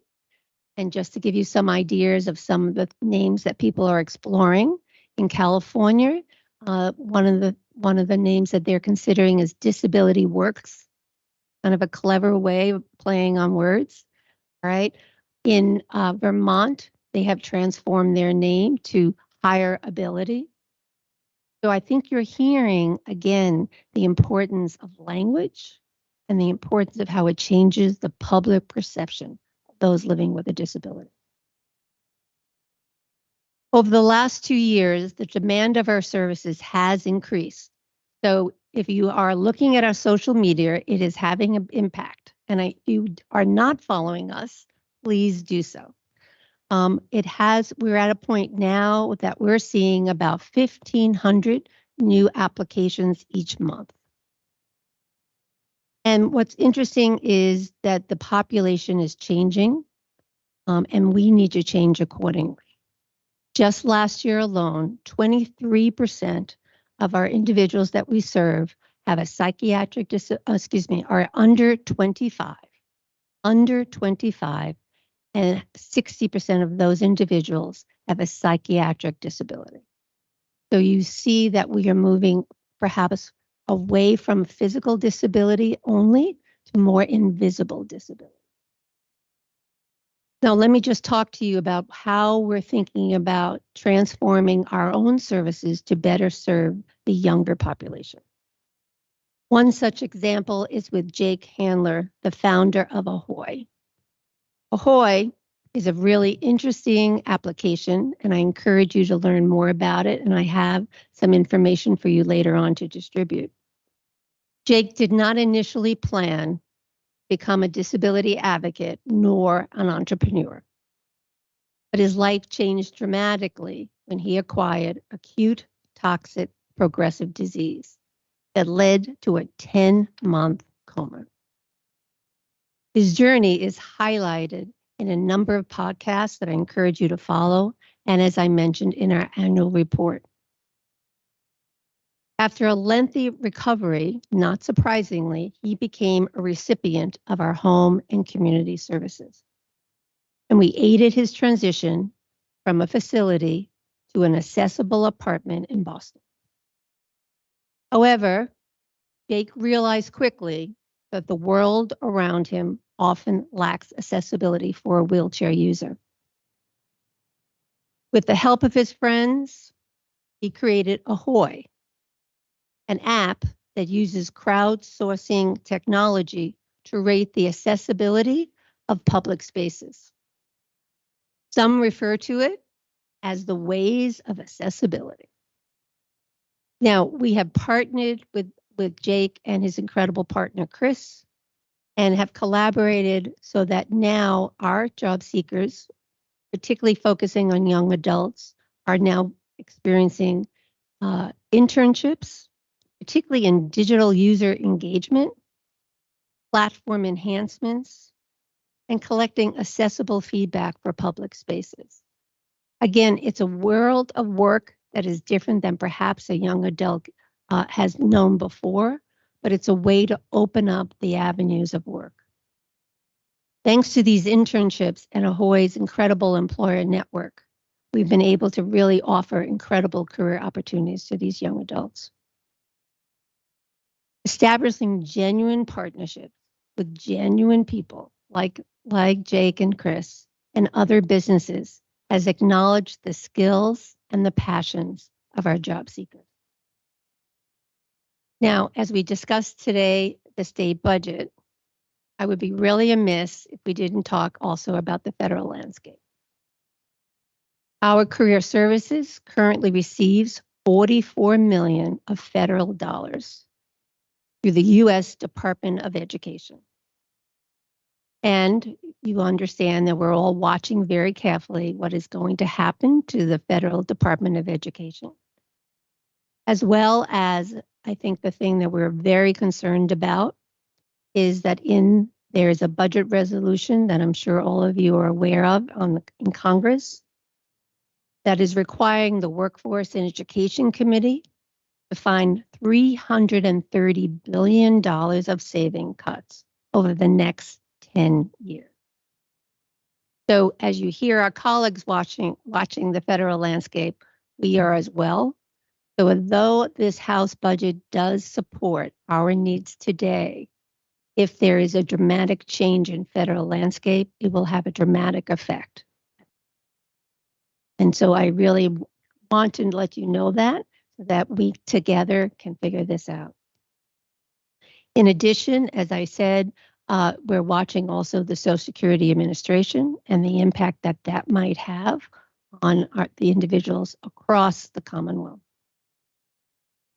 Here in Massachusetts, I have to say, I've never been happier to say I'm from Massachusetts. And we take great pride in living here. I have to say that immensely. And I take great pride in the leadership of the Healy Driscoll administration and each of you. As a legislature, you have always supported individuals with disability. In times of uncertainty and confusion, and there's lots of it, it is critical that we stand strong together in our principles and our values of making Massachusetts accessible. Now, I'm eager to answer any of your questions, and I'm grateful again to each and one of you. Thank you, Commissioner Wolf. I don't think anybody has, they don't have any questions. Oh, Representative, go.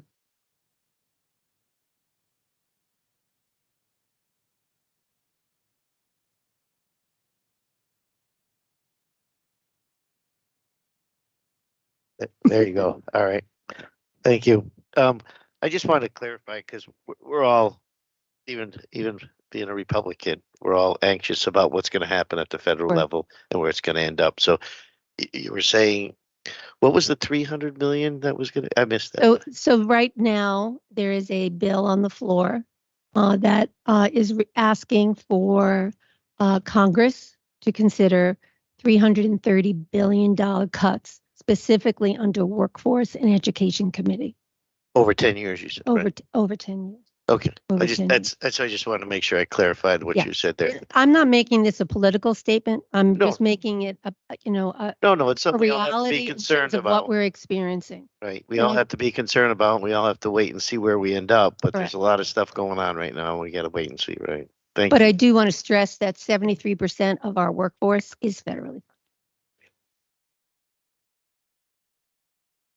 Thank you so much for your testimony and for showing up for us today. So quick question on Independent Living Center, which I'm sure you're familiar with. So House 1 proposes the Independent Living Center, the line item, which you may be familiar with, I'm sure, 4120-0200. Line item may be level funded at $8 million. And that's been the case since FY19 about. So just wondering, will this funding level continue to allow sufficient operation of this independent living center? Yeah, Representative, it's a great question. I think what people don't realize is that we are a pass-through agency. We get federal funding from ACL, Association of Community Living. That money goes directly to us. It passes through to the independent living centers. We don't have a mechanism to increase that funding. Mm-hmm. And unfortunately, the independent living centers do not have the ability to be able to get Chapter 257 for their staff. It is a concern that we have shared together. And so this budget does not have any increases in the independent living centers. So safe to say it's not sufficient at this time? I'm concerned about, for me, I am concerned for the independent living centers and their staff. Okay. We have not been able to increase staff rates like we have been able in other providers.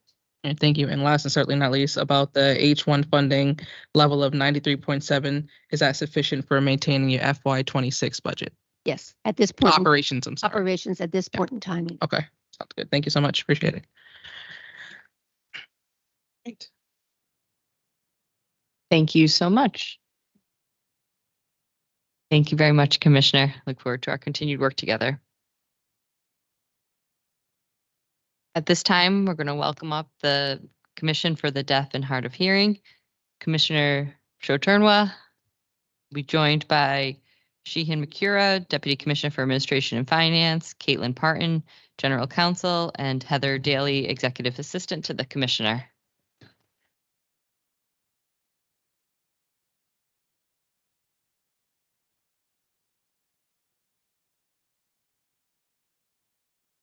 They got a whole lot of swag.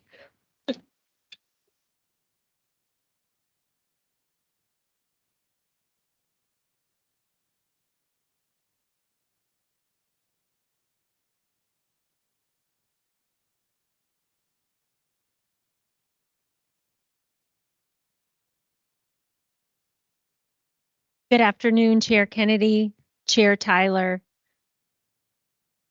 and members of the Joint Committee on Ways and Means. I am Dr. Opelua Shaturnwa, Commissioner of the Massachusetts Commission for the Deaf and Hard of Hearing. I'd like to introduce our Chief Financial Officer and Deputy Commissioner for ANF, as well as Caitlin Parsons, who is our General Counsel and Legislative Director. I'm honored to be here to present Governor Healy's budget for MCDHH for fiscal year 2026. Our agency ensures that approximately 1.4 million Massachusetts residents who are deaf and hard of hearing have equal access to public services, opportunities, and benefits that the Commonwealth is providing. MCDHH has a dedicated and passionate staff of 57 full-time employees, over 40% of whom are deaf and hard of hearing. We're responsible for ensuring quality and timely communication access for all deaf and hard of hearing individuals in Massachusetts.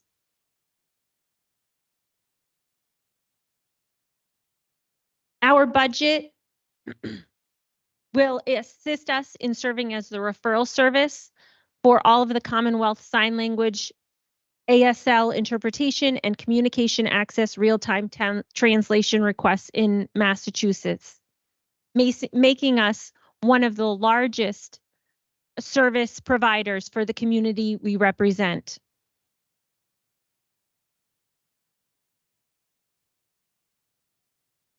We are a central resource for state agencies to provide ASL English interpretation and CART services, supporting a wide range of constituents through legal proceedings, medical emergency requests, and the like.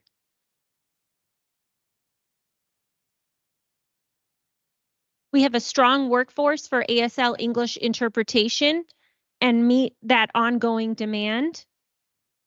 We appreciate Governor Healy recognizing the community's high demand for ASL interpreters when she addressed the legislature in her second State of the Commonwealth address. She stated, quote, that ASL we know is used by millions of Americans and interpreters are in short supply. We thank Governor Healy for her work, and we also would like to thank the late Representative Carol Doherty for including the ASL Inclusion Act in all of her efforts. MCDHH remains steadfast in collaborating with key stakeholders and working towards expanding ASL education and awareness by training interpreters, mentorship, quality assurance, and technical assurance. MCDHH also ensures expanding the availability of training for stenographic professionals wishing to pivot into the CART captioning field. This is important because many older Americans with hearing loss do not use ASL to communicate and do not benefit from ASL interpretation. We're also proud to walk you through communication access workforce development to employ statewide services so that the deaf and hard of hearing residents can access critical services and participate in Massachusetts without communication barriers. Governor Healy's budget proposal maintains prior year investments in the after-hours emergency referral service, which makes communication access providers available outside of regular business hours and on holidays and weekends for deaf and hard of hearing individuals in emergencies. MCDHH oversees the quality of interpreters through our screening program. We are currently working to redesign the program, which has been running for over 20 years and is in need of an update. That way, the interpreters that work in our community can be up to date in terms of skill. Moving on to the workforce.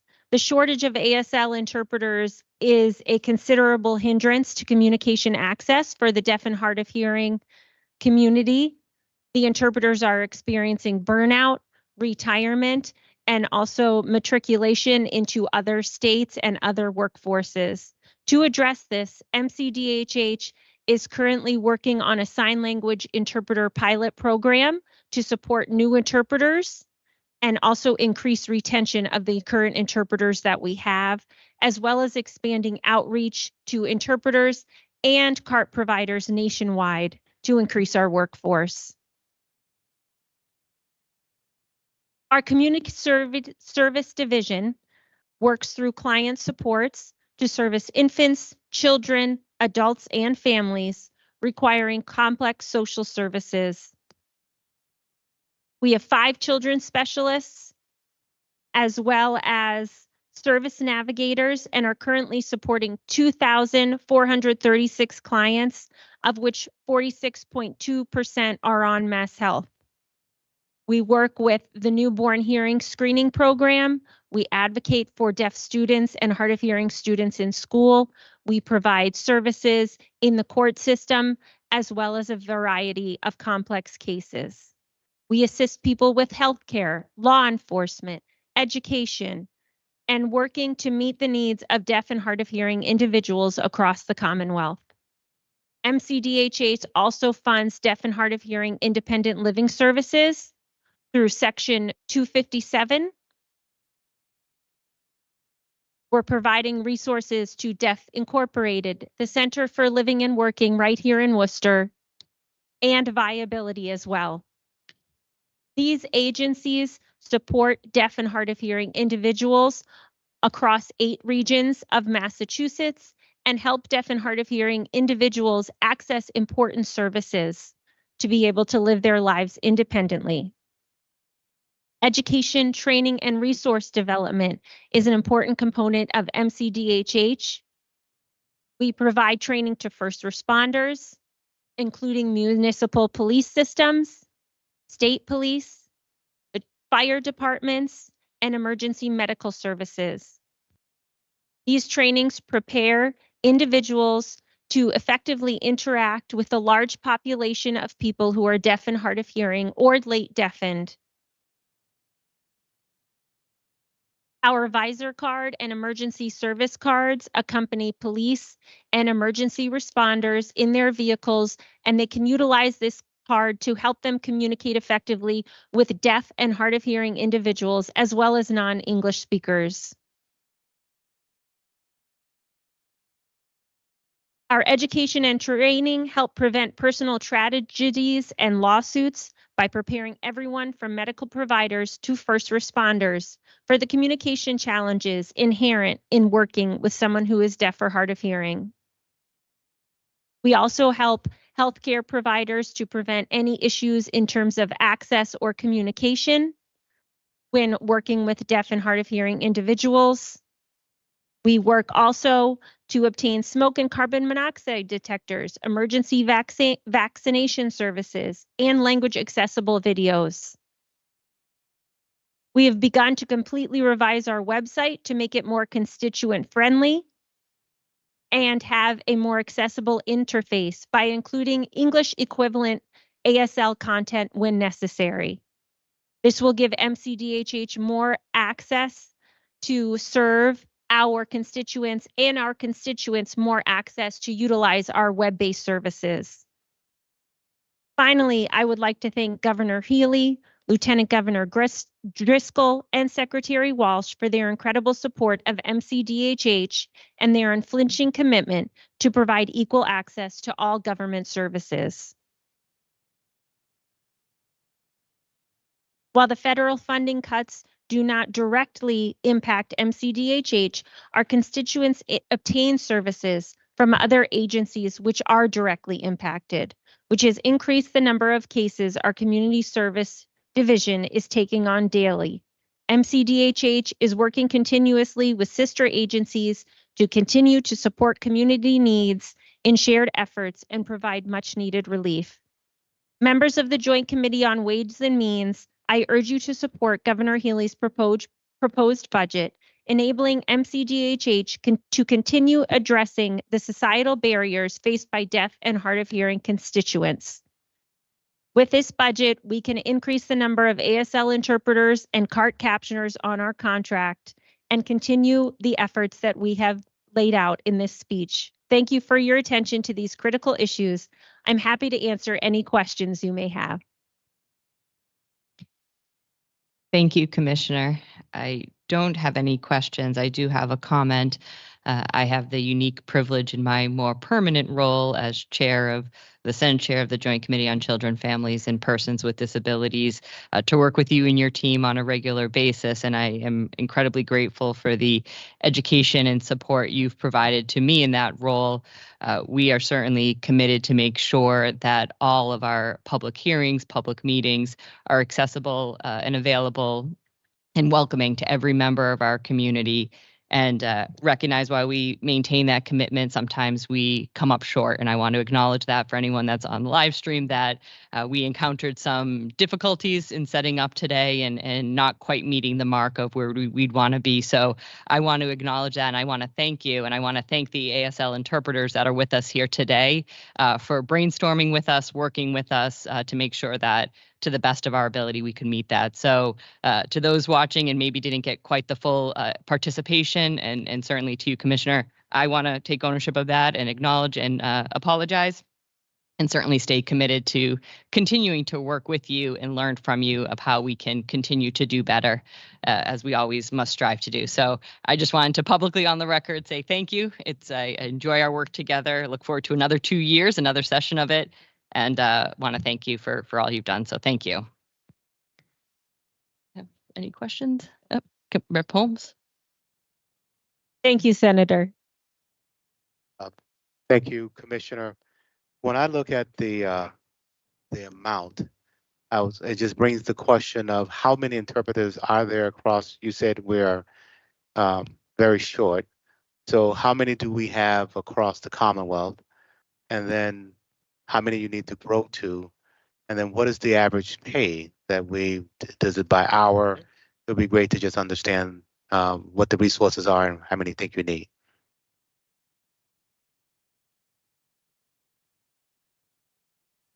I don't have the data at my hands. Maybe I'll ask our Deputy Commissioner of Administration and Finance, Saheen Makuria, to remark. Thank you.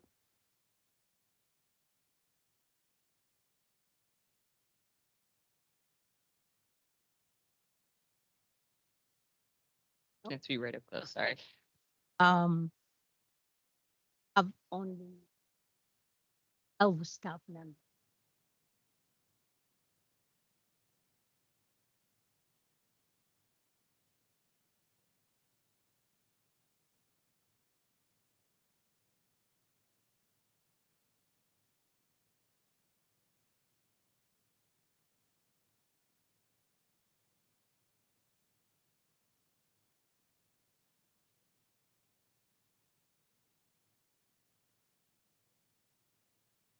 RID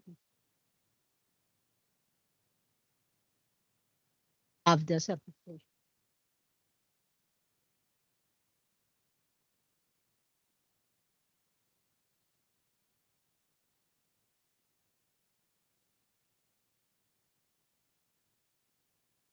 We still do not get enough, not covered.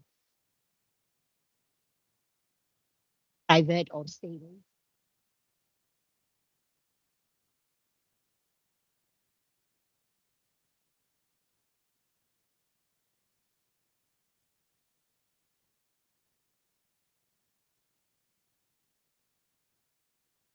Plus the aging.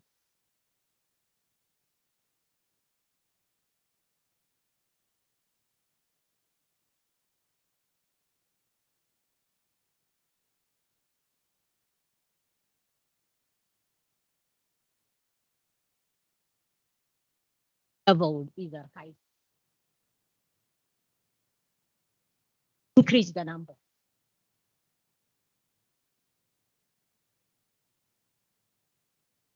All right, you just said something I didn't know. The pay is good, you say.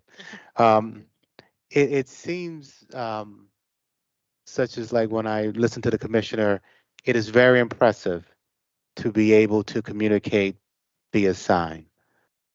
I find it, to be an impressive thing. So when you say the pay is good, I'm still trying to get a sense of how many, you say, I think you're saying, I want to make sure I have it right. We have about 250 to 300 across the state. And then how many you're getting a large demand, obviously, particularly like I'm thinking of all the 351 towns and cities, they need, when they do committee hearings, us doing our hearings, what do you think the number would need to be to satisfy what the need in the Commonwealth is? I guess I'm just trying to get a sense of what that number is. Want to, but I would think if we got and I think the thing that we should emphasize have a deaf hard of hearing that way and TBS.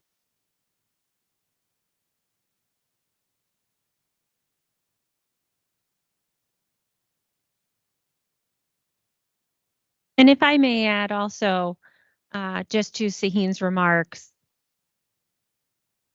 there are efforts that our agency does to partner with some community colleges to be able to allow Governor Healy's programs to be more successful. She has created a program with community colleges that students are able to attend for free if they're making less than $70,000. And so we want to jump on that and be able to look at those historically ignored communities, because Massachusetts is a very diverse workforce, and our statistics of interpreters that we're working with are 90% white interpreters, 90% of them are female. And I don't say that as a slight to those people currently working in that workforce, but we're kind of missing an opportunity to employ people who look like and function like the community that we serve. So we'd like to be able to have appropriate presentation in that workforce. And we would like to be able to work with more interpreters who are specifically trained to work in the legal environment, and they have expertise in that area. We have interpreters who have a high level of expertise in the medical area, high level of expertise in the government area. So having more interpreters who are experts in these various niches and are able to accompany deaf individuals to various events. For example, Governor Healy's State of the State address. Having interpreters who are linguistically competent in these various areas will be able to provide quality service. So it's not just a numbers issue, but a quality issue as well. Thank you for the opportunity to state that. Thank you, Chair Tyler. Thank you so much again for being here with us today. A quick question on House One. Does the House One also include funding to maintain the after hours emergency services program?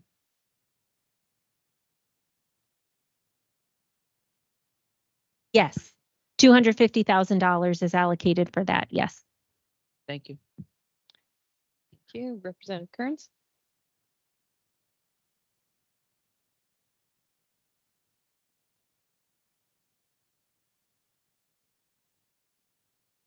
Thank you. Thank you, Madam Chair. Hello, Commissioner Satanwa. Nice to see you again. Always enjoy your visit to the New England Homes for the Deaf with Tom Boudreau, the effervescent Tom Boudreau, and the team over there. Just wanted to follow up on your comment about emergency services and when a person who is deaf or hard of hearing might have an emergency and go to the ER. What happens now, and can we be doing more, and how? That's sort of one question, 3 parts. Thank you. Thank you for that question. Typically, when a deaf person goes to an emergency room, they use VRI technology, which stands for Video Remote Interpretation Services. So you will see a deaf person with a small iPad, a special number will be called, and an interpreter will appear on the screen. Our former position was that we encourage that in times of emergencies only, because most deaf individuals do prefer to have a live person in the room with them. But because of the condition of the workforce right now, we do understand that video remote interpreting is a necessity. So we encourage doctors and medical personnel to use it at the discretion of the individuals in the room, because it's not a one-size-fits-all tool. There are some deaf individuals who prefer to utilize captioning services. Some prefer to use assistive technology that aligns with a cochlear implant or hearing aid that they have. So typically, we encourage people to ask the deaf or hard of hearing person who is the patient, what works for you and how can we meet that need? Thank you. Anybody else? Thank you, Commissioner.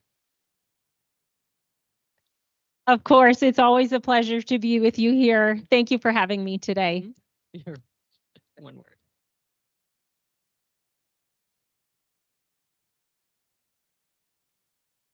Next, we will hear from the Massachusetts Commission for the Blind. That'll be Commissioner John Oliveira and Justine Muir. Please correct me if I mispronounce your last name, Deputy Commissioner. Thank you so much for showing up today.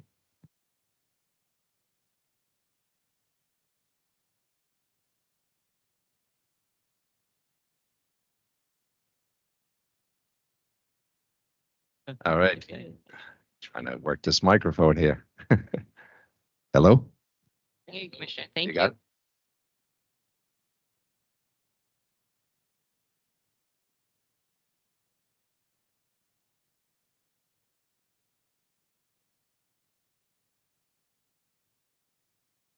All right. Good afternoon.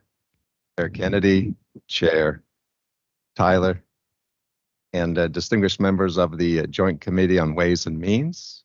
I'm John Oliveira, the Deputy Commissioner at the Commissioner at the Commission for the Blind, and to my left is Deputy Commissioner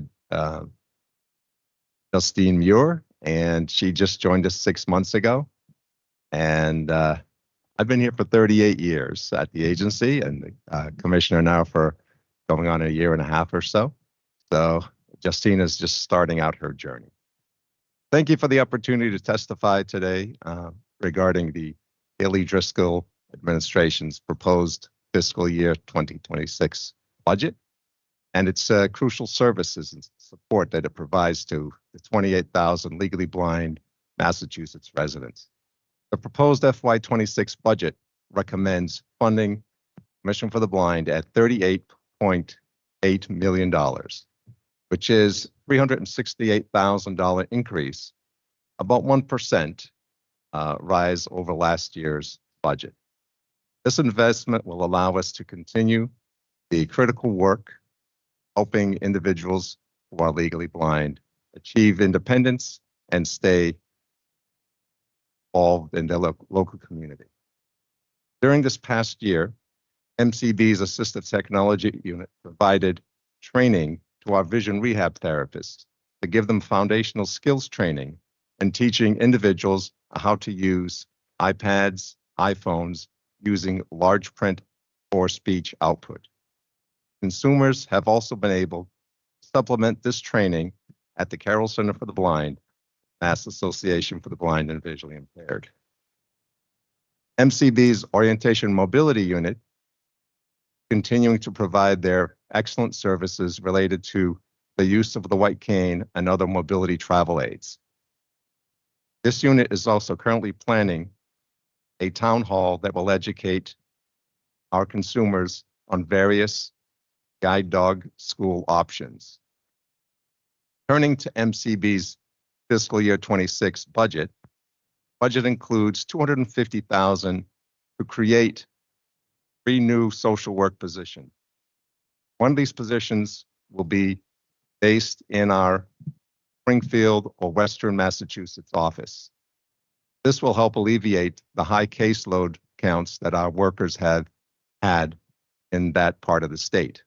Second position will provide a vision rehab therapist in our central Massachusetts office, Worcester, this will double the amount of staff that we have working in that office. For years, we've had this position that had not been filled because of someone had retired, and one worker had been covering this area, and having a second worker will be tremendously helpful and will allow our consumers to really see a worker more frequently and receive training at home. The Boston office will be hosting the third position, and this will include a worker that will provide housing assistance to our consumers. This has been a need that's been growing over the past several years, and we have proud that we have received the funding to able to fill this position. This position will provide services to consumers who are unhoused, those who are about to lose their housing, and also will provide applications assistance and look for suitable housing for individuals who are in search of housing.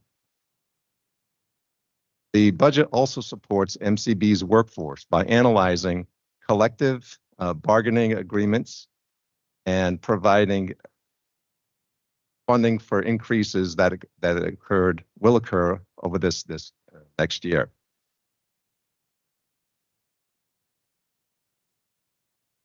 This budget maintains this budget increase maintains a strong and well-equipped team to provide the specialized, high quality, and individualized services that we provide to our consumers.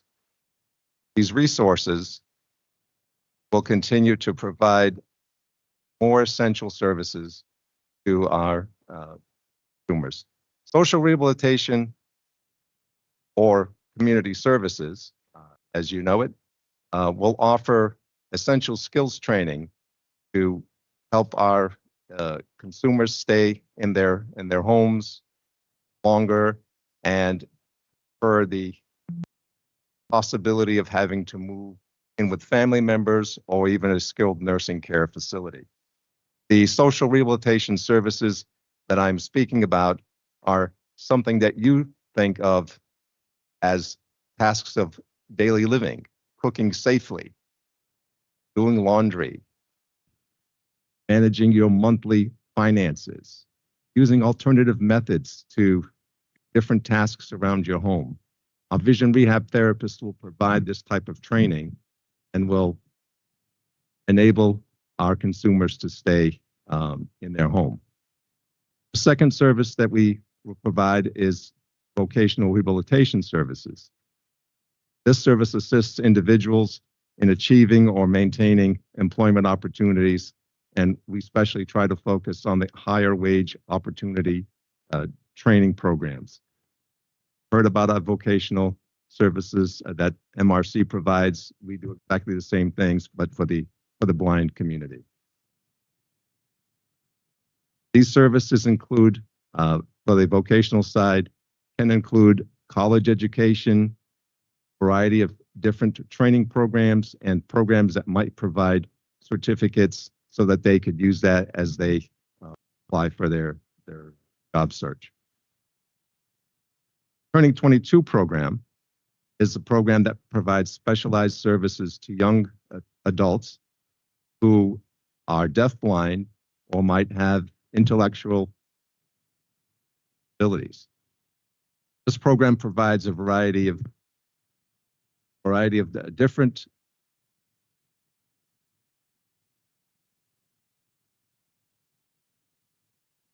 living situations so that the consumer can end up in a program that best fits what they need. This program also provides many opportunities to attend day programs. And again, we always try to fit the program to what that consumer needs and what serves them the best. Regarding the agency's federal funded programs, which is again vocational rehabilitation, we have our older independent blind program and our supported employment program. To this date, MCB has received expected funding, but we are looking carefully and working with our organizations for professionals that we belong to, and also working with our consumer groups and our contacts to try to stay up to date on what is happening in Washington. As you know, it changes daily. You never know what's going to happen tomorrow. So our program makes a significant difference in the lives of residents of Massachusetts that we serve. We receive constant positive feedback from our consumers about life-changing support that our staff and working with our staff provides to them. Looking ahead, we know that the need for our services will continue to grow. Age-related vision loss is the leading cause of legal blindness in Massachusetts. And as our population ages, the number of people experiencing vision loss increases, requiring MCB to provide the essential independent living rehabilitation services that they need. So by investing now, we are ensuring that Massachusetts will be a more accessible and supportive place for everyone, including the 28,000 legally blind people in the Commonwealth. I'm deeply grateful for the opportunity to testify here today, and our community and myself are grateful for the legislators' ongoing support and commitment that you have provided over the years to the legally blind residents of Massachusetts. Available to answer any questions that you. Thank you, Commissioner. We have Representative Owens. Hey, hi, Commissioner. This is Representative Steve Owens. By way of description, I'm wearing my blue suit and tie today, and my hair and beard is a little grayer than the last time we were together. Time moves on, right? For it comes for us all, my friend. First of all, thank you so much for sticking with us for the entire afternoon. It's like the morning. marathon. We're almost at the end here. And I do. A few years ago, my office got a lot of complaints from the deaf-blind community about not having as many resources. And those complaints have largely stopped. So I'm either assuming that you've done a great job in servicing that community, or something else is going on. So I'd love to hear you talk a little bit about what resources you have for the deaf-blind community, and if you think that H1 meets the need for those folks, because as you know, those are some of the most vulnerable and isolated folks that you serve. Right. So the deaf-blind community is served through our Community Access Network program, and Deaf Inc. is the vendor, and they serve individuals by providing service providers to go with them to help with communications needs at a variety of different events that they may want to go to. We also have our fully staffed. We have a staff person in each region. We are trying to work closely with Deaf Inc. to come up with any new ideas that may be of interest or may work for the deaf-blind community.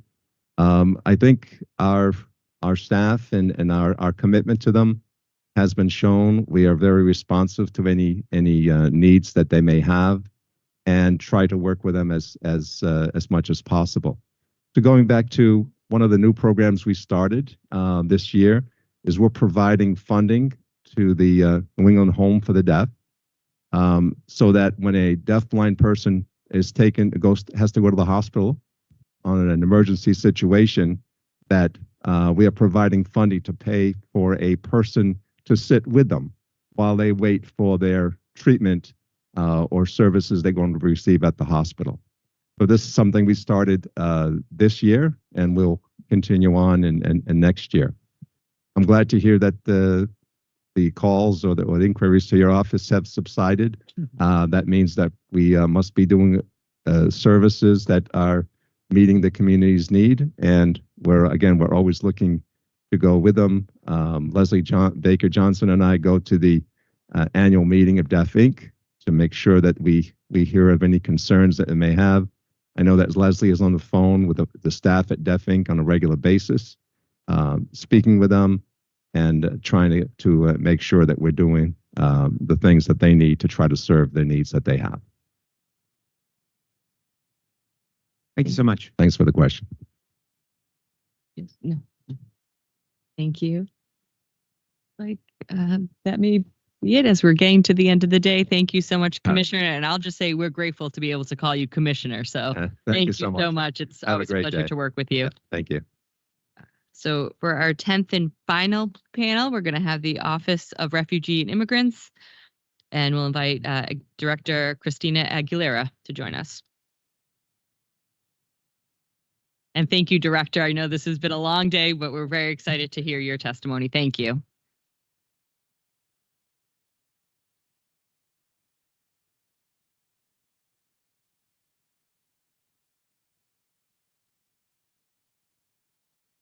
We'll need to slide the microphone over because it has to be right in your face. To the one on the table probably won't cut it. Thank you.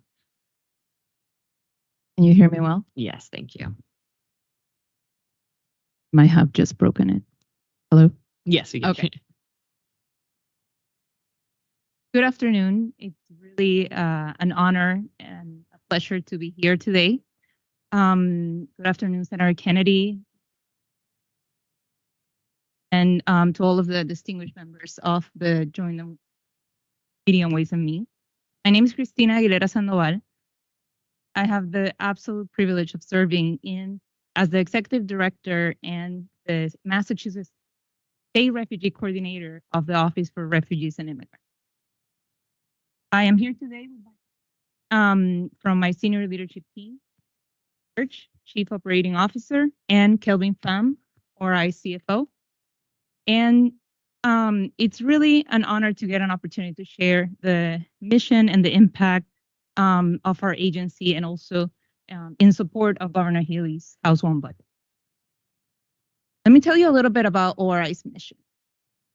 Our state's Office for Refugees and Immigrants has the distinct mission to welcome and empower all immigrants in Massachusetts to access resources and opportunities. Our goal and the absolute main objective of every single one of our programs and our very committed and talented staff is to ensure that we can facilitate a path to self-sufficiency and well-being for all the newcomers that are choosing Massachusetts as their home. We do this by collaborating across government agencies, by building partnership with community-based organizations that are all in your communities, and by creating programs that meet the needs and uplift the contributions of immigrants to our Commonwealth.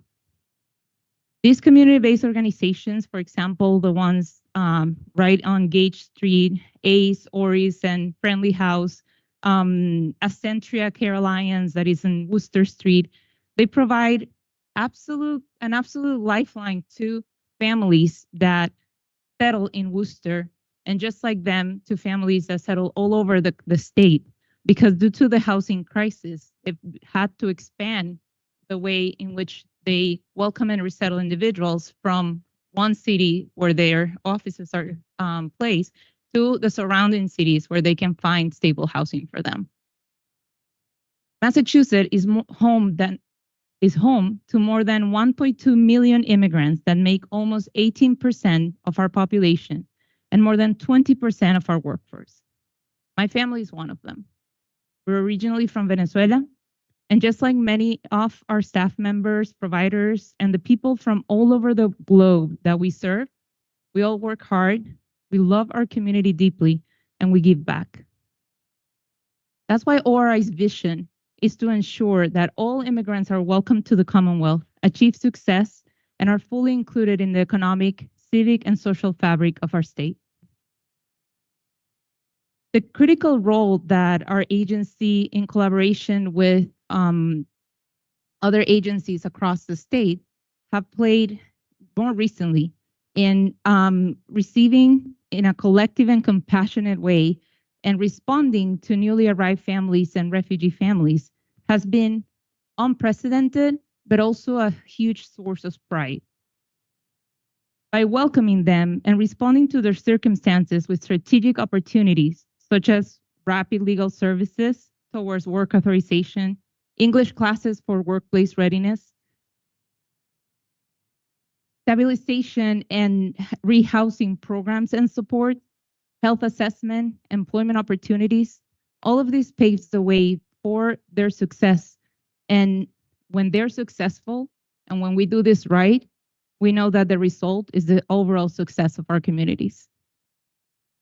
Governor Healy's proposed budget includes an increase in ORI's administrative funding to be able to support greater fiscal and program oversight that allows ORI to expand our capacity and manage and execute contracts and track results.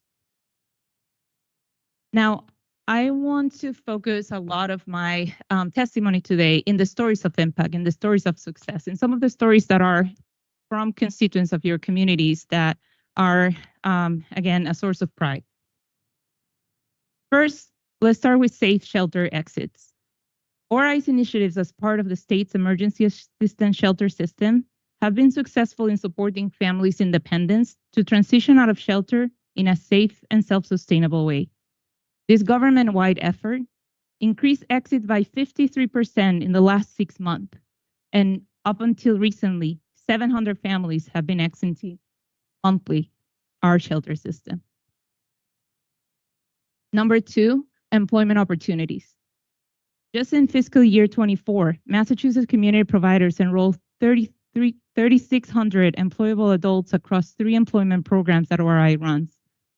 Close to 50% of individuals were placed in employment in the same year, and more than 80% of those jobs offer health benefits and others that ensure families are safe. Number 3, English for work readiness. I'm going to tell you about Chynah, who arrived from Haiti and was seeking safety in Massachusetts. One of her biggest challenges was the language barrier, which limited her opportunities and made daily life more difficult. She was determined to overcome this obstacle and enroll in ORI's English program, who successfully completed in December of 2024. She gained confidence through the program. She made sure that she had enough language skills to go and apply for a job opportunity. And just a month later, just January of 2025, she secured a full-time job at an Amazon warehouse, a position that requires strong communication skills to follow instructions, coordinate with coworkers, handle OSHA requirements, etc. And she's now making sure that we all get our packages.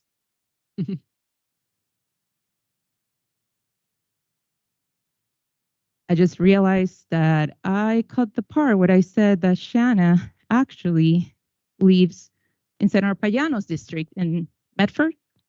No? Okay. Medfield? Close. Methuen. Methuen. That's what actually where she lives. But when I cut them, I'm like, which of the Met? All right. Rehousing. It's number 4.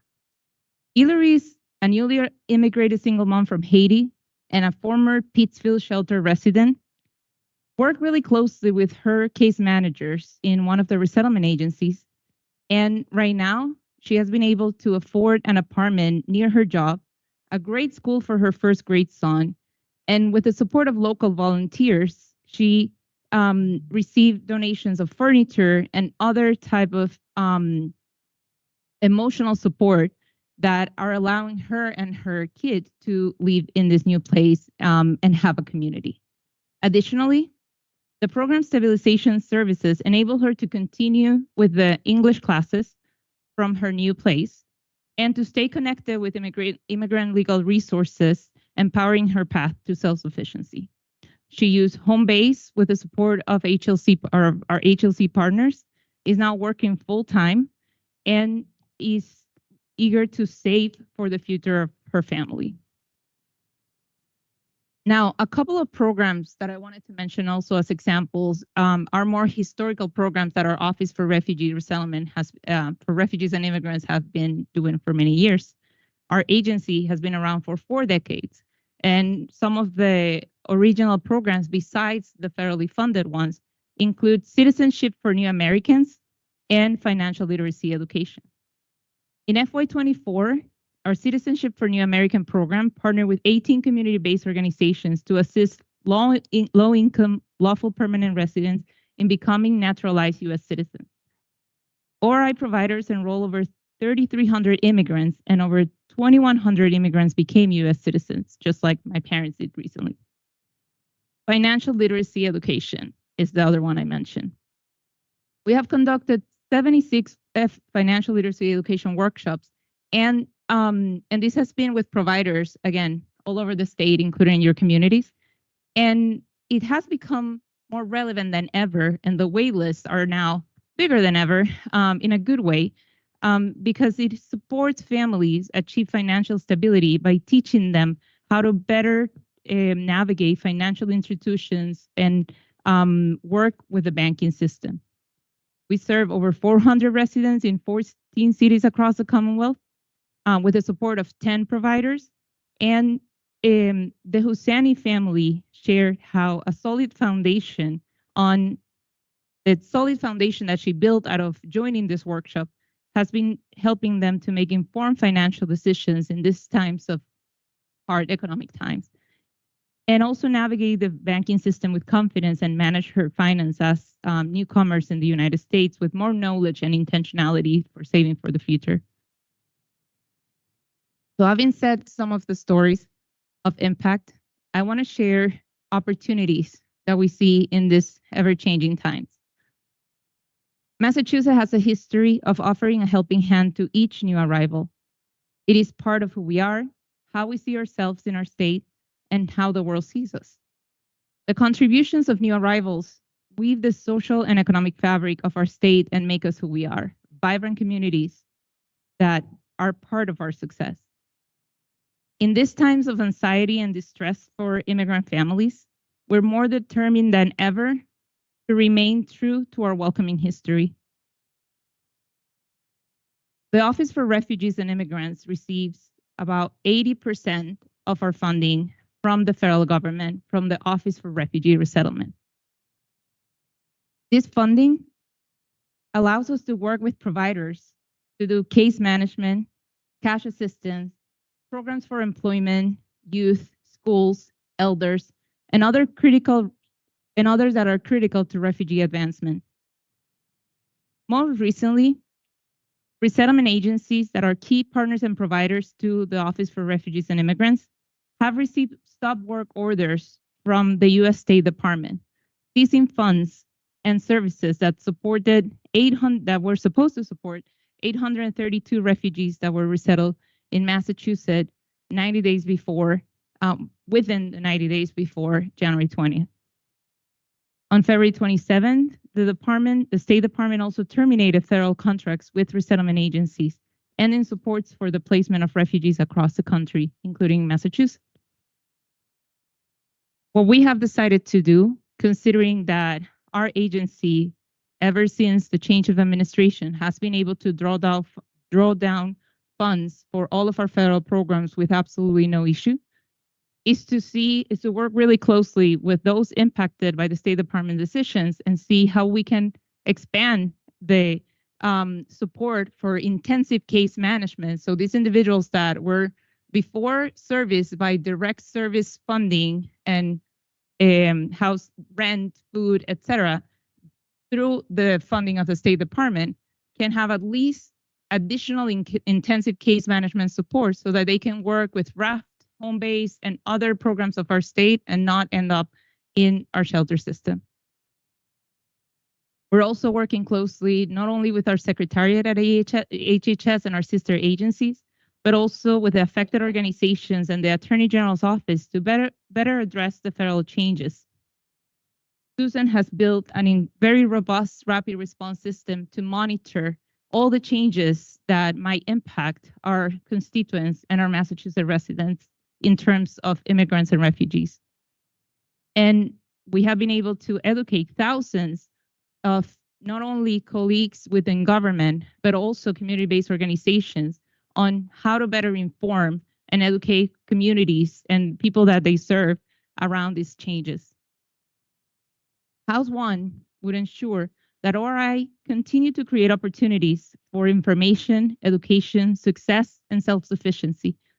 Our agency has strengthened and expanded in the past couple of years, thanks to your support, the legislature, and the Healy Driscoll administration and Secretary Walsh, to be better equipped and more responsive in meeting the needs and expanding opportunities for all immigrants across the state.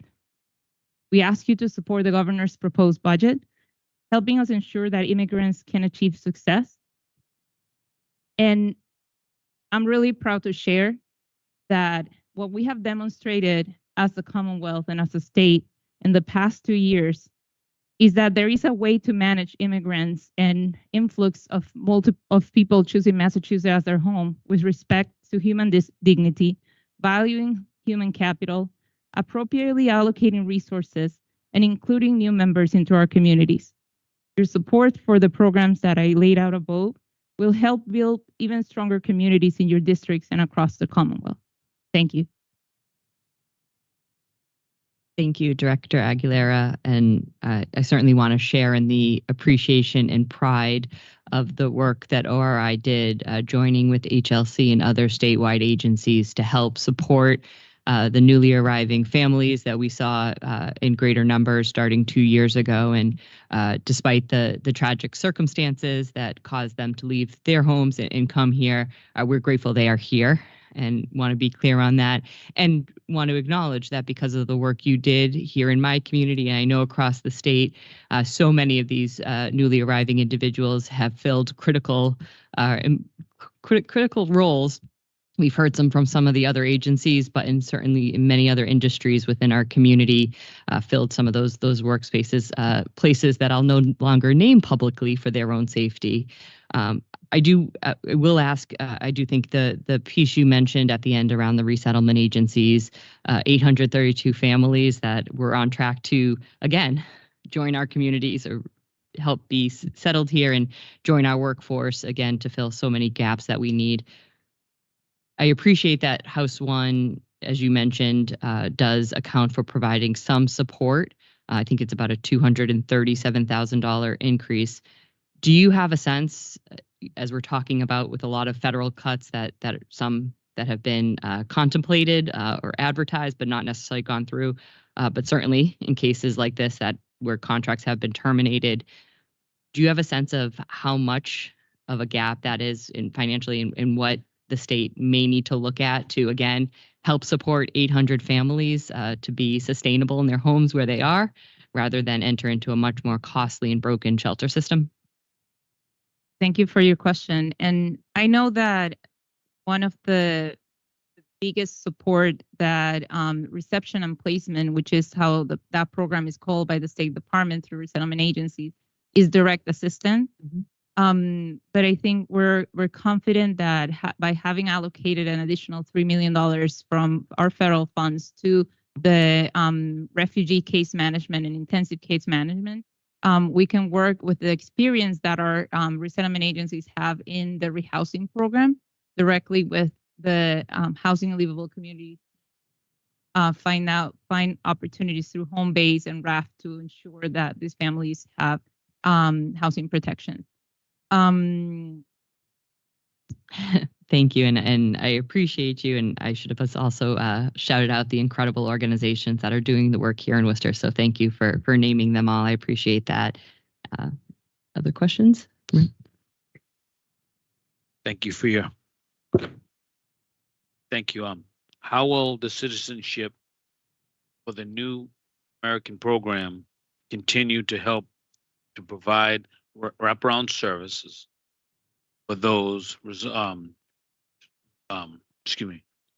settling in Massachusetts? Yes, so citizenship is one of the programs that I think that the outcome of it brings most joy, because at the end of the journey of an immigrant to come to Massachusetts is being able to become a U.S. citizen and hold that flag with pride. And this is a program that has always been somewhat steadily funded with small increases that allow us to serve up to 3,000 individuals with that are legal permanent residents so that they can have English classes, citizenship classes, pass a test, have someone have an immigration attorney or BA accredited individual or permanent justice accredited individual fill out their citizenship application so that they can become citizens. Other questions?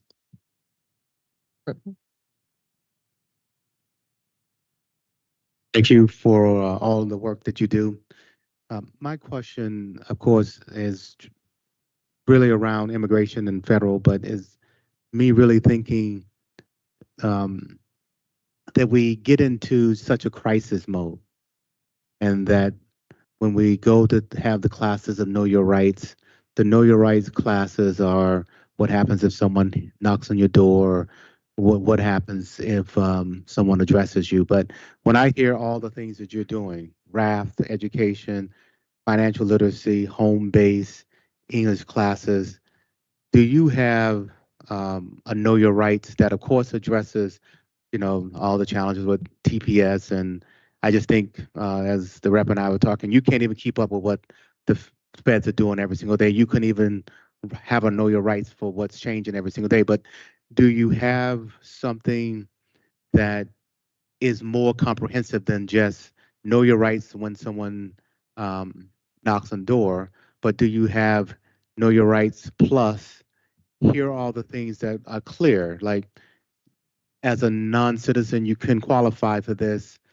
As a person who's new immigrant, you can qualify, and you don't qualify for this. Like, is there, again, not just on your website, but is there something that when someone, even in our offices, can walk in, Mira sends me some stuff, but is there something from your office that here are all the services that you can qualify from the state, and as in, even if it's double-sided, something that also says here are all the things that happen if someone knocks on your door. So it's really is much more comprehensive than, hey, I want to give you something in case of an emergency, but also if that emergency doesn't happen today, here's what we provide as a Commonwealth for you. Know Your Rights on one side, kind of what my thoughts are, and then here are all the services that we can make sure that while you're here, it's clear on what you can qualify for and not.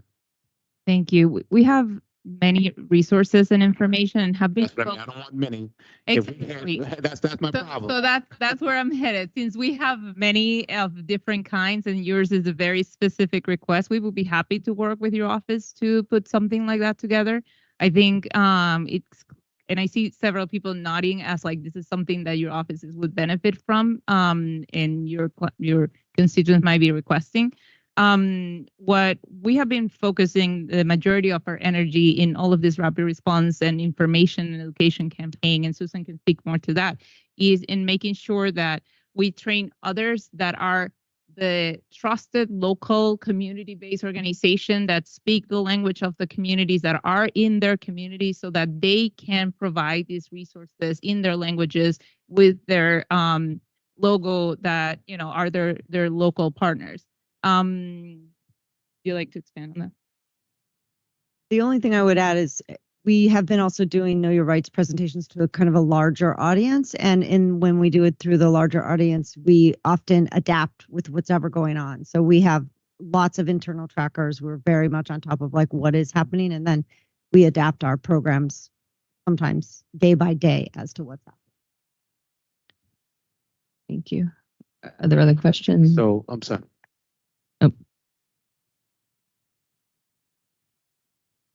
All of us who are not very capable and only speak one language and sometimes struggle with just English, I think we get pushed from many people who want to say what people qualify for and what they don't.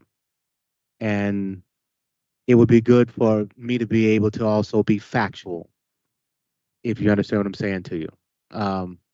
Because of the fact that, one, I want to be factual for what folks can get and what they qualify for, but then also be able to be factual for some of the misinformation that's happening about how someone may be robbing from our systems and things of that nature. So that's what I mean. I appreciate the urgency of the moment, but still, when someone's in front of me, if I can give them both sets of information, here's how we address something urgent, here's how you still live day to day, that would just be helpful even for me and my offices. Absolutely. Thanks. That's a great request. Thank you. Rep. Arriaga? On the end.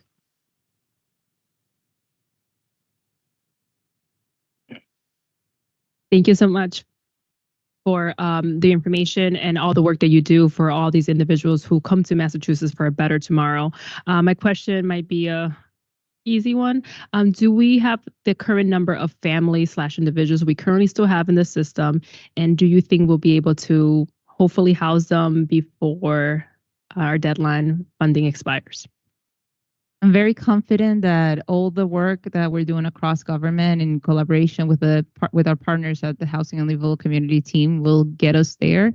As I mentioned, the exits, thanks to all the programs that we've collaborated on, have increased significantly. And in terms of the exact numbers, I'm happy to get back to you. I don't want to just give you an old number. Appreciate that. Thank you. Thank you. Anybody else? Thank you, Director. I think hearing no more questions, we thank you. Thank you very much. Excellent. And with that, we have come to the conclusion of our hearing today. I do want to again thank the members of our committee. I want to thank the agencies that are here. I especially want to acknowledge all the commissioners and staff from all the presenters previously who are still with us. Thank you for sticking out the whole day and supporting your colleagues. I certainly see you and appreciate that. I want to again thank Joe and Anthony, our court officers, for your support. I want to thank our ASL interpreters. I know it's been a long day. Thank you. I want to thank my staff, who I hope are still standing strong out there. Thank you for everything you do every day. And again, thank you to Daugherty High School for welcoming us and allowing us to use this space. So thank you so much. And with that, we'll adjourn.